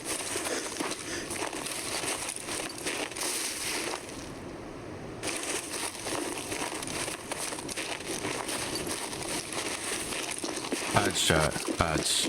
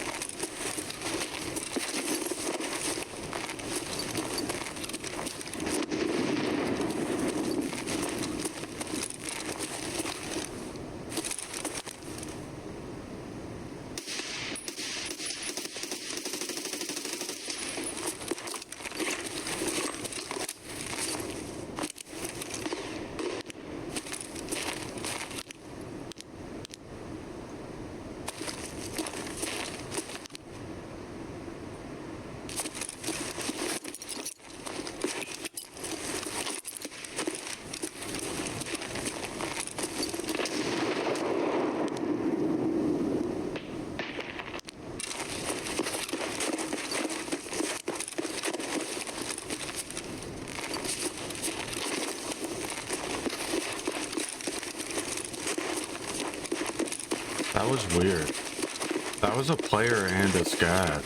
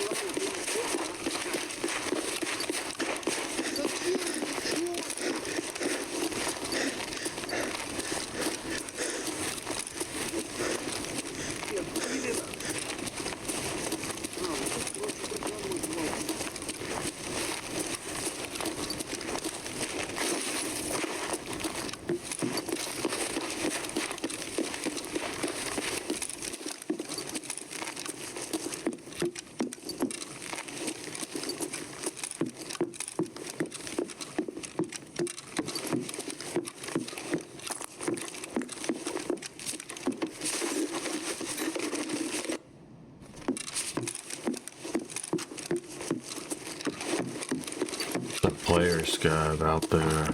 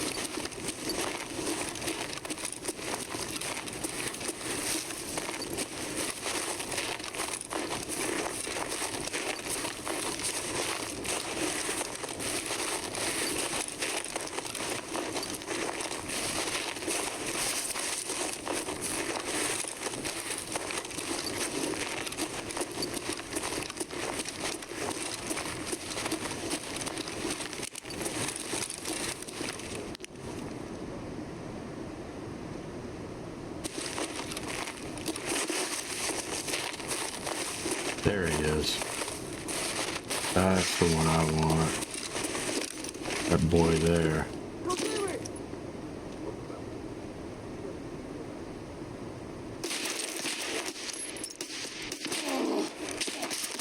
Ow.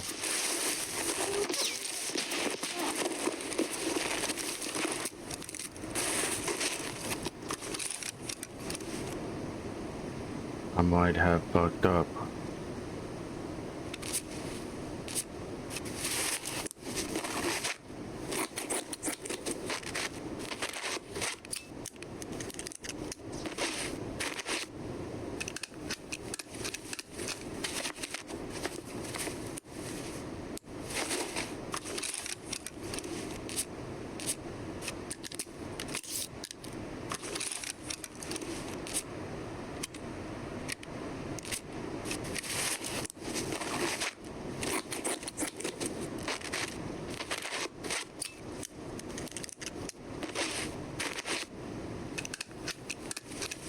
I need to get off this hill.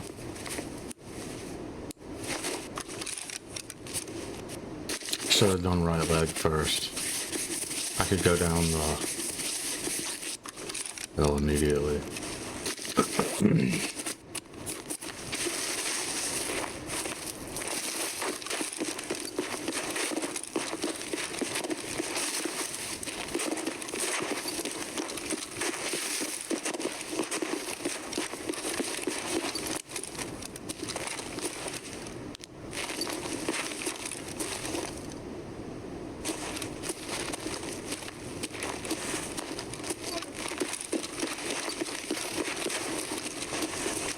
I can't see him is the issue. Like, I honestly cannot see him.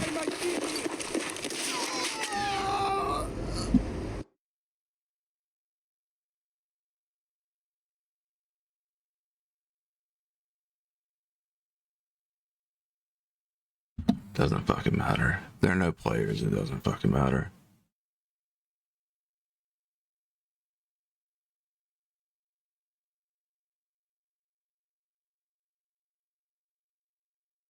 There are never any goddamn players when you need them to be on this map.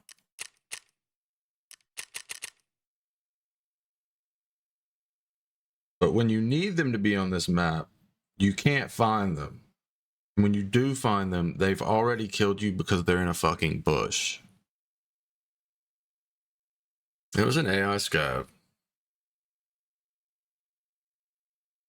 Just shot me on the back of the head. GG's. Nikita.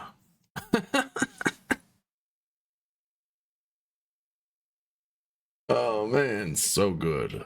So good.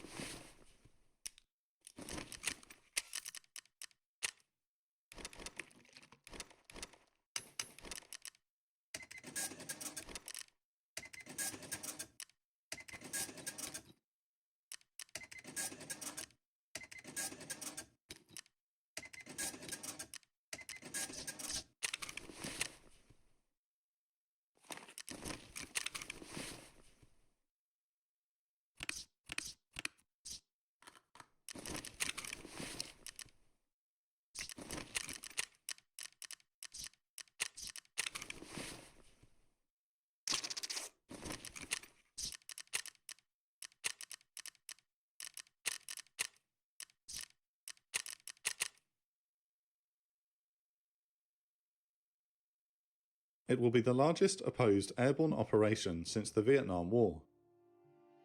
At 2:50 am, the task force takes off from Kuwait with the Cobras leading the formation. The helicopters are piloted by Americans, who will land the first wave. Best way and the easiest way to play this game is to just smile through the bullshit, say yep, and keep on going. Sometimes it gets the better of us, but fuck.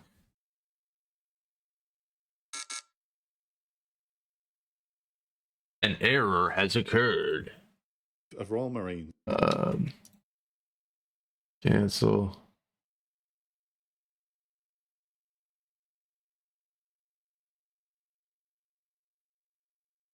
Okay. Sure. Well, yeah. Yeah. These are, it auto clips my death. I feel like sometimes it doesn't get them all. Like yesterday, I definitely died more than once. But yeah, it does auto clip my deaths. That's a really good feature for this app. So this is what we use for our equalizer, but also it does the auto clipping of your deaths, which is really good for like information. So it lets me know like if there was anything sus during the interaction. I have it for 2 minutes, so it does the 2 minutes previous all the way up to my death. And then it has their name in it and everything. It's good. Works real well. I like it. At their destination, before going back to pick up more. Works real well for the most part. Lieutenant Colonel Jerome E. Driscoll is leading the assault flight in Dash 1. I'll be right the back. pilots encounter heavy smoke. Alerted by the earlier fighting, the Iraqis have set oil fires, which exacerbate the already difficult flying conditions. The formation is approaching Bubayan Island at 225 feet above the ground, when Driscoll hears frantic shouting in his headset. Dash 3, power, power, power, pull up. Driscoll spots a flash of light out of the corner of his eye, followed by another report. Dash 3 is down, there's a bird down, it's in flames. The disoriented crew has flown right into the ground, killing the 8 Royal Marines and 4 American airmen aboard. In light of the worsening conditions, the mission is aborted. The invasion has also started on the left flank. Major General Bluff Blunt's 3rd Infantry Division is tasked with capturing the Highway 1 bridge outside of Nasiriyah, along with the Talil airfield to use as a forward operating base. Iraqi resistance as a whole collapses, but some border outposts offer defiant resistance. An Apache is damaged by small arms fire from one outpost, but the crew is able to return to base. These holdouts are soon identified and silenced by coalition firepower. When the engineers are done clearing a path, they stand on top of the sand berms and wave American flags to signal that the lane is open. The first echelon of the 3rd Infantry Division passes the Iraqi positions, which are now smouldering ruins. As the division vehicles are moving forward through gaps in the sand berms, a recon patrol spots a company of T-72 tanks ahead through their thermal goggles. A task force comprising most of 2nd Battalion of the 7th Regiment opens fire with their Abrams M1A1 tanks and Bradley fighting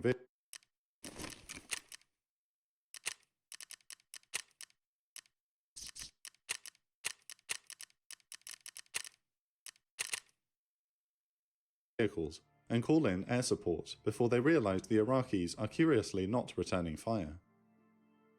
Patrols are sent forward and discover that these are destroyed tanks from the First Gulf War. Their rusting remains have appeared on the thermal cameras after soaking up the desert sun during the day. The advance continues as the 3rd Infantry Division heads north to the Highway 1 bridge. As day breaks, Lieutenant Shane Childers' platoon in Alpha Company of Padilla's 1st Marine Battalion 5th Marine Regiment is guarding the road leading to a pumping station when a pickup truck carrying non-uniformed men with AK-47s approaches. The Marines have been told that armed Iraqis might be friendly militia and to hold their fire. The truck pulls up and the Marines wave only for the men in the back to start shooting. The Marines fire back and all of the enemy fighters are killed, but Lieutenant Childers has been hit and slumps to the ground. The medic immediately goes to work, but it's no use. Lieutenant Shane Childers is the first man of the coalition killed by enemy fire in the Iraq War. 1st Battalion of the 7th Marine Regiment attacks the oil pumping station at Zubair, which pumps 14% of the world's oil supply to Iraq's port terminals. The pumping station is codenamed the Crown Jewel to underline its importance.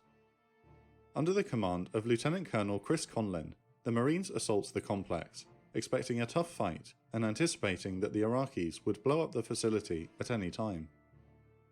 However, they find no defenders and the workers are still at their posts. Conlin inspects the facility and sees damage to some of the machinery. He suspects sabotage and confronts the workers, only to be told that the facility is merely in its normal state of disrepair. Iraq's infrastructure is far worse than originally expected.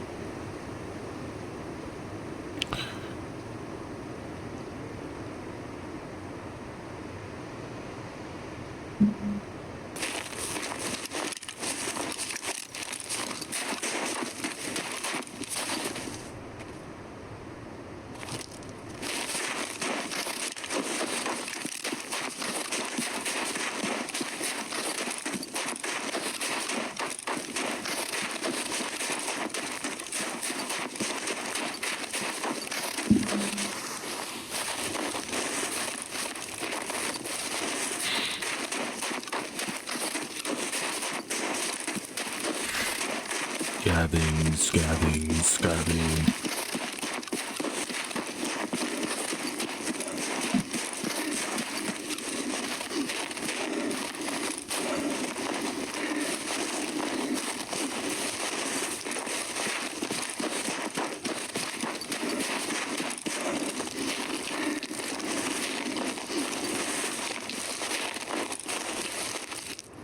The facility is in its normal state of disrepair.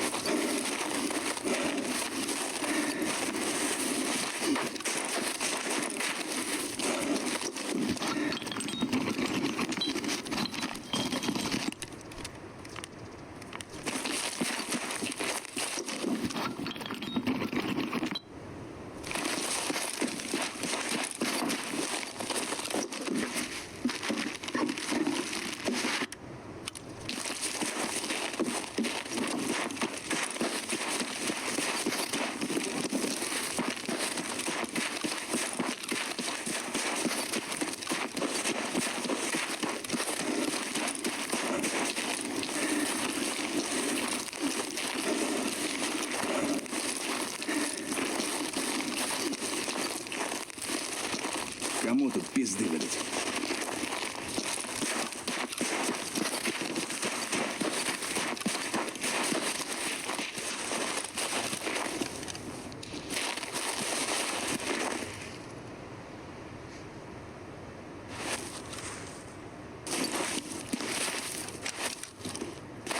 Alright. So, its audio is coming from the right spot. What I was checking.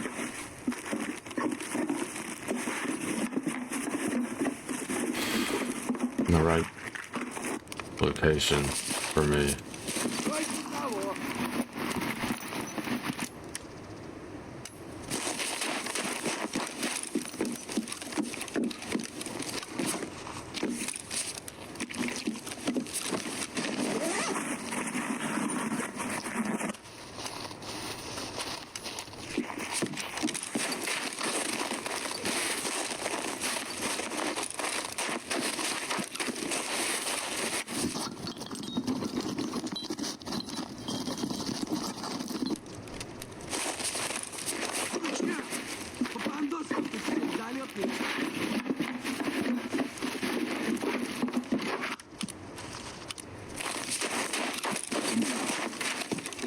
Вот тут, друган, мы были точно.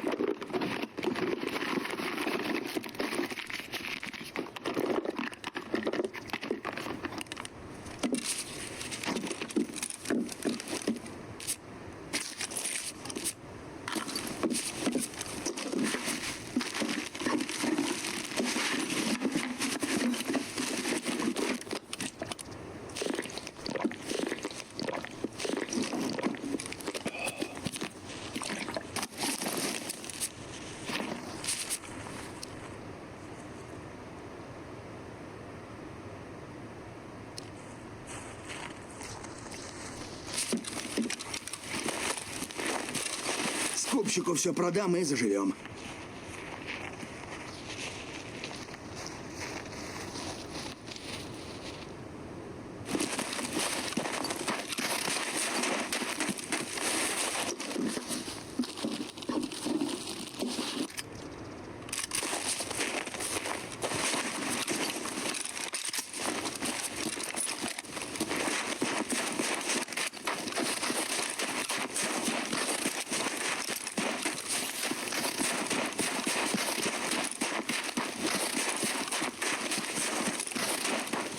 Holy Scab City, bro.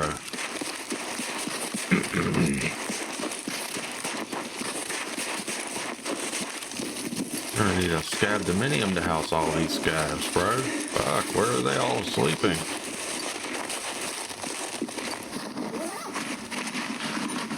They're all sleeping in the train cars on customs, like fucking homeless people.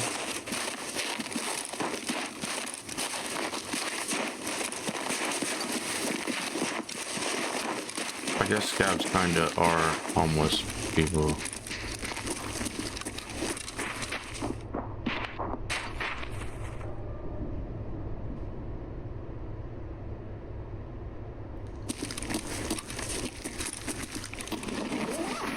He wasn't even in there. He wasn't actually looting.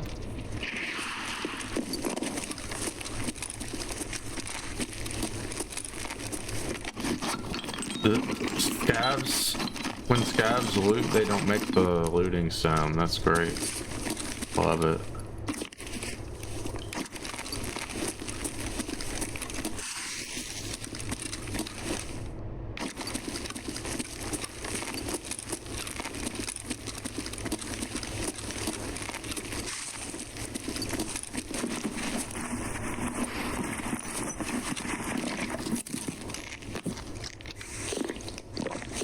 Ничего.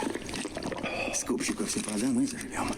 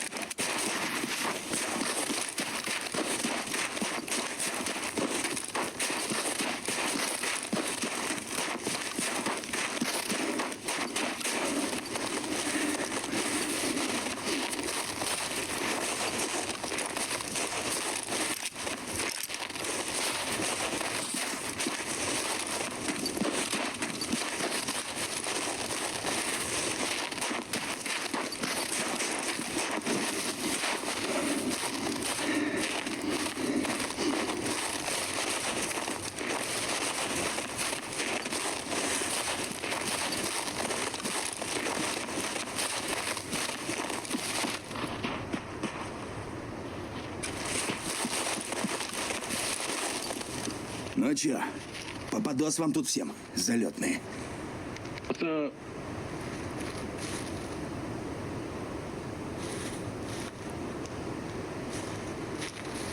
I'm a scav. No, he's not.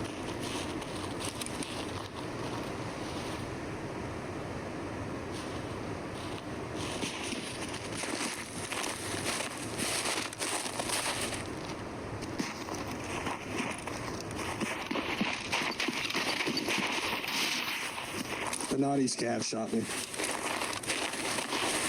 Looking for anything, bud? Yeah, there's a man.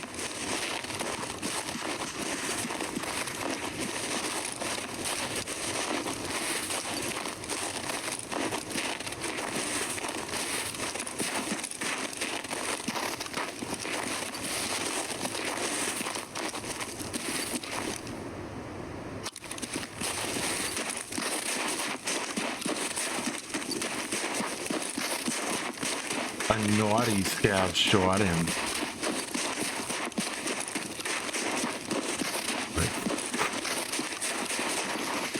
Naughty, huh?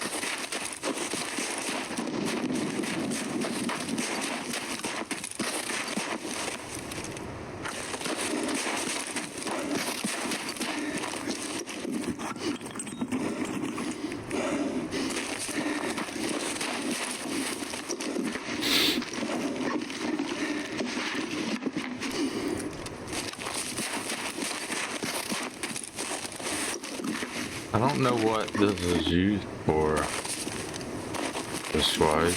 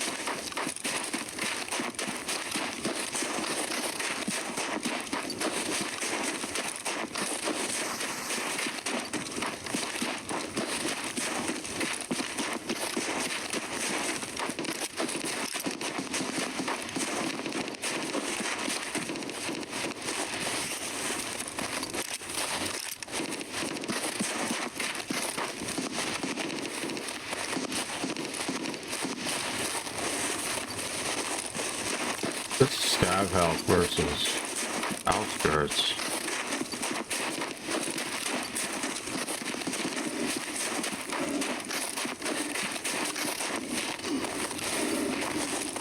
I have a lighthouse pulled up.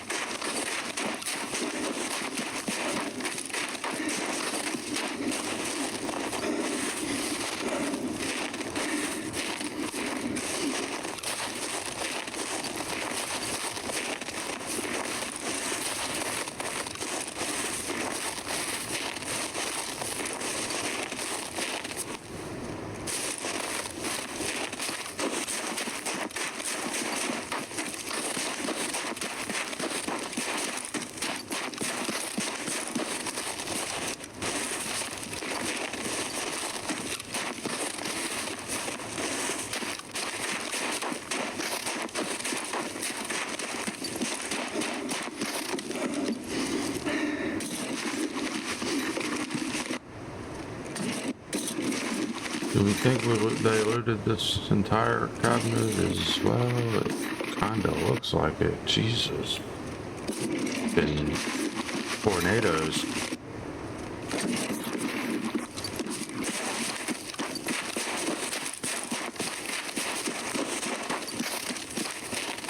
Oh, I almost scabbed. Never mind. Now I feel dumb. Sorry, guys. Holy player season.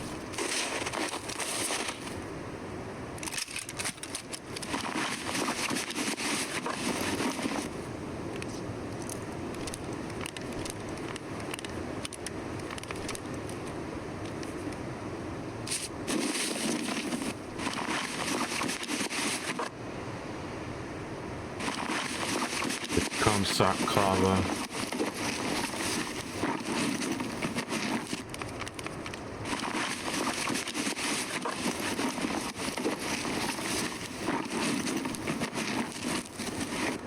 Oh.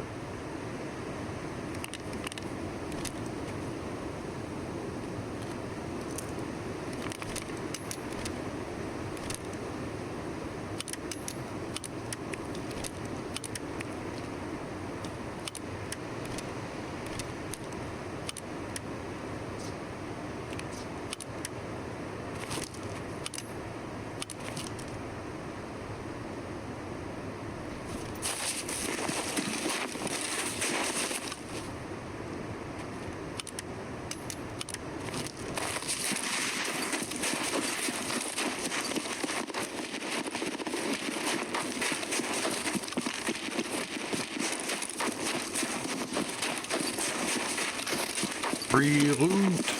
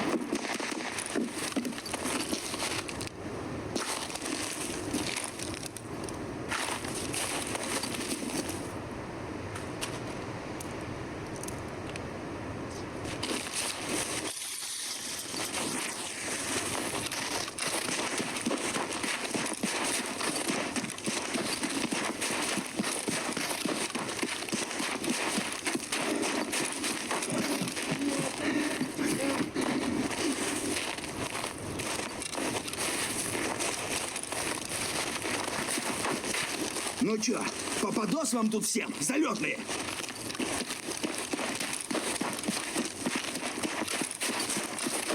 He had a broken leg or something. Has a broken leg or something. I don't know what they're doing there. That's an extract. It's like pure boat. What is it? What is outside of this? What kind of armor is that? Or is that a rig? Okay.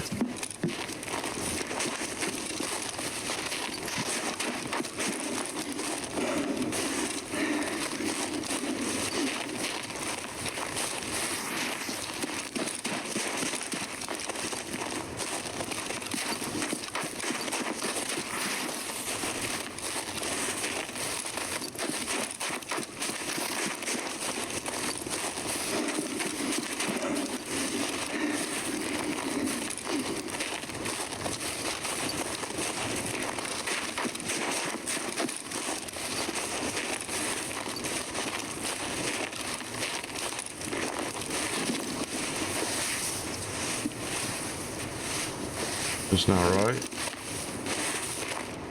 It is. It's just a little different for scavs. Okay. Oh man. Wow, many loots.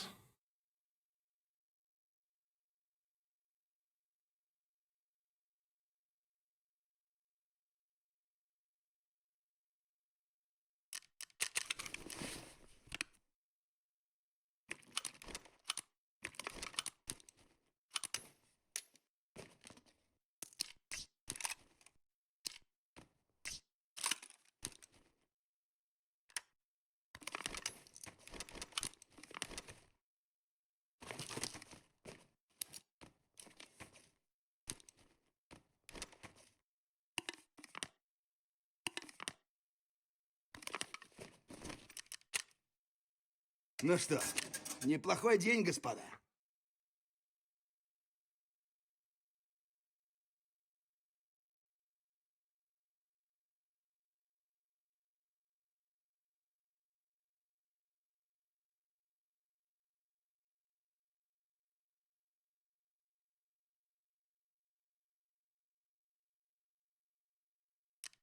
Fuck 'em. Fuck 'em.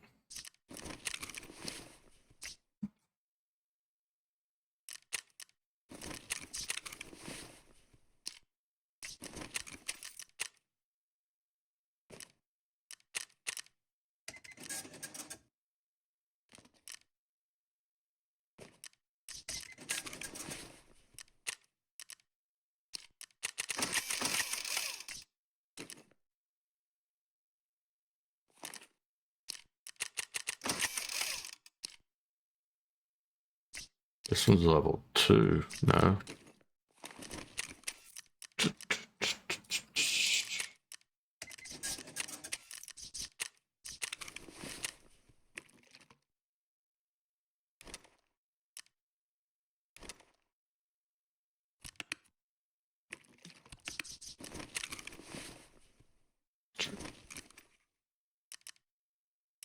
For some work that wasn't even worth the ticket.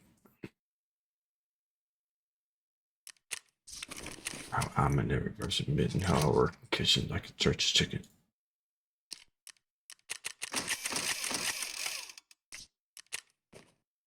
It's just to make it. Put that together, that'll make a half.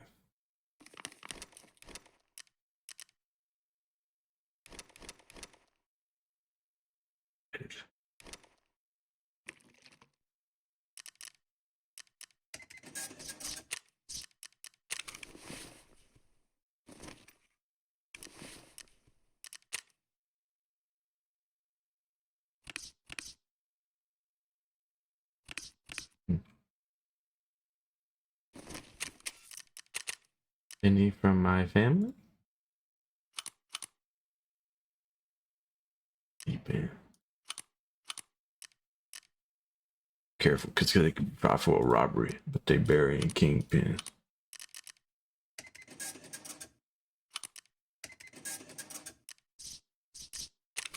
We use these. I think I'm fine about that 20 grand a day.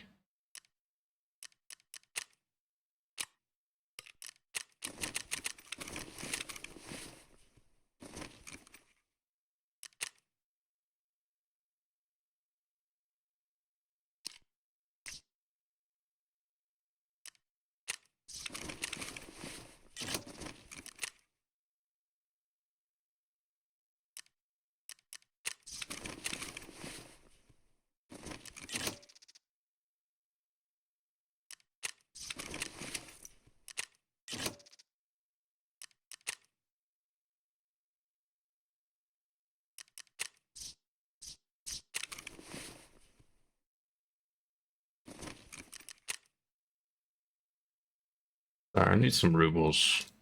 Ah! I just posted that for 200,000 rubles.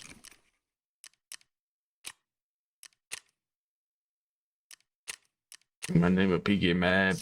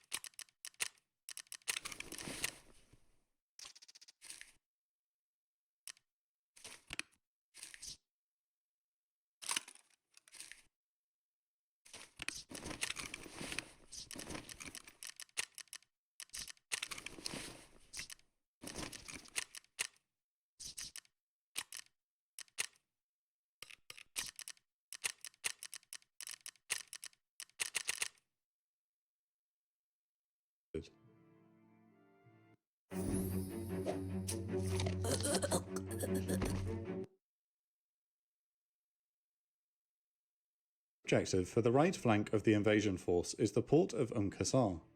Capturing the port will cut off Iraq from the Persian Gulf and allow humanitarian relief supplies to arrive. Early in the morning of the 21st of March, the US 15th Marine Expeditionary Unit, or MEU, crosses the border into Iraq, covered by a heavy artillery barrage, and encounters little resistance. The 15th MEU falls under British 3 Commando, commanded by Brigadier Jim Dutton, who dispatches a convoy of 20 vehicles of the 15th MEU, along with assets from the British 26th Armoured Engineer Squadron, to begin the initial advance down the road to Qasr. As they approach the outskirts of the city, the vehicles come under sporadic small arms fire from Iraqi positions by the roadside. The convoy pushes on until mortar shells start bracketing the route, forcing the column to halt. Dutton calls up armoured reinforcements while the Royal Artillery pounds the Iraqi mortar positions. However, the artillery fire comes dangerously close to the vehicles, which hastily withdraw to stay out of the killing zone. Shortly thereafter, the vehicles resume their advance, with 2 Abrams main battle tanks now in the lead, while the Australian frigate HMAS Anzac provides fire support.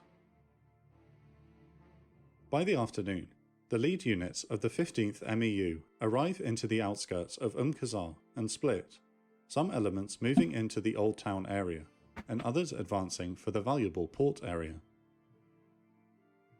With CIA intelligence that a brigade of T-72 tanks of the Medina Republican Guard Division, as many as 180 tanks, are on their way to Qasr, it is imperative that the Anglo-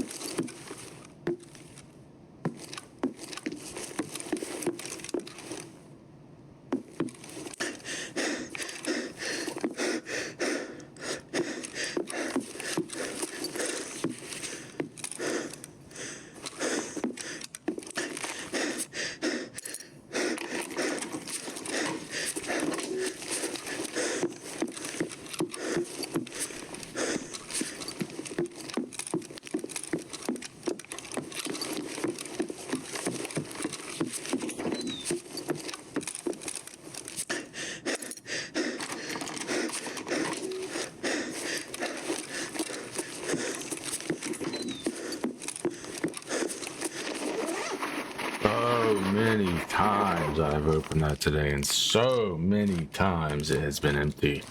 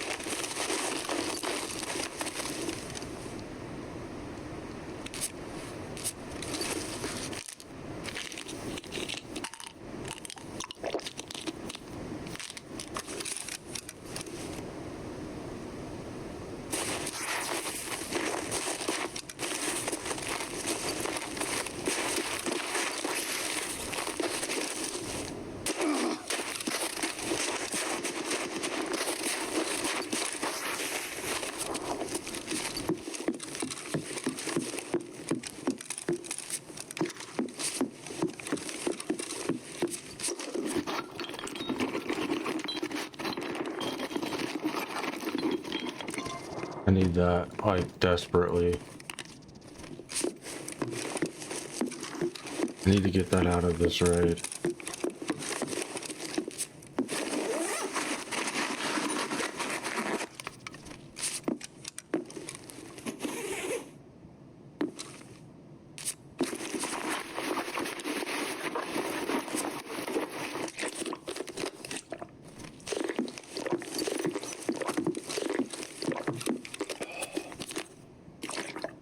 It's either this or we buy a tank battery for our last one.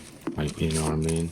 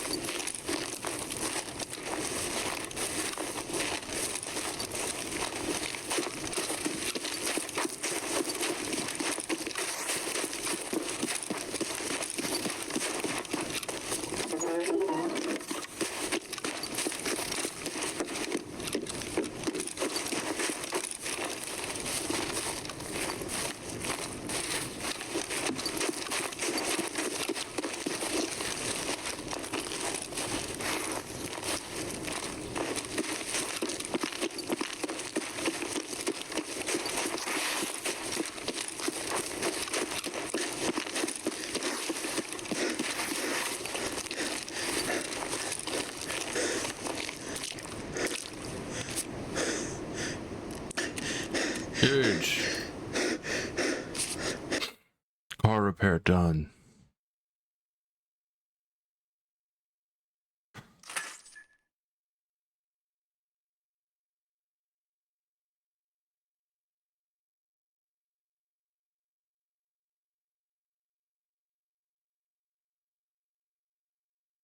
Fuck.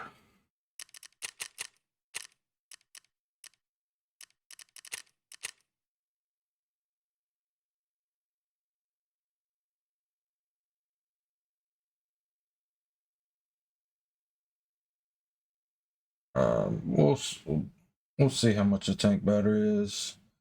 If it's less than 500,000 rubles, I might buy it.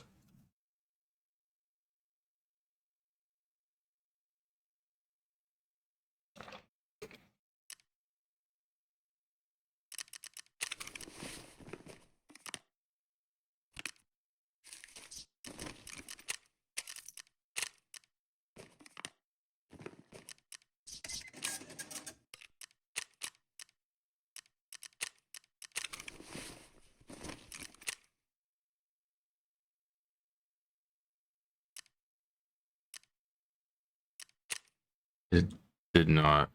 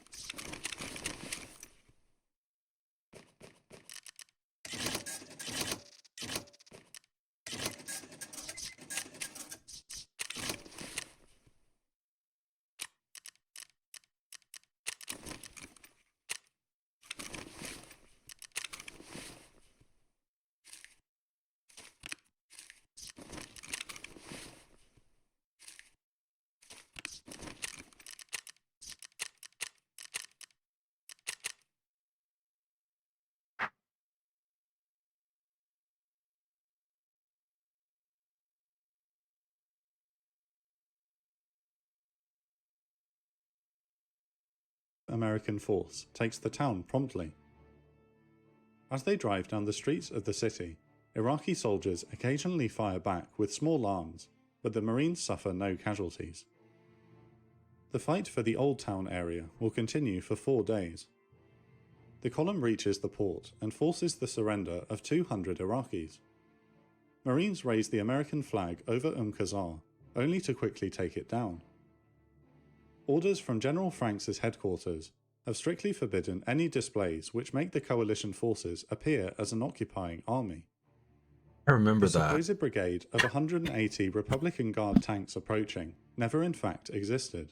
Another coalition intelligence failure in a growing list. The seizing of the oil fields is a strategic success. The 15th MEU links up with the Navy SEALs and Royal Marines on the 21st of March, while the Polish Grom Commandos secure the offshore oil platforms without loss. The Iraqis have been caught off guard and only managed to destroy 7 of the more than 1,000 oil wells in the area.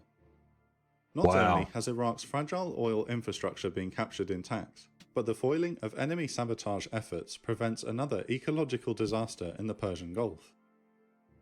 At his headquarters at Camp Doha, General Franks and Ground Commander General Dave McKiernan are pleased with the operation's initial punch. Moving the ground offensive to before the main air campaign has thrown off the Iraqis' defensive strategy, and the coalition forces are meeting negligible resistance. The British 1st Armoured Division is about to cut off Basra with the 7th Armoured Brigade, the famed Desert Rats, leading the way. The Expeditionary Force has already begun.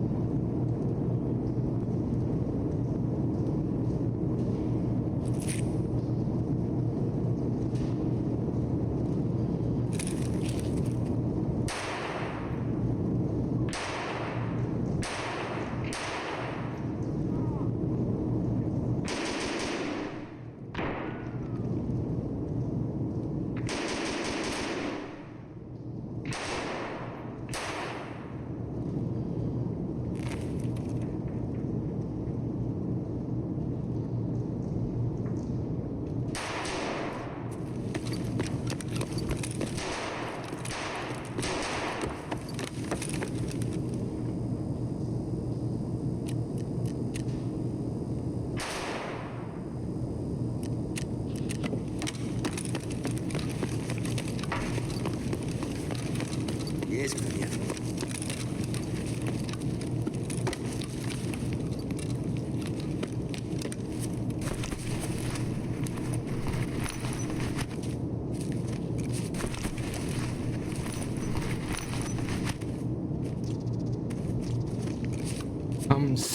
Klava.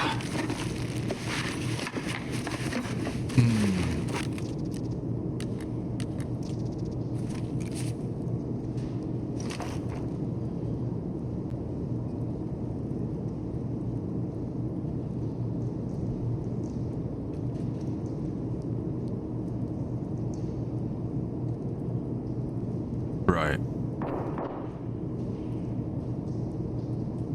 Why is that so goddamn loud?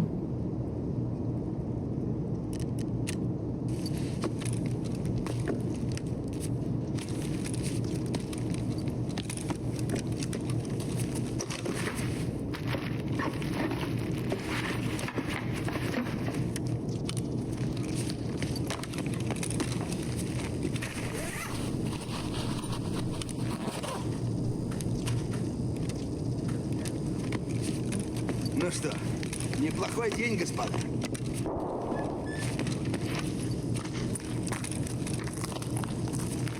Ну и чё тут за хуйня?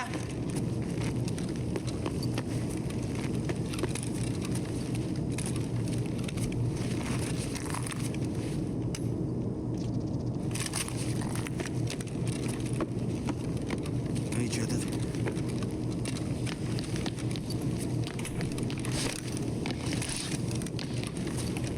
Ща к барыгам, а потом по бабам.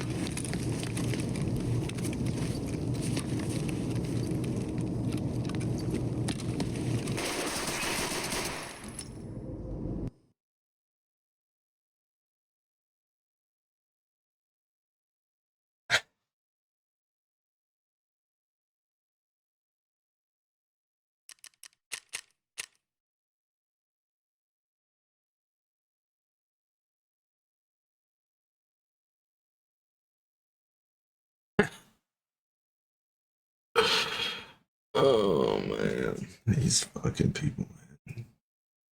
He's just so good at the game. He's just so good at the game. Oh man.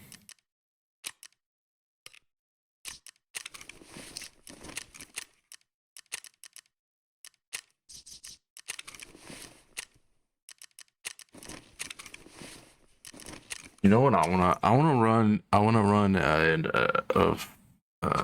762x51 with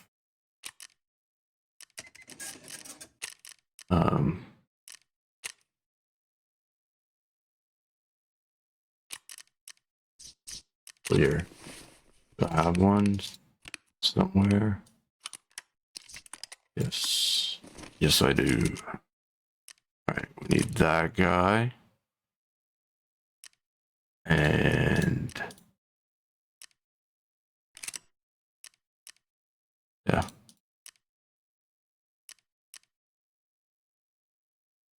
That guy.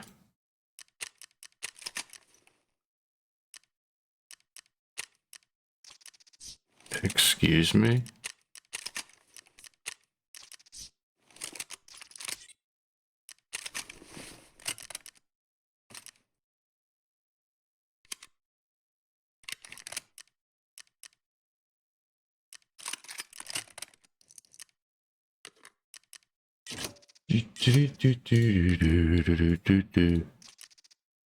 Oh.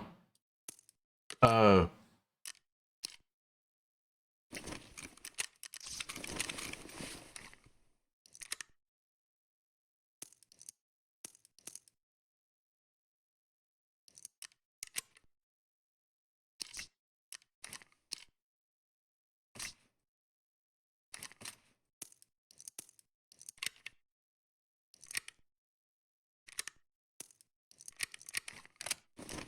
First three are M99. The first three are spicy.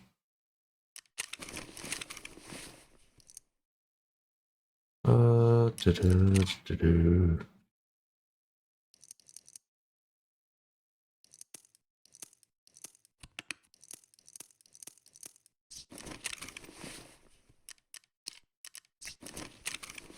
0 weapon mastery. How well does this gun shoot?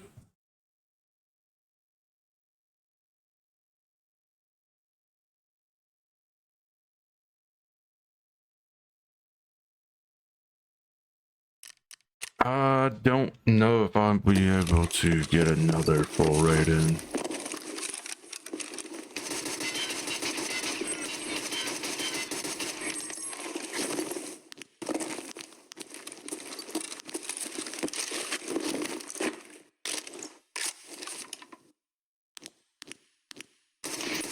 Holy.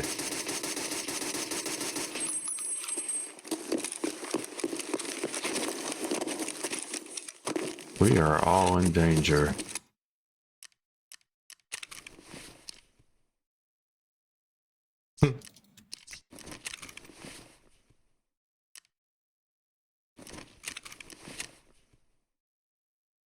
We lost 1% on our SR today. Sad. These are our current stats after 12 days of wipage.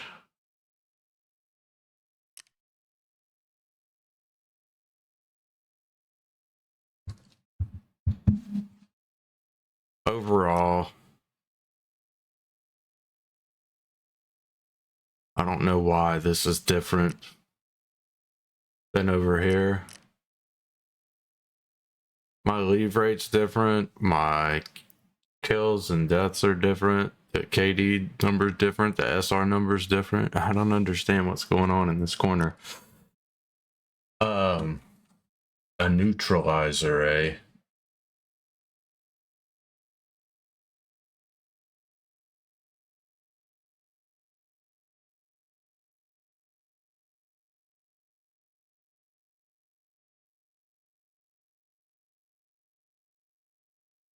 So I've killed about 5 PMCs per day.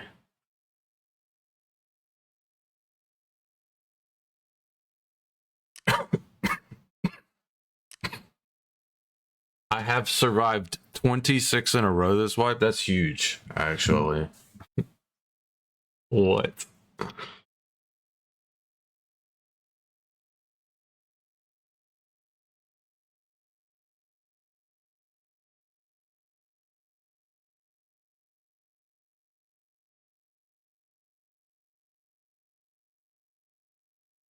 That what that says?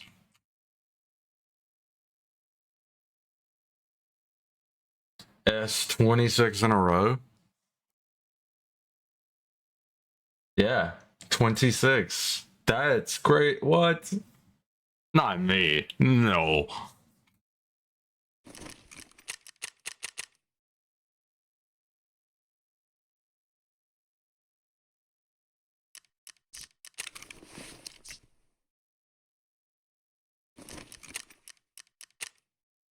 Let's start some crafts.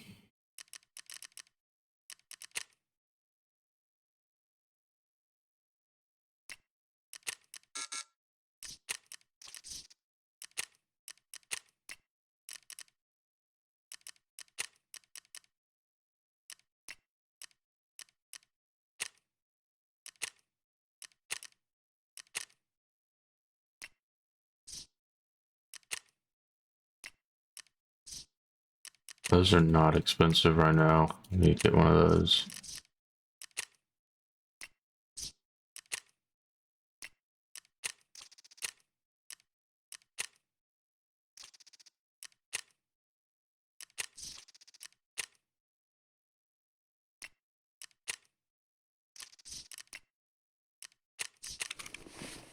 $35K per slot on that item. That's kind of steep.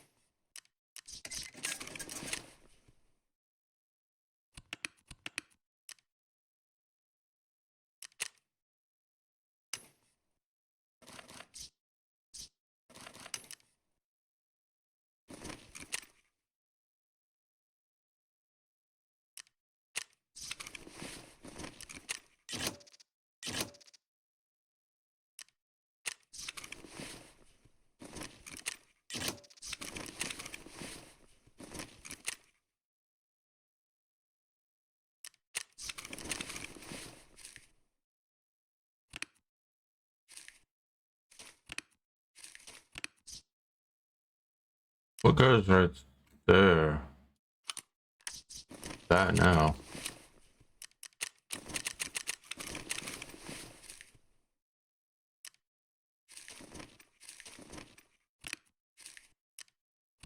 Yeah, this all. On its northern advance, while 5th Corps' main thrust continues up the Euphrates-Tigris Valley. Franks and Defense Secretary Rumsfeld urged their local commanders on, hoping to catch and destroy the vaunted Republican Guard divisions in a repeat of Desert Storm. As night falls on the 21st of March, it is time for the air offensive, A-Day, to begin. Thanks again to our patrons who help to make these videos possible. Your support is the reason we can produce series like this. Welcome to all our new patrons this month, and a special thanks to our patron of the week, Johan Webb. All right, it's time to start over again. Come on, Elf. Come on, Elf.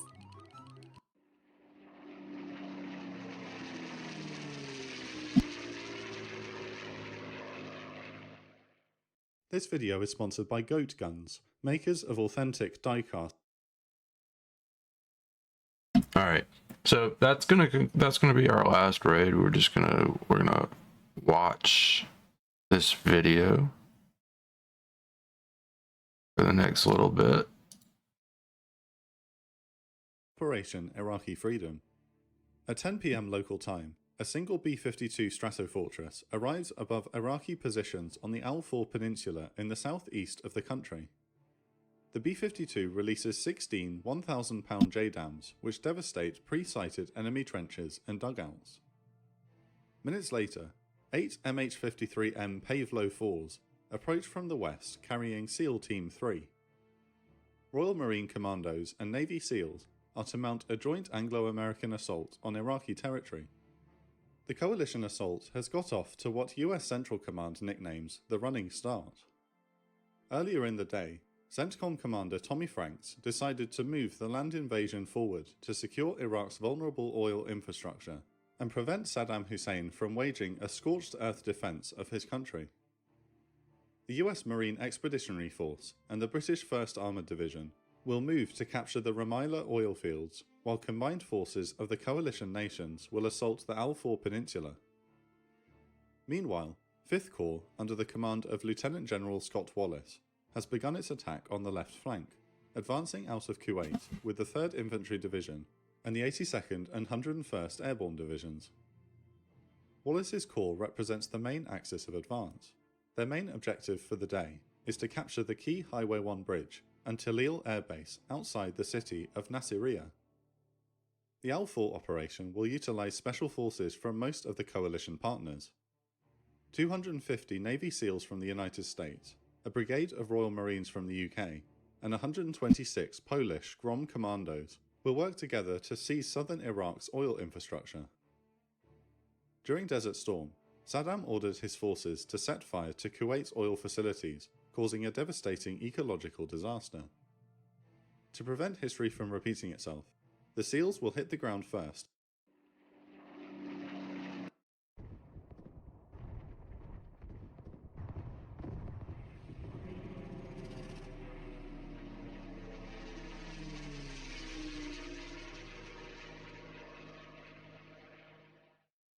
This video is sponsored by Call of War, a free online player versus platform, so you can compete with your friends on both PC and mobile. It's the 1st of May 1942, and sailing out of the foreboding Japanese naval bastion in the Central Pacific, Truk Lagoon, is a carrier striking force centered on the fleet carriers Shokaku and Zuikaku, escorted by a force of heavy cruisers and destroyers. They are the strike force of Task Force MO and are sailing in conjunction with 4 more Japanese naval task forces as part of Operation MO. The ambitious and complex plan is to result in the seizure of Port Moresby on the south coast of the territory of Papa. Seizing Port Moresby will extend Japan's defensive perimeter even further into the South Pacific, provide Japanese aircraft an invaluable base from which to attack Allied supply lines to Australia, and to attack Australia itself. However, US Navy co-workers at Station Hypo in Pearl Harbor warn that the Japanese are likely about to launch an operation against Port Moresby. What did the Australians do to the Japanese? Of Port Moresby, Commander-in-Chief of the Pacific Ocean The Area, fuck? Admiral Chester Nimitz, knows it has to be defended. Nimitz orders fleet carriers USS Yorktown with Task Force 17 and USS Lexington with Task Force 11, commanded by Rear Admiral Frank Fletcher, to steam to the Coral Sea. Nimitz's orders are clear. Check further the advance of the enemy in the New Guinea Solomon area by destroying enemy ships, shipping and aircraft. For the Japanese, overseeing the delicate operation is 4th Fleet Commander Vice Admiral Inoue. The forces under his command, Task Force MO, is widely dispersed over the region. The Tulagi invasion force will sail to the island of Tulagi, north of the soon-to-be famous island of Guadalcanal, and establish a seaplane base there on May the 3rd, facilitating long-range reconnaissance of the area. The Port Moresby invasion force is to sail toward the Louisiade archipelago through the Jomard Pass and capture Port Moresby on May the 10th.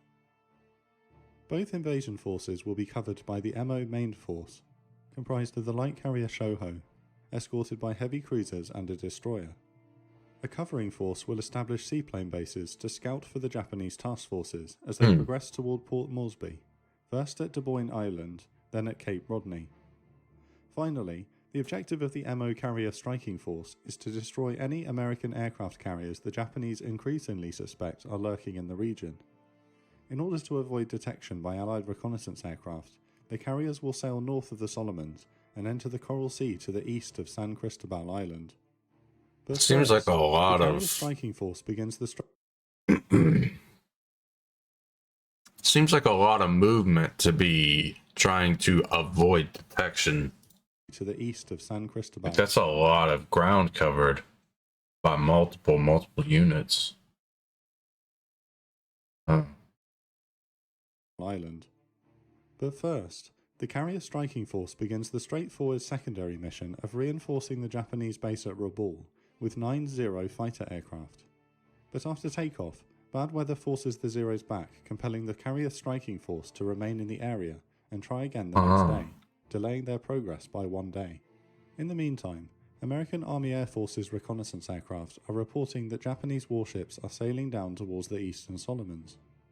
These sightings are verified with new intelligence from Station Hypo that indicates the Japanese intend to seize Tulagi.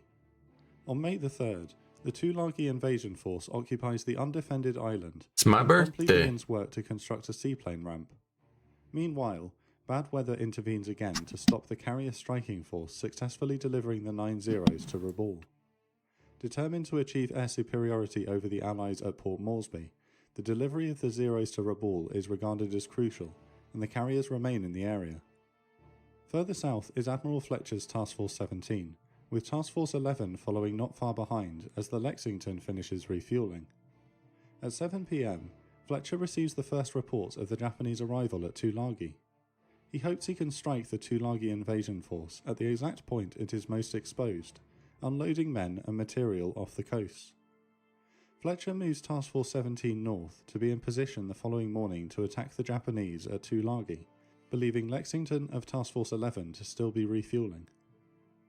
At dawn on the 4th of May, Task Force 17 arrives 100 miles south of Guadalcanal. At just after 7 a.m, the first of a 40 aircraft strike takes off from the Yorktown. A force of 28 Dauntless SBD dive bombers and 12 Devastator TBD torpedo bombers fly toward Tulagi, overflying Guadalcanal en route. They fly over Guadalcanal's central heights and over the stretch of sea that will in the coming months see fierce naval fighting, earning the nickname Iron Bottom Sound. At 8:20 a.m, they launch their attack on the Japanese warships off Tulagi. Although Japanese flak is very light, the attack is uncoordinated. The SBD dive bomber pilots find their bomb sights fogging up as they dive on their targets, whilst the TBD torpedo bomber pilots equally struggle to strike accurately. Throughout May the 4th, 3 more strikes are launched against Tulagi, and Yorktown's flyers report that they have sunk or heavily damaged over 10 Japanese warships, including a number of cruisers. However, the truth is much less spectacular, and having expended a vast amount of munitions, only the destroyer Kikuzaki and a few small auxiliary warships have actually been sunk. Seeking to avoid a potential Japanese counterstrike, Fletcher moves Task Force 17 south at speed. As soon as Admiral Takagi, commanding the carrier strike force, is informed of the attack, he suspends his own refueling and moves his task force southeast with hopes of finding an American carrier. But by daybreak on May the 5th, Task Force 17 has regrouped with Task Force 11, and together they move southeast as the Yorktown is refueled. At 1100 hours, a Type 97 flying boat is shot down by a Wildcat from Yorktown. Although it does not report back to headquarters, the failure of the aircraft to return gives the Japanese an inclination as to where an American carrier could be. By evening of May the 5th, the Japanese carrier striking force reaches the Coral Sea. By May the 6th, Fletcher decides to merge his 2 task forces into Task Force 17, bringing the now single task force to 2 fleet carriers, 8 cruisers and 11 destroyers in strength. At 10:30 a.m, with Task Force 17 following a course towards the Luziad Archipelago, another Japanese Type 97 flying boat, which is picked up by American radar, sights and reports back the location of Task Force 17. However, the location report is off by 50 miles, and is received by the carrier striking force as it is refueling. It is midday by the time it is able to head south in pursuit. Even so, the Japanese officer in tactical command of the carriers, Rear Admiral Hara, decides against mounting a long-range air search or strike, fearing that doing so will expose that Japanese carriers are now operating in the Coral Sea. Thus, As the carrier striking force moves south on the evening of May the 6th, Hara is completely blind to the fact that Task Force 17 is just 70 miles away, and at 7:30 p.m, the carrier striking force turns back to the north. Over on Task Force 17, after a day of fruitless reconnaissance sweeps for the Japanese forces and carriers that they believe are heading down the Solomon Sea towards the Louisiade archipelago, Fletcher is just as blind to the fact that the enemy's carriers are so close. But knowing the Japanese aircraft picked up on radar earlier in the day has likely exposed his position, and according to the Allied intelligence the Japanese will likely be transiting the Jomard Passage the next day, Fletcher increases the speed of Task Force 17, hoping to be in position on May the 7th to attack the Japanese task forces at the passage. Passing through the Louisiade archipelago. At sunrise on May the 7th, Task Force 17 is 150 miles south of Rossell Island. Allied reconnaissance aircraft and SBDs continue to search for the Japanese carriers meant to be operating south of Bougainville Island. Moreover, Fletcher chooses to dispatch 3 cruisers and 3 destroyers, commanded by British Rear Admiral Grace, to stop the MO invasion force getting through the Louisiade archipelago if the American carriers are neutralized. In turn, the Japanese dispatch seaplanes from Rabaul, Shortland and Tulagi, and from the recently secured Devine Island in an effort to locate any American carriers. The situation is becoming so pressing that Hara breaks with doctrine and orders 12 Kate carrier attack aircraft to search out 250 miles in front of the Japanese carriers. It seems likely that the first side to accurately locate and strike the enemy will ultimately prevail. Between 7:22 am and 7:45, 2 Japanese Kates finally report sighting an American carrier escorted by a cruiser and 3 destroyers. Hara orders a strike, and just 30 minutes later a full strike package of 18 Zeros, 24 Kate torpedo bombers, and 26 Val dive bombers are en route to attack the American carrier. At this exact moment, Fletcher receives news an SBD has just reported sighting 2 Japanese carriers and 4 cruisers. Sighted out of range of most of his aircraft, Fletcher pushes Task Force 17 forward with the intention of launching a full strike at the first opportunity. As the Japanese aircraft arrive at the location of the reported American carrier, all they find is the lonely fleet oiler Neosho, escorted by the destroyer USS Sims, who had been ordered to relocate away from the danger the day before.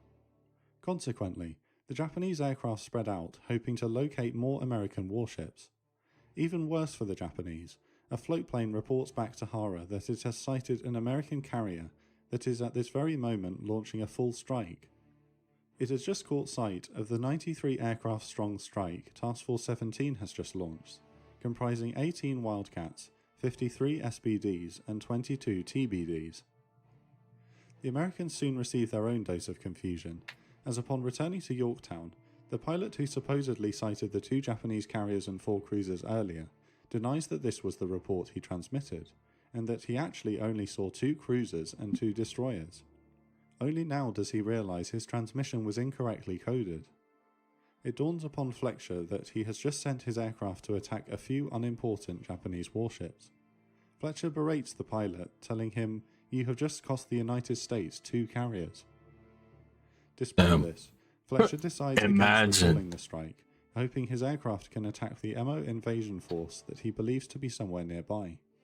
At 10:22 am, a land-based B-17 on a reconnaissance mission locates a carrier and 2 escorting warships just 35 miles southeast of the original sighting, and Task Force 17 aircraft are redirected. At almost the exact same time, the American fleet oiler Neosho reports being attacked by Japanese aircraft, adding even more confusion to the already confused situation. Fletcher, shocked, realizes the Japanese carriers must be behind Task Force 17, albeit with their intention firmly in the wrong direction. With so many American aircraft patrolling the region, and now knowing that an American carrier force is nearby, Vice Admiral Inouye decides to turn the MO invasion force north, a course it will ultimately never return from. Adding to the potential danger, Rear Admiral Grace's Task Group 2 has been sighted south of the Jomard Passage. It must be eliminated before the Japanese can continue south. Near the Neosho and Sims, unable to find any more American warships, the Zeros and Kates depart the area, but the Vals remain to sink the oiler and her escort. Sims becomes the target of the first 4 Vals.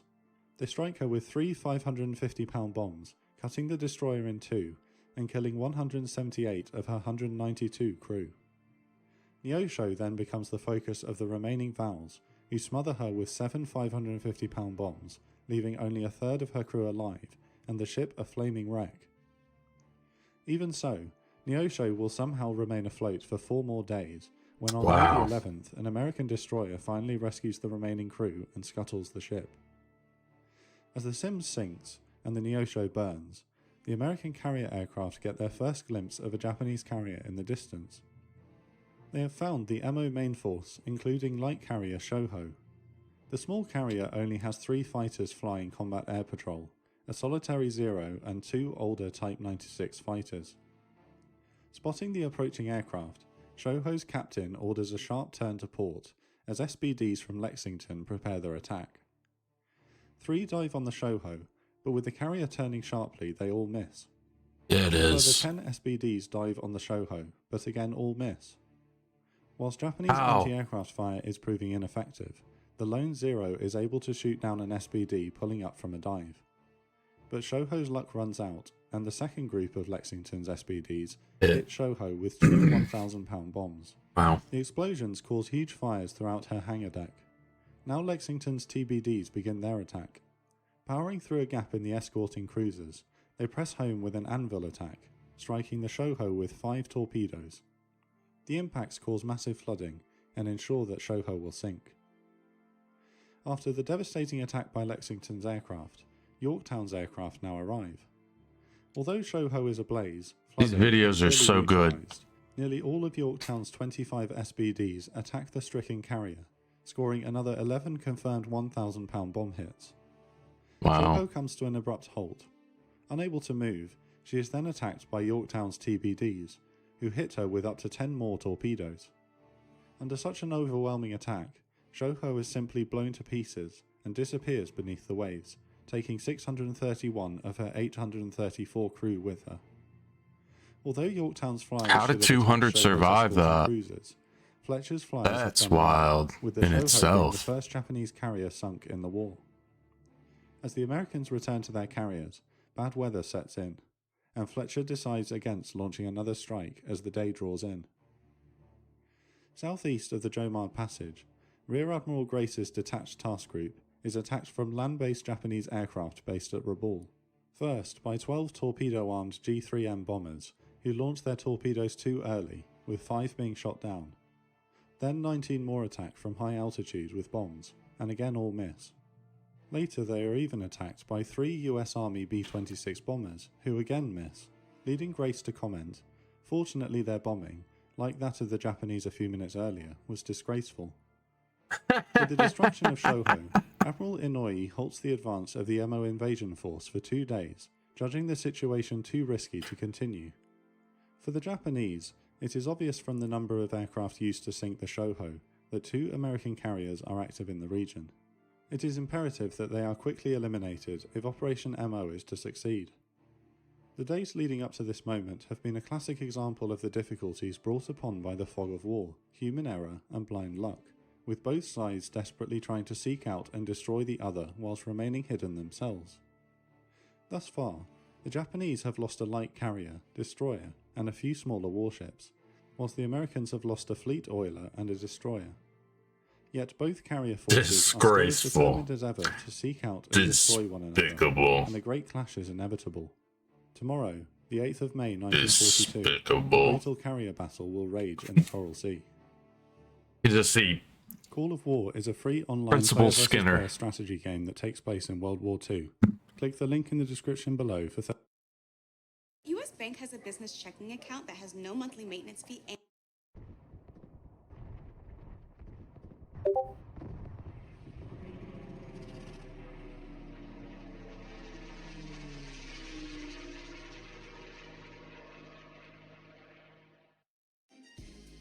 We're gonna watch the Battle of the Bulge animation tomorrow. It's got multiple parts. It's got 6 parts. Oh man. that is going to conclude the stream for today. I hope everyone has a wonderful afternoon. I appreciate everyone that hung out. You guys are awesome. And I will be back tomorrow morning, bright and early.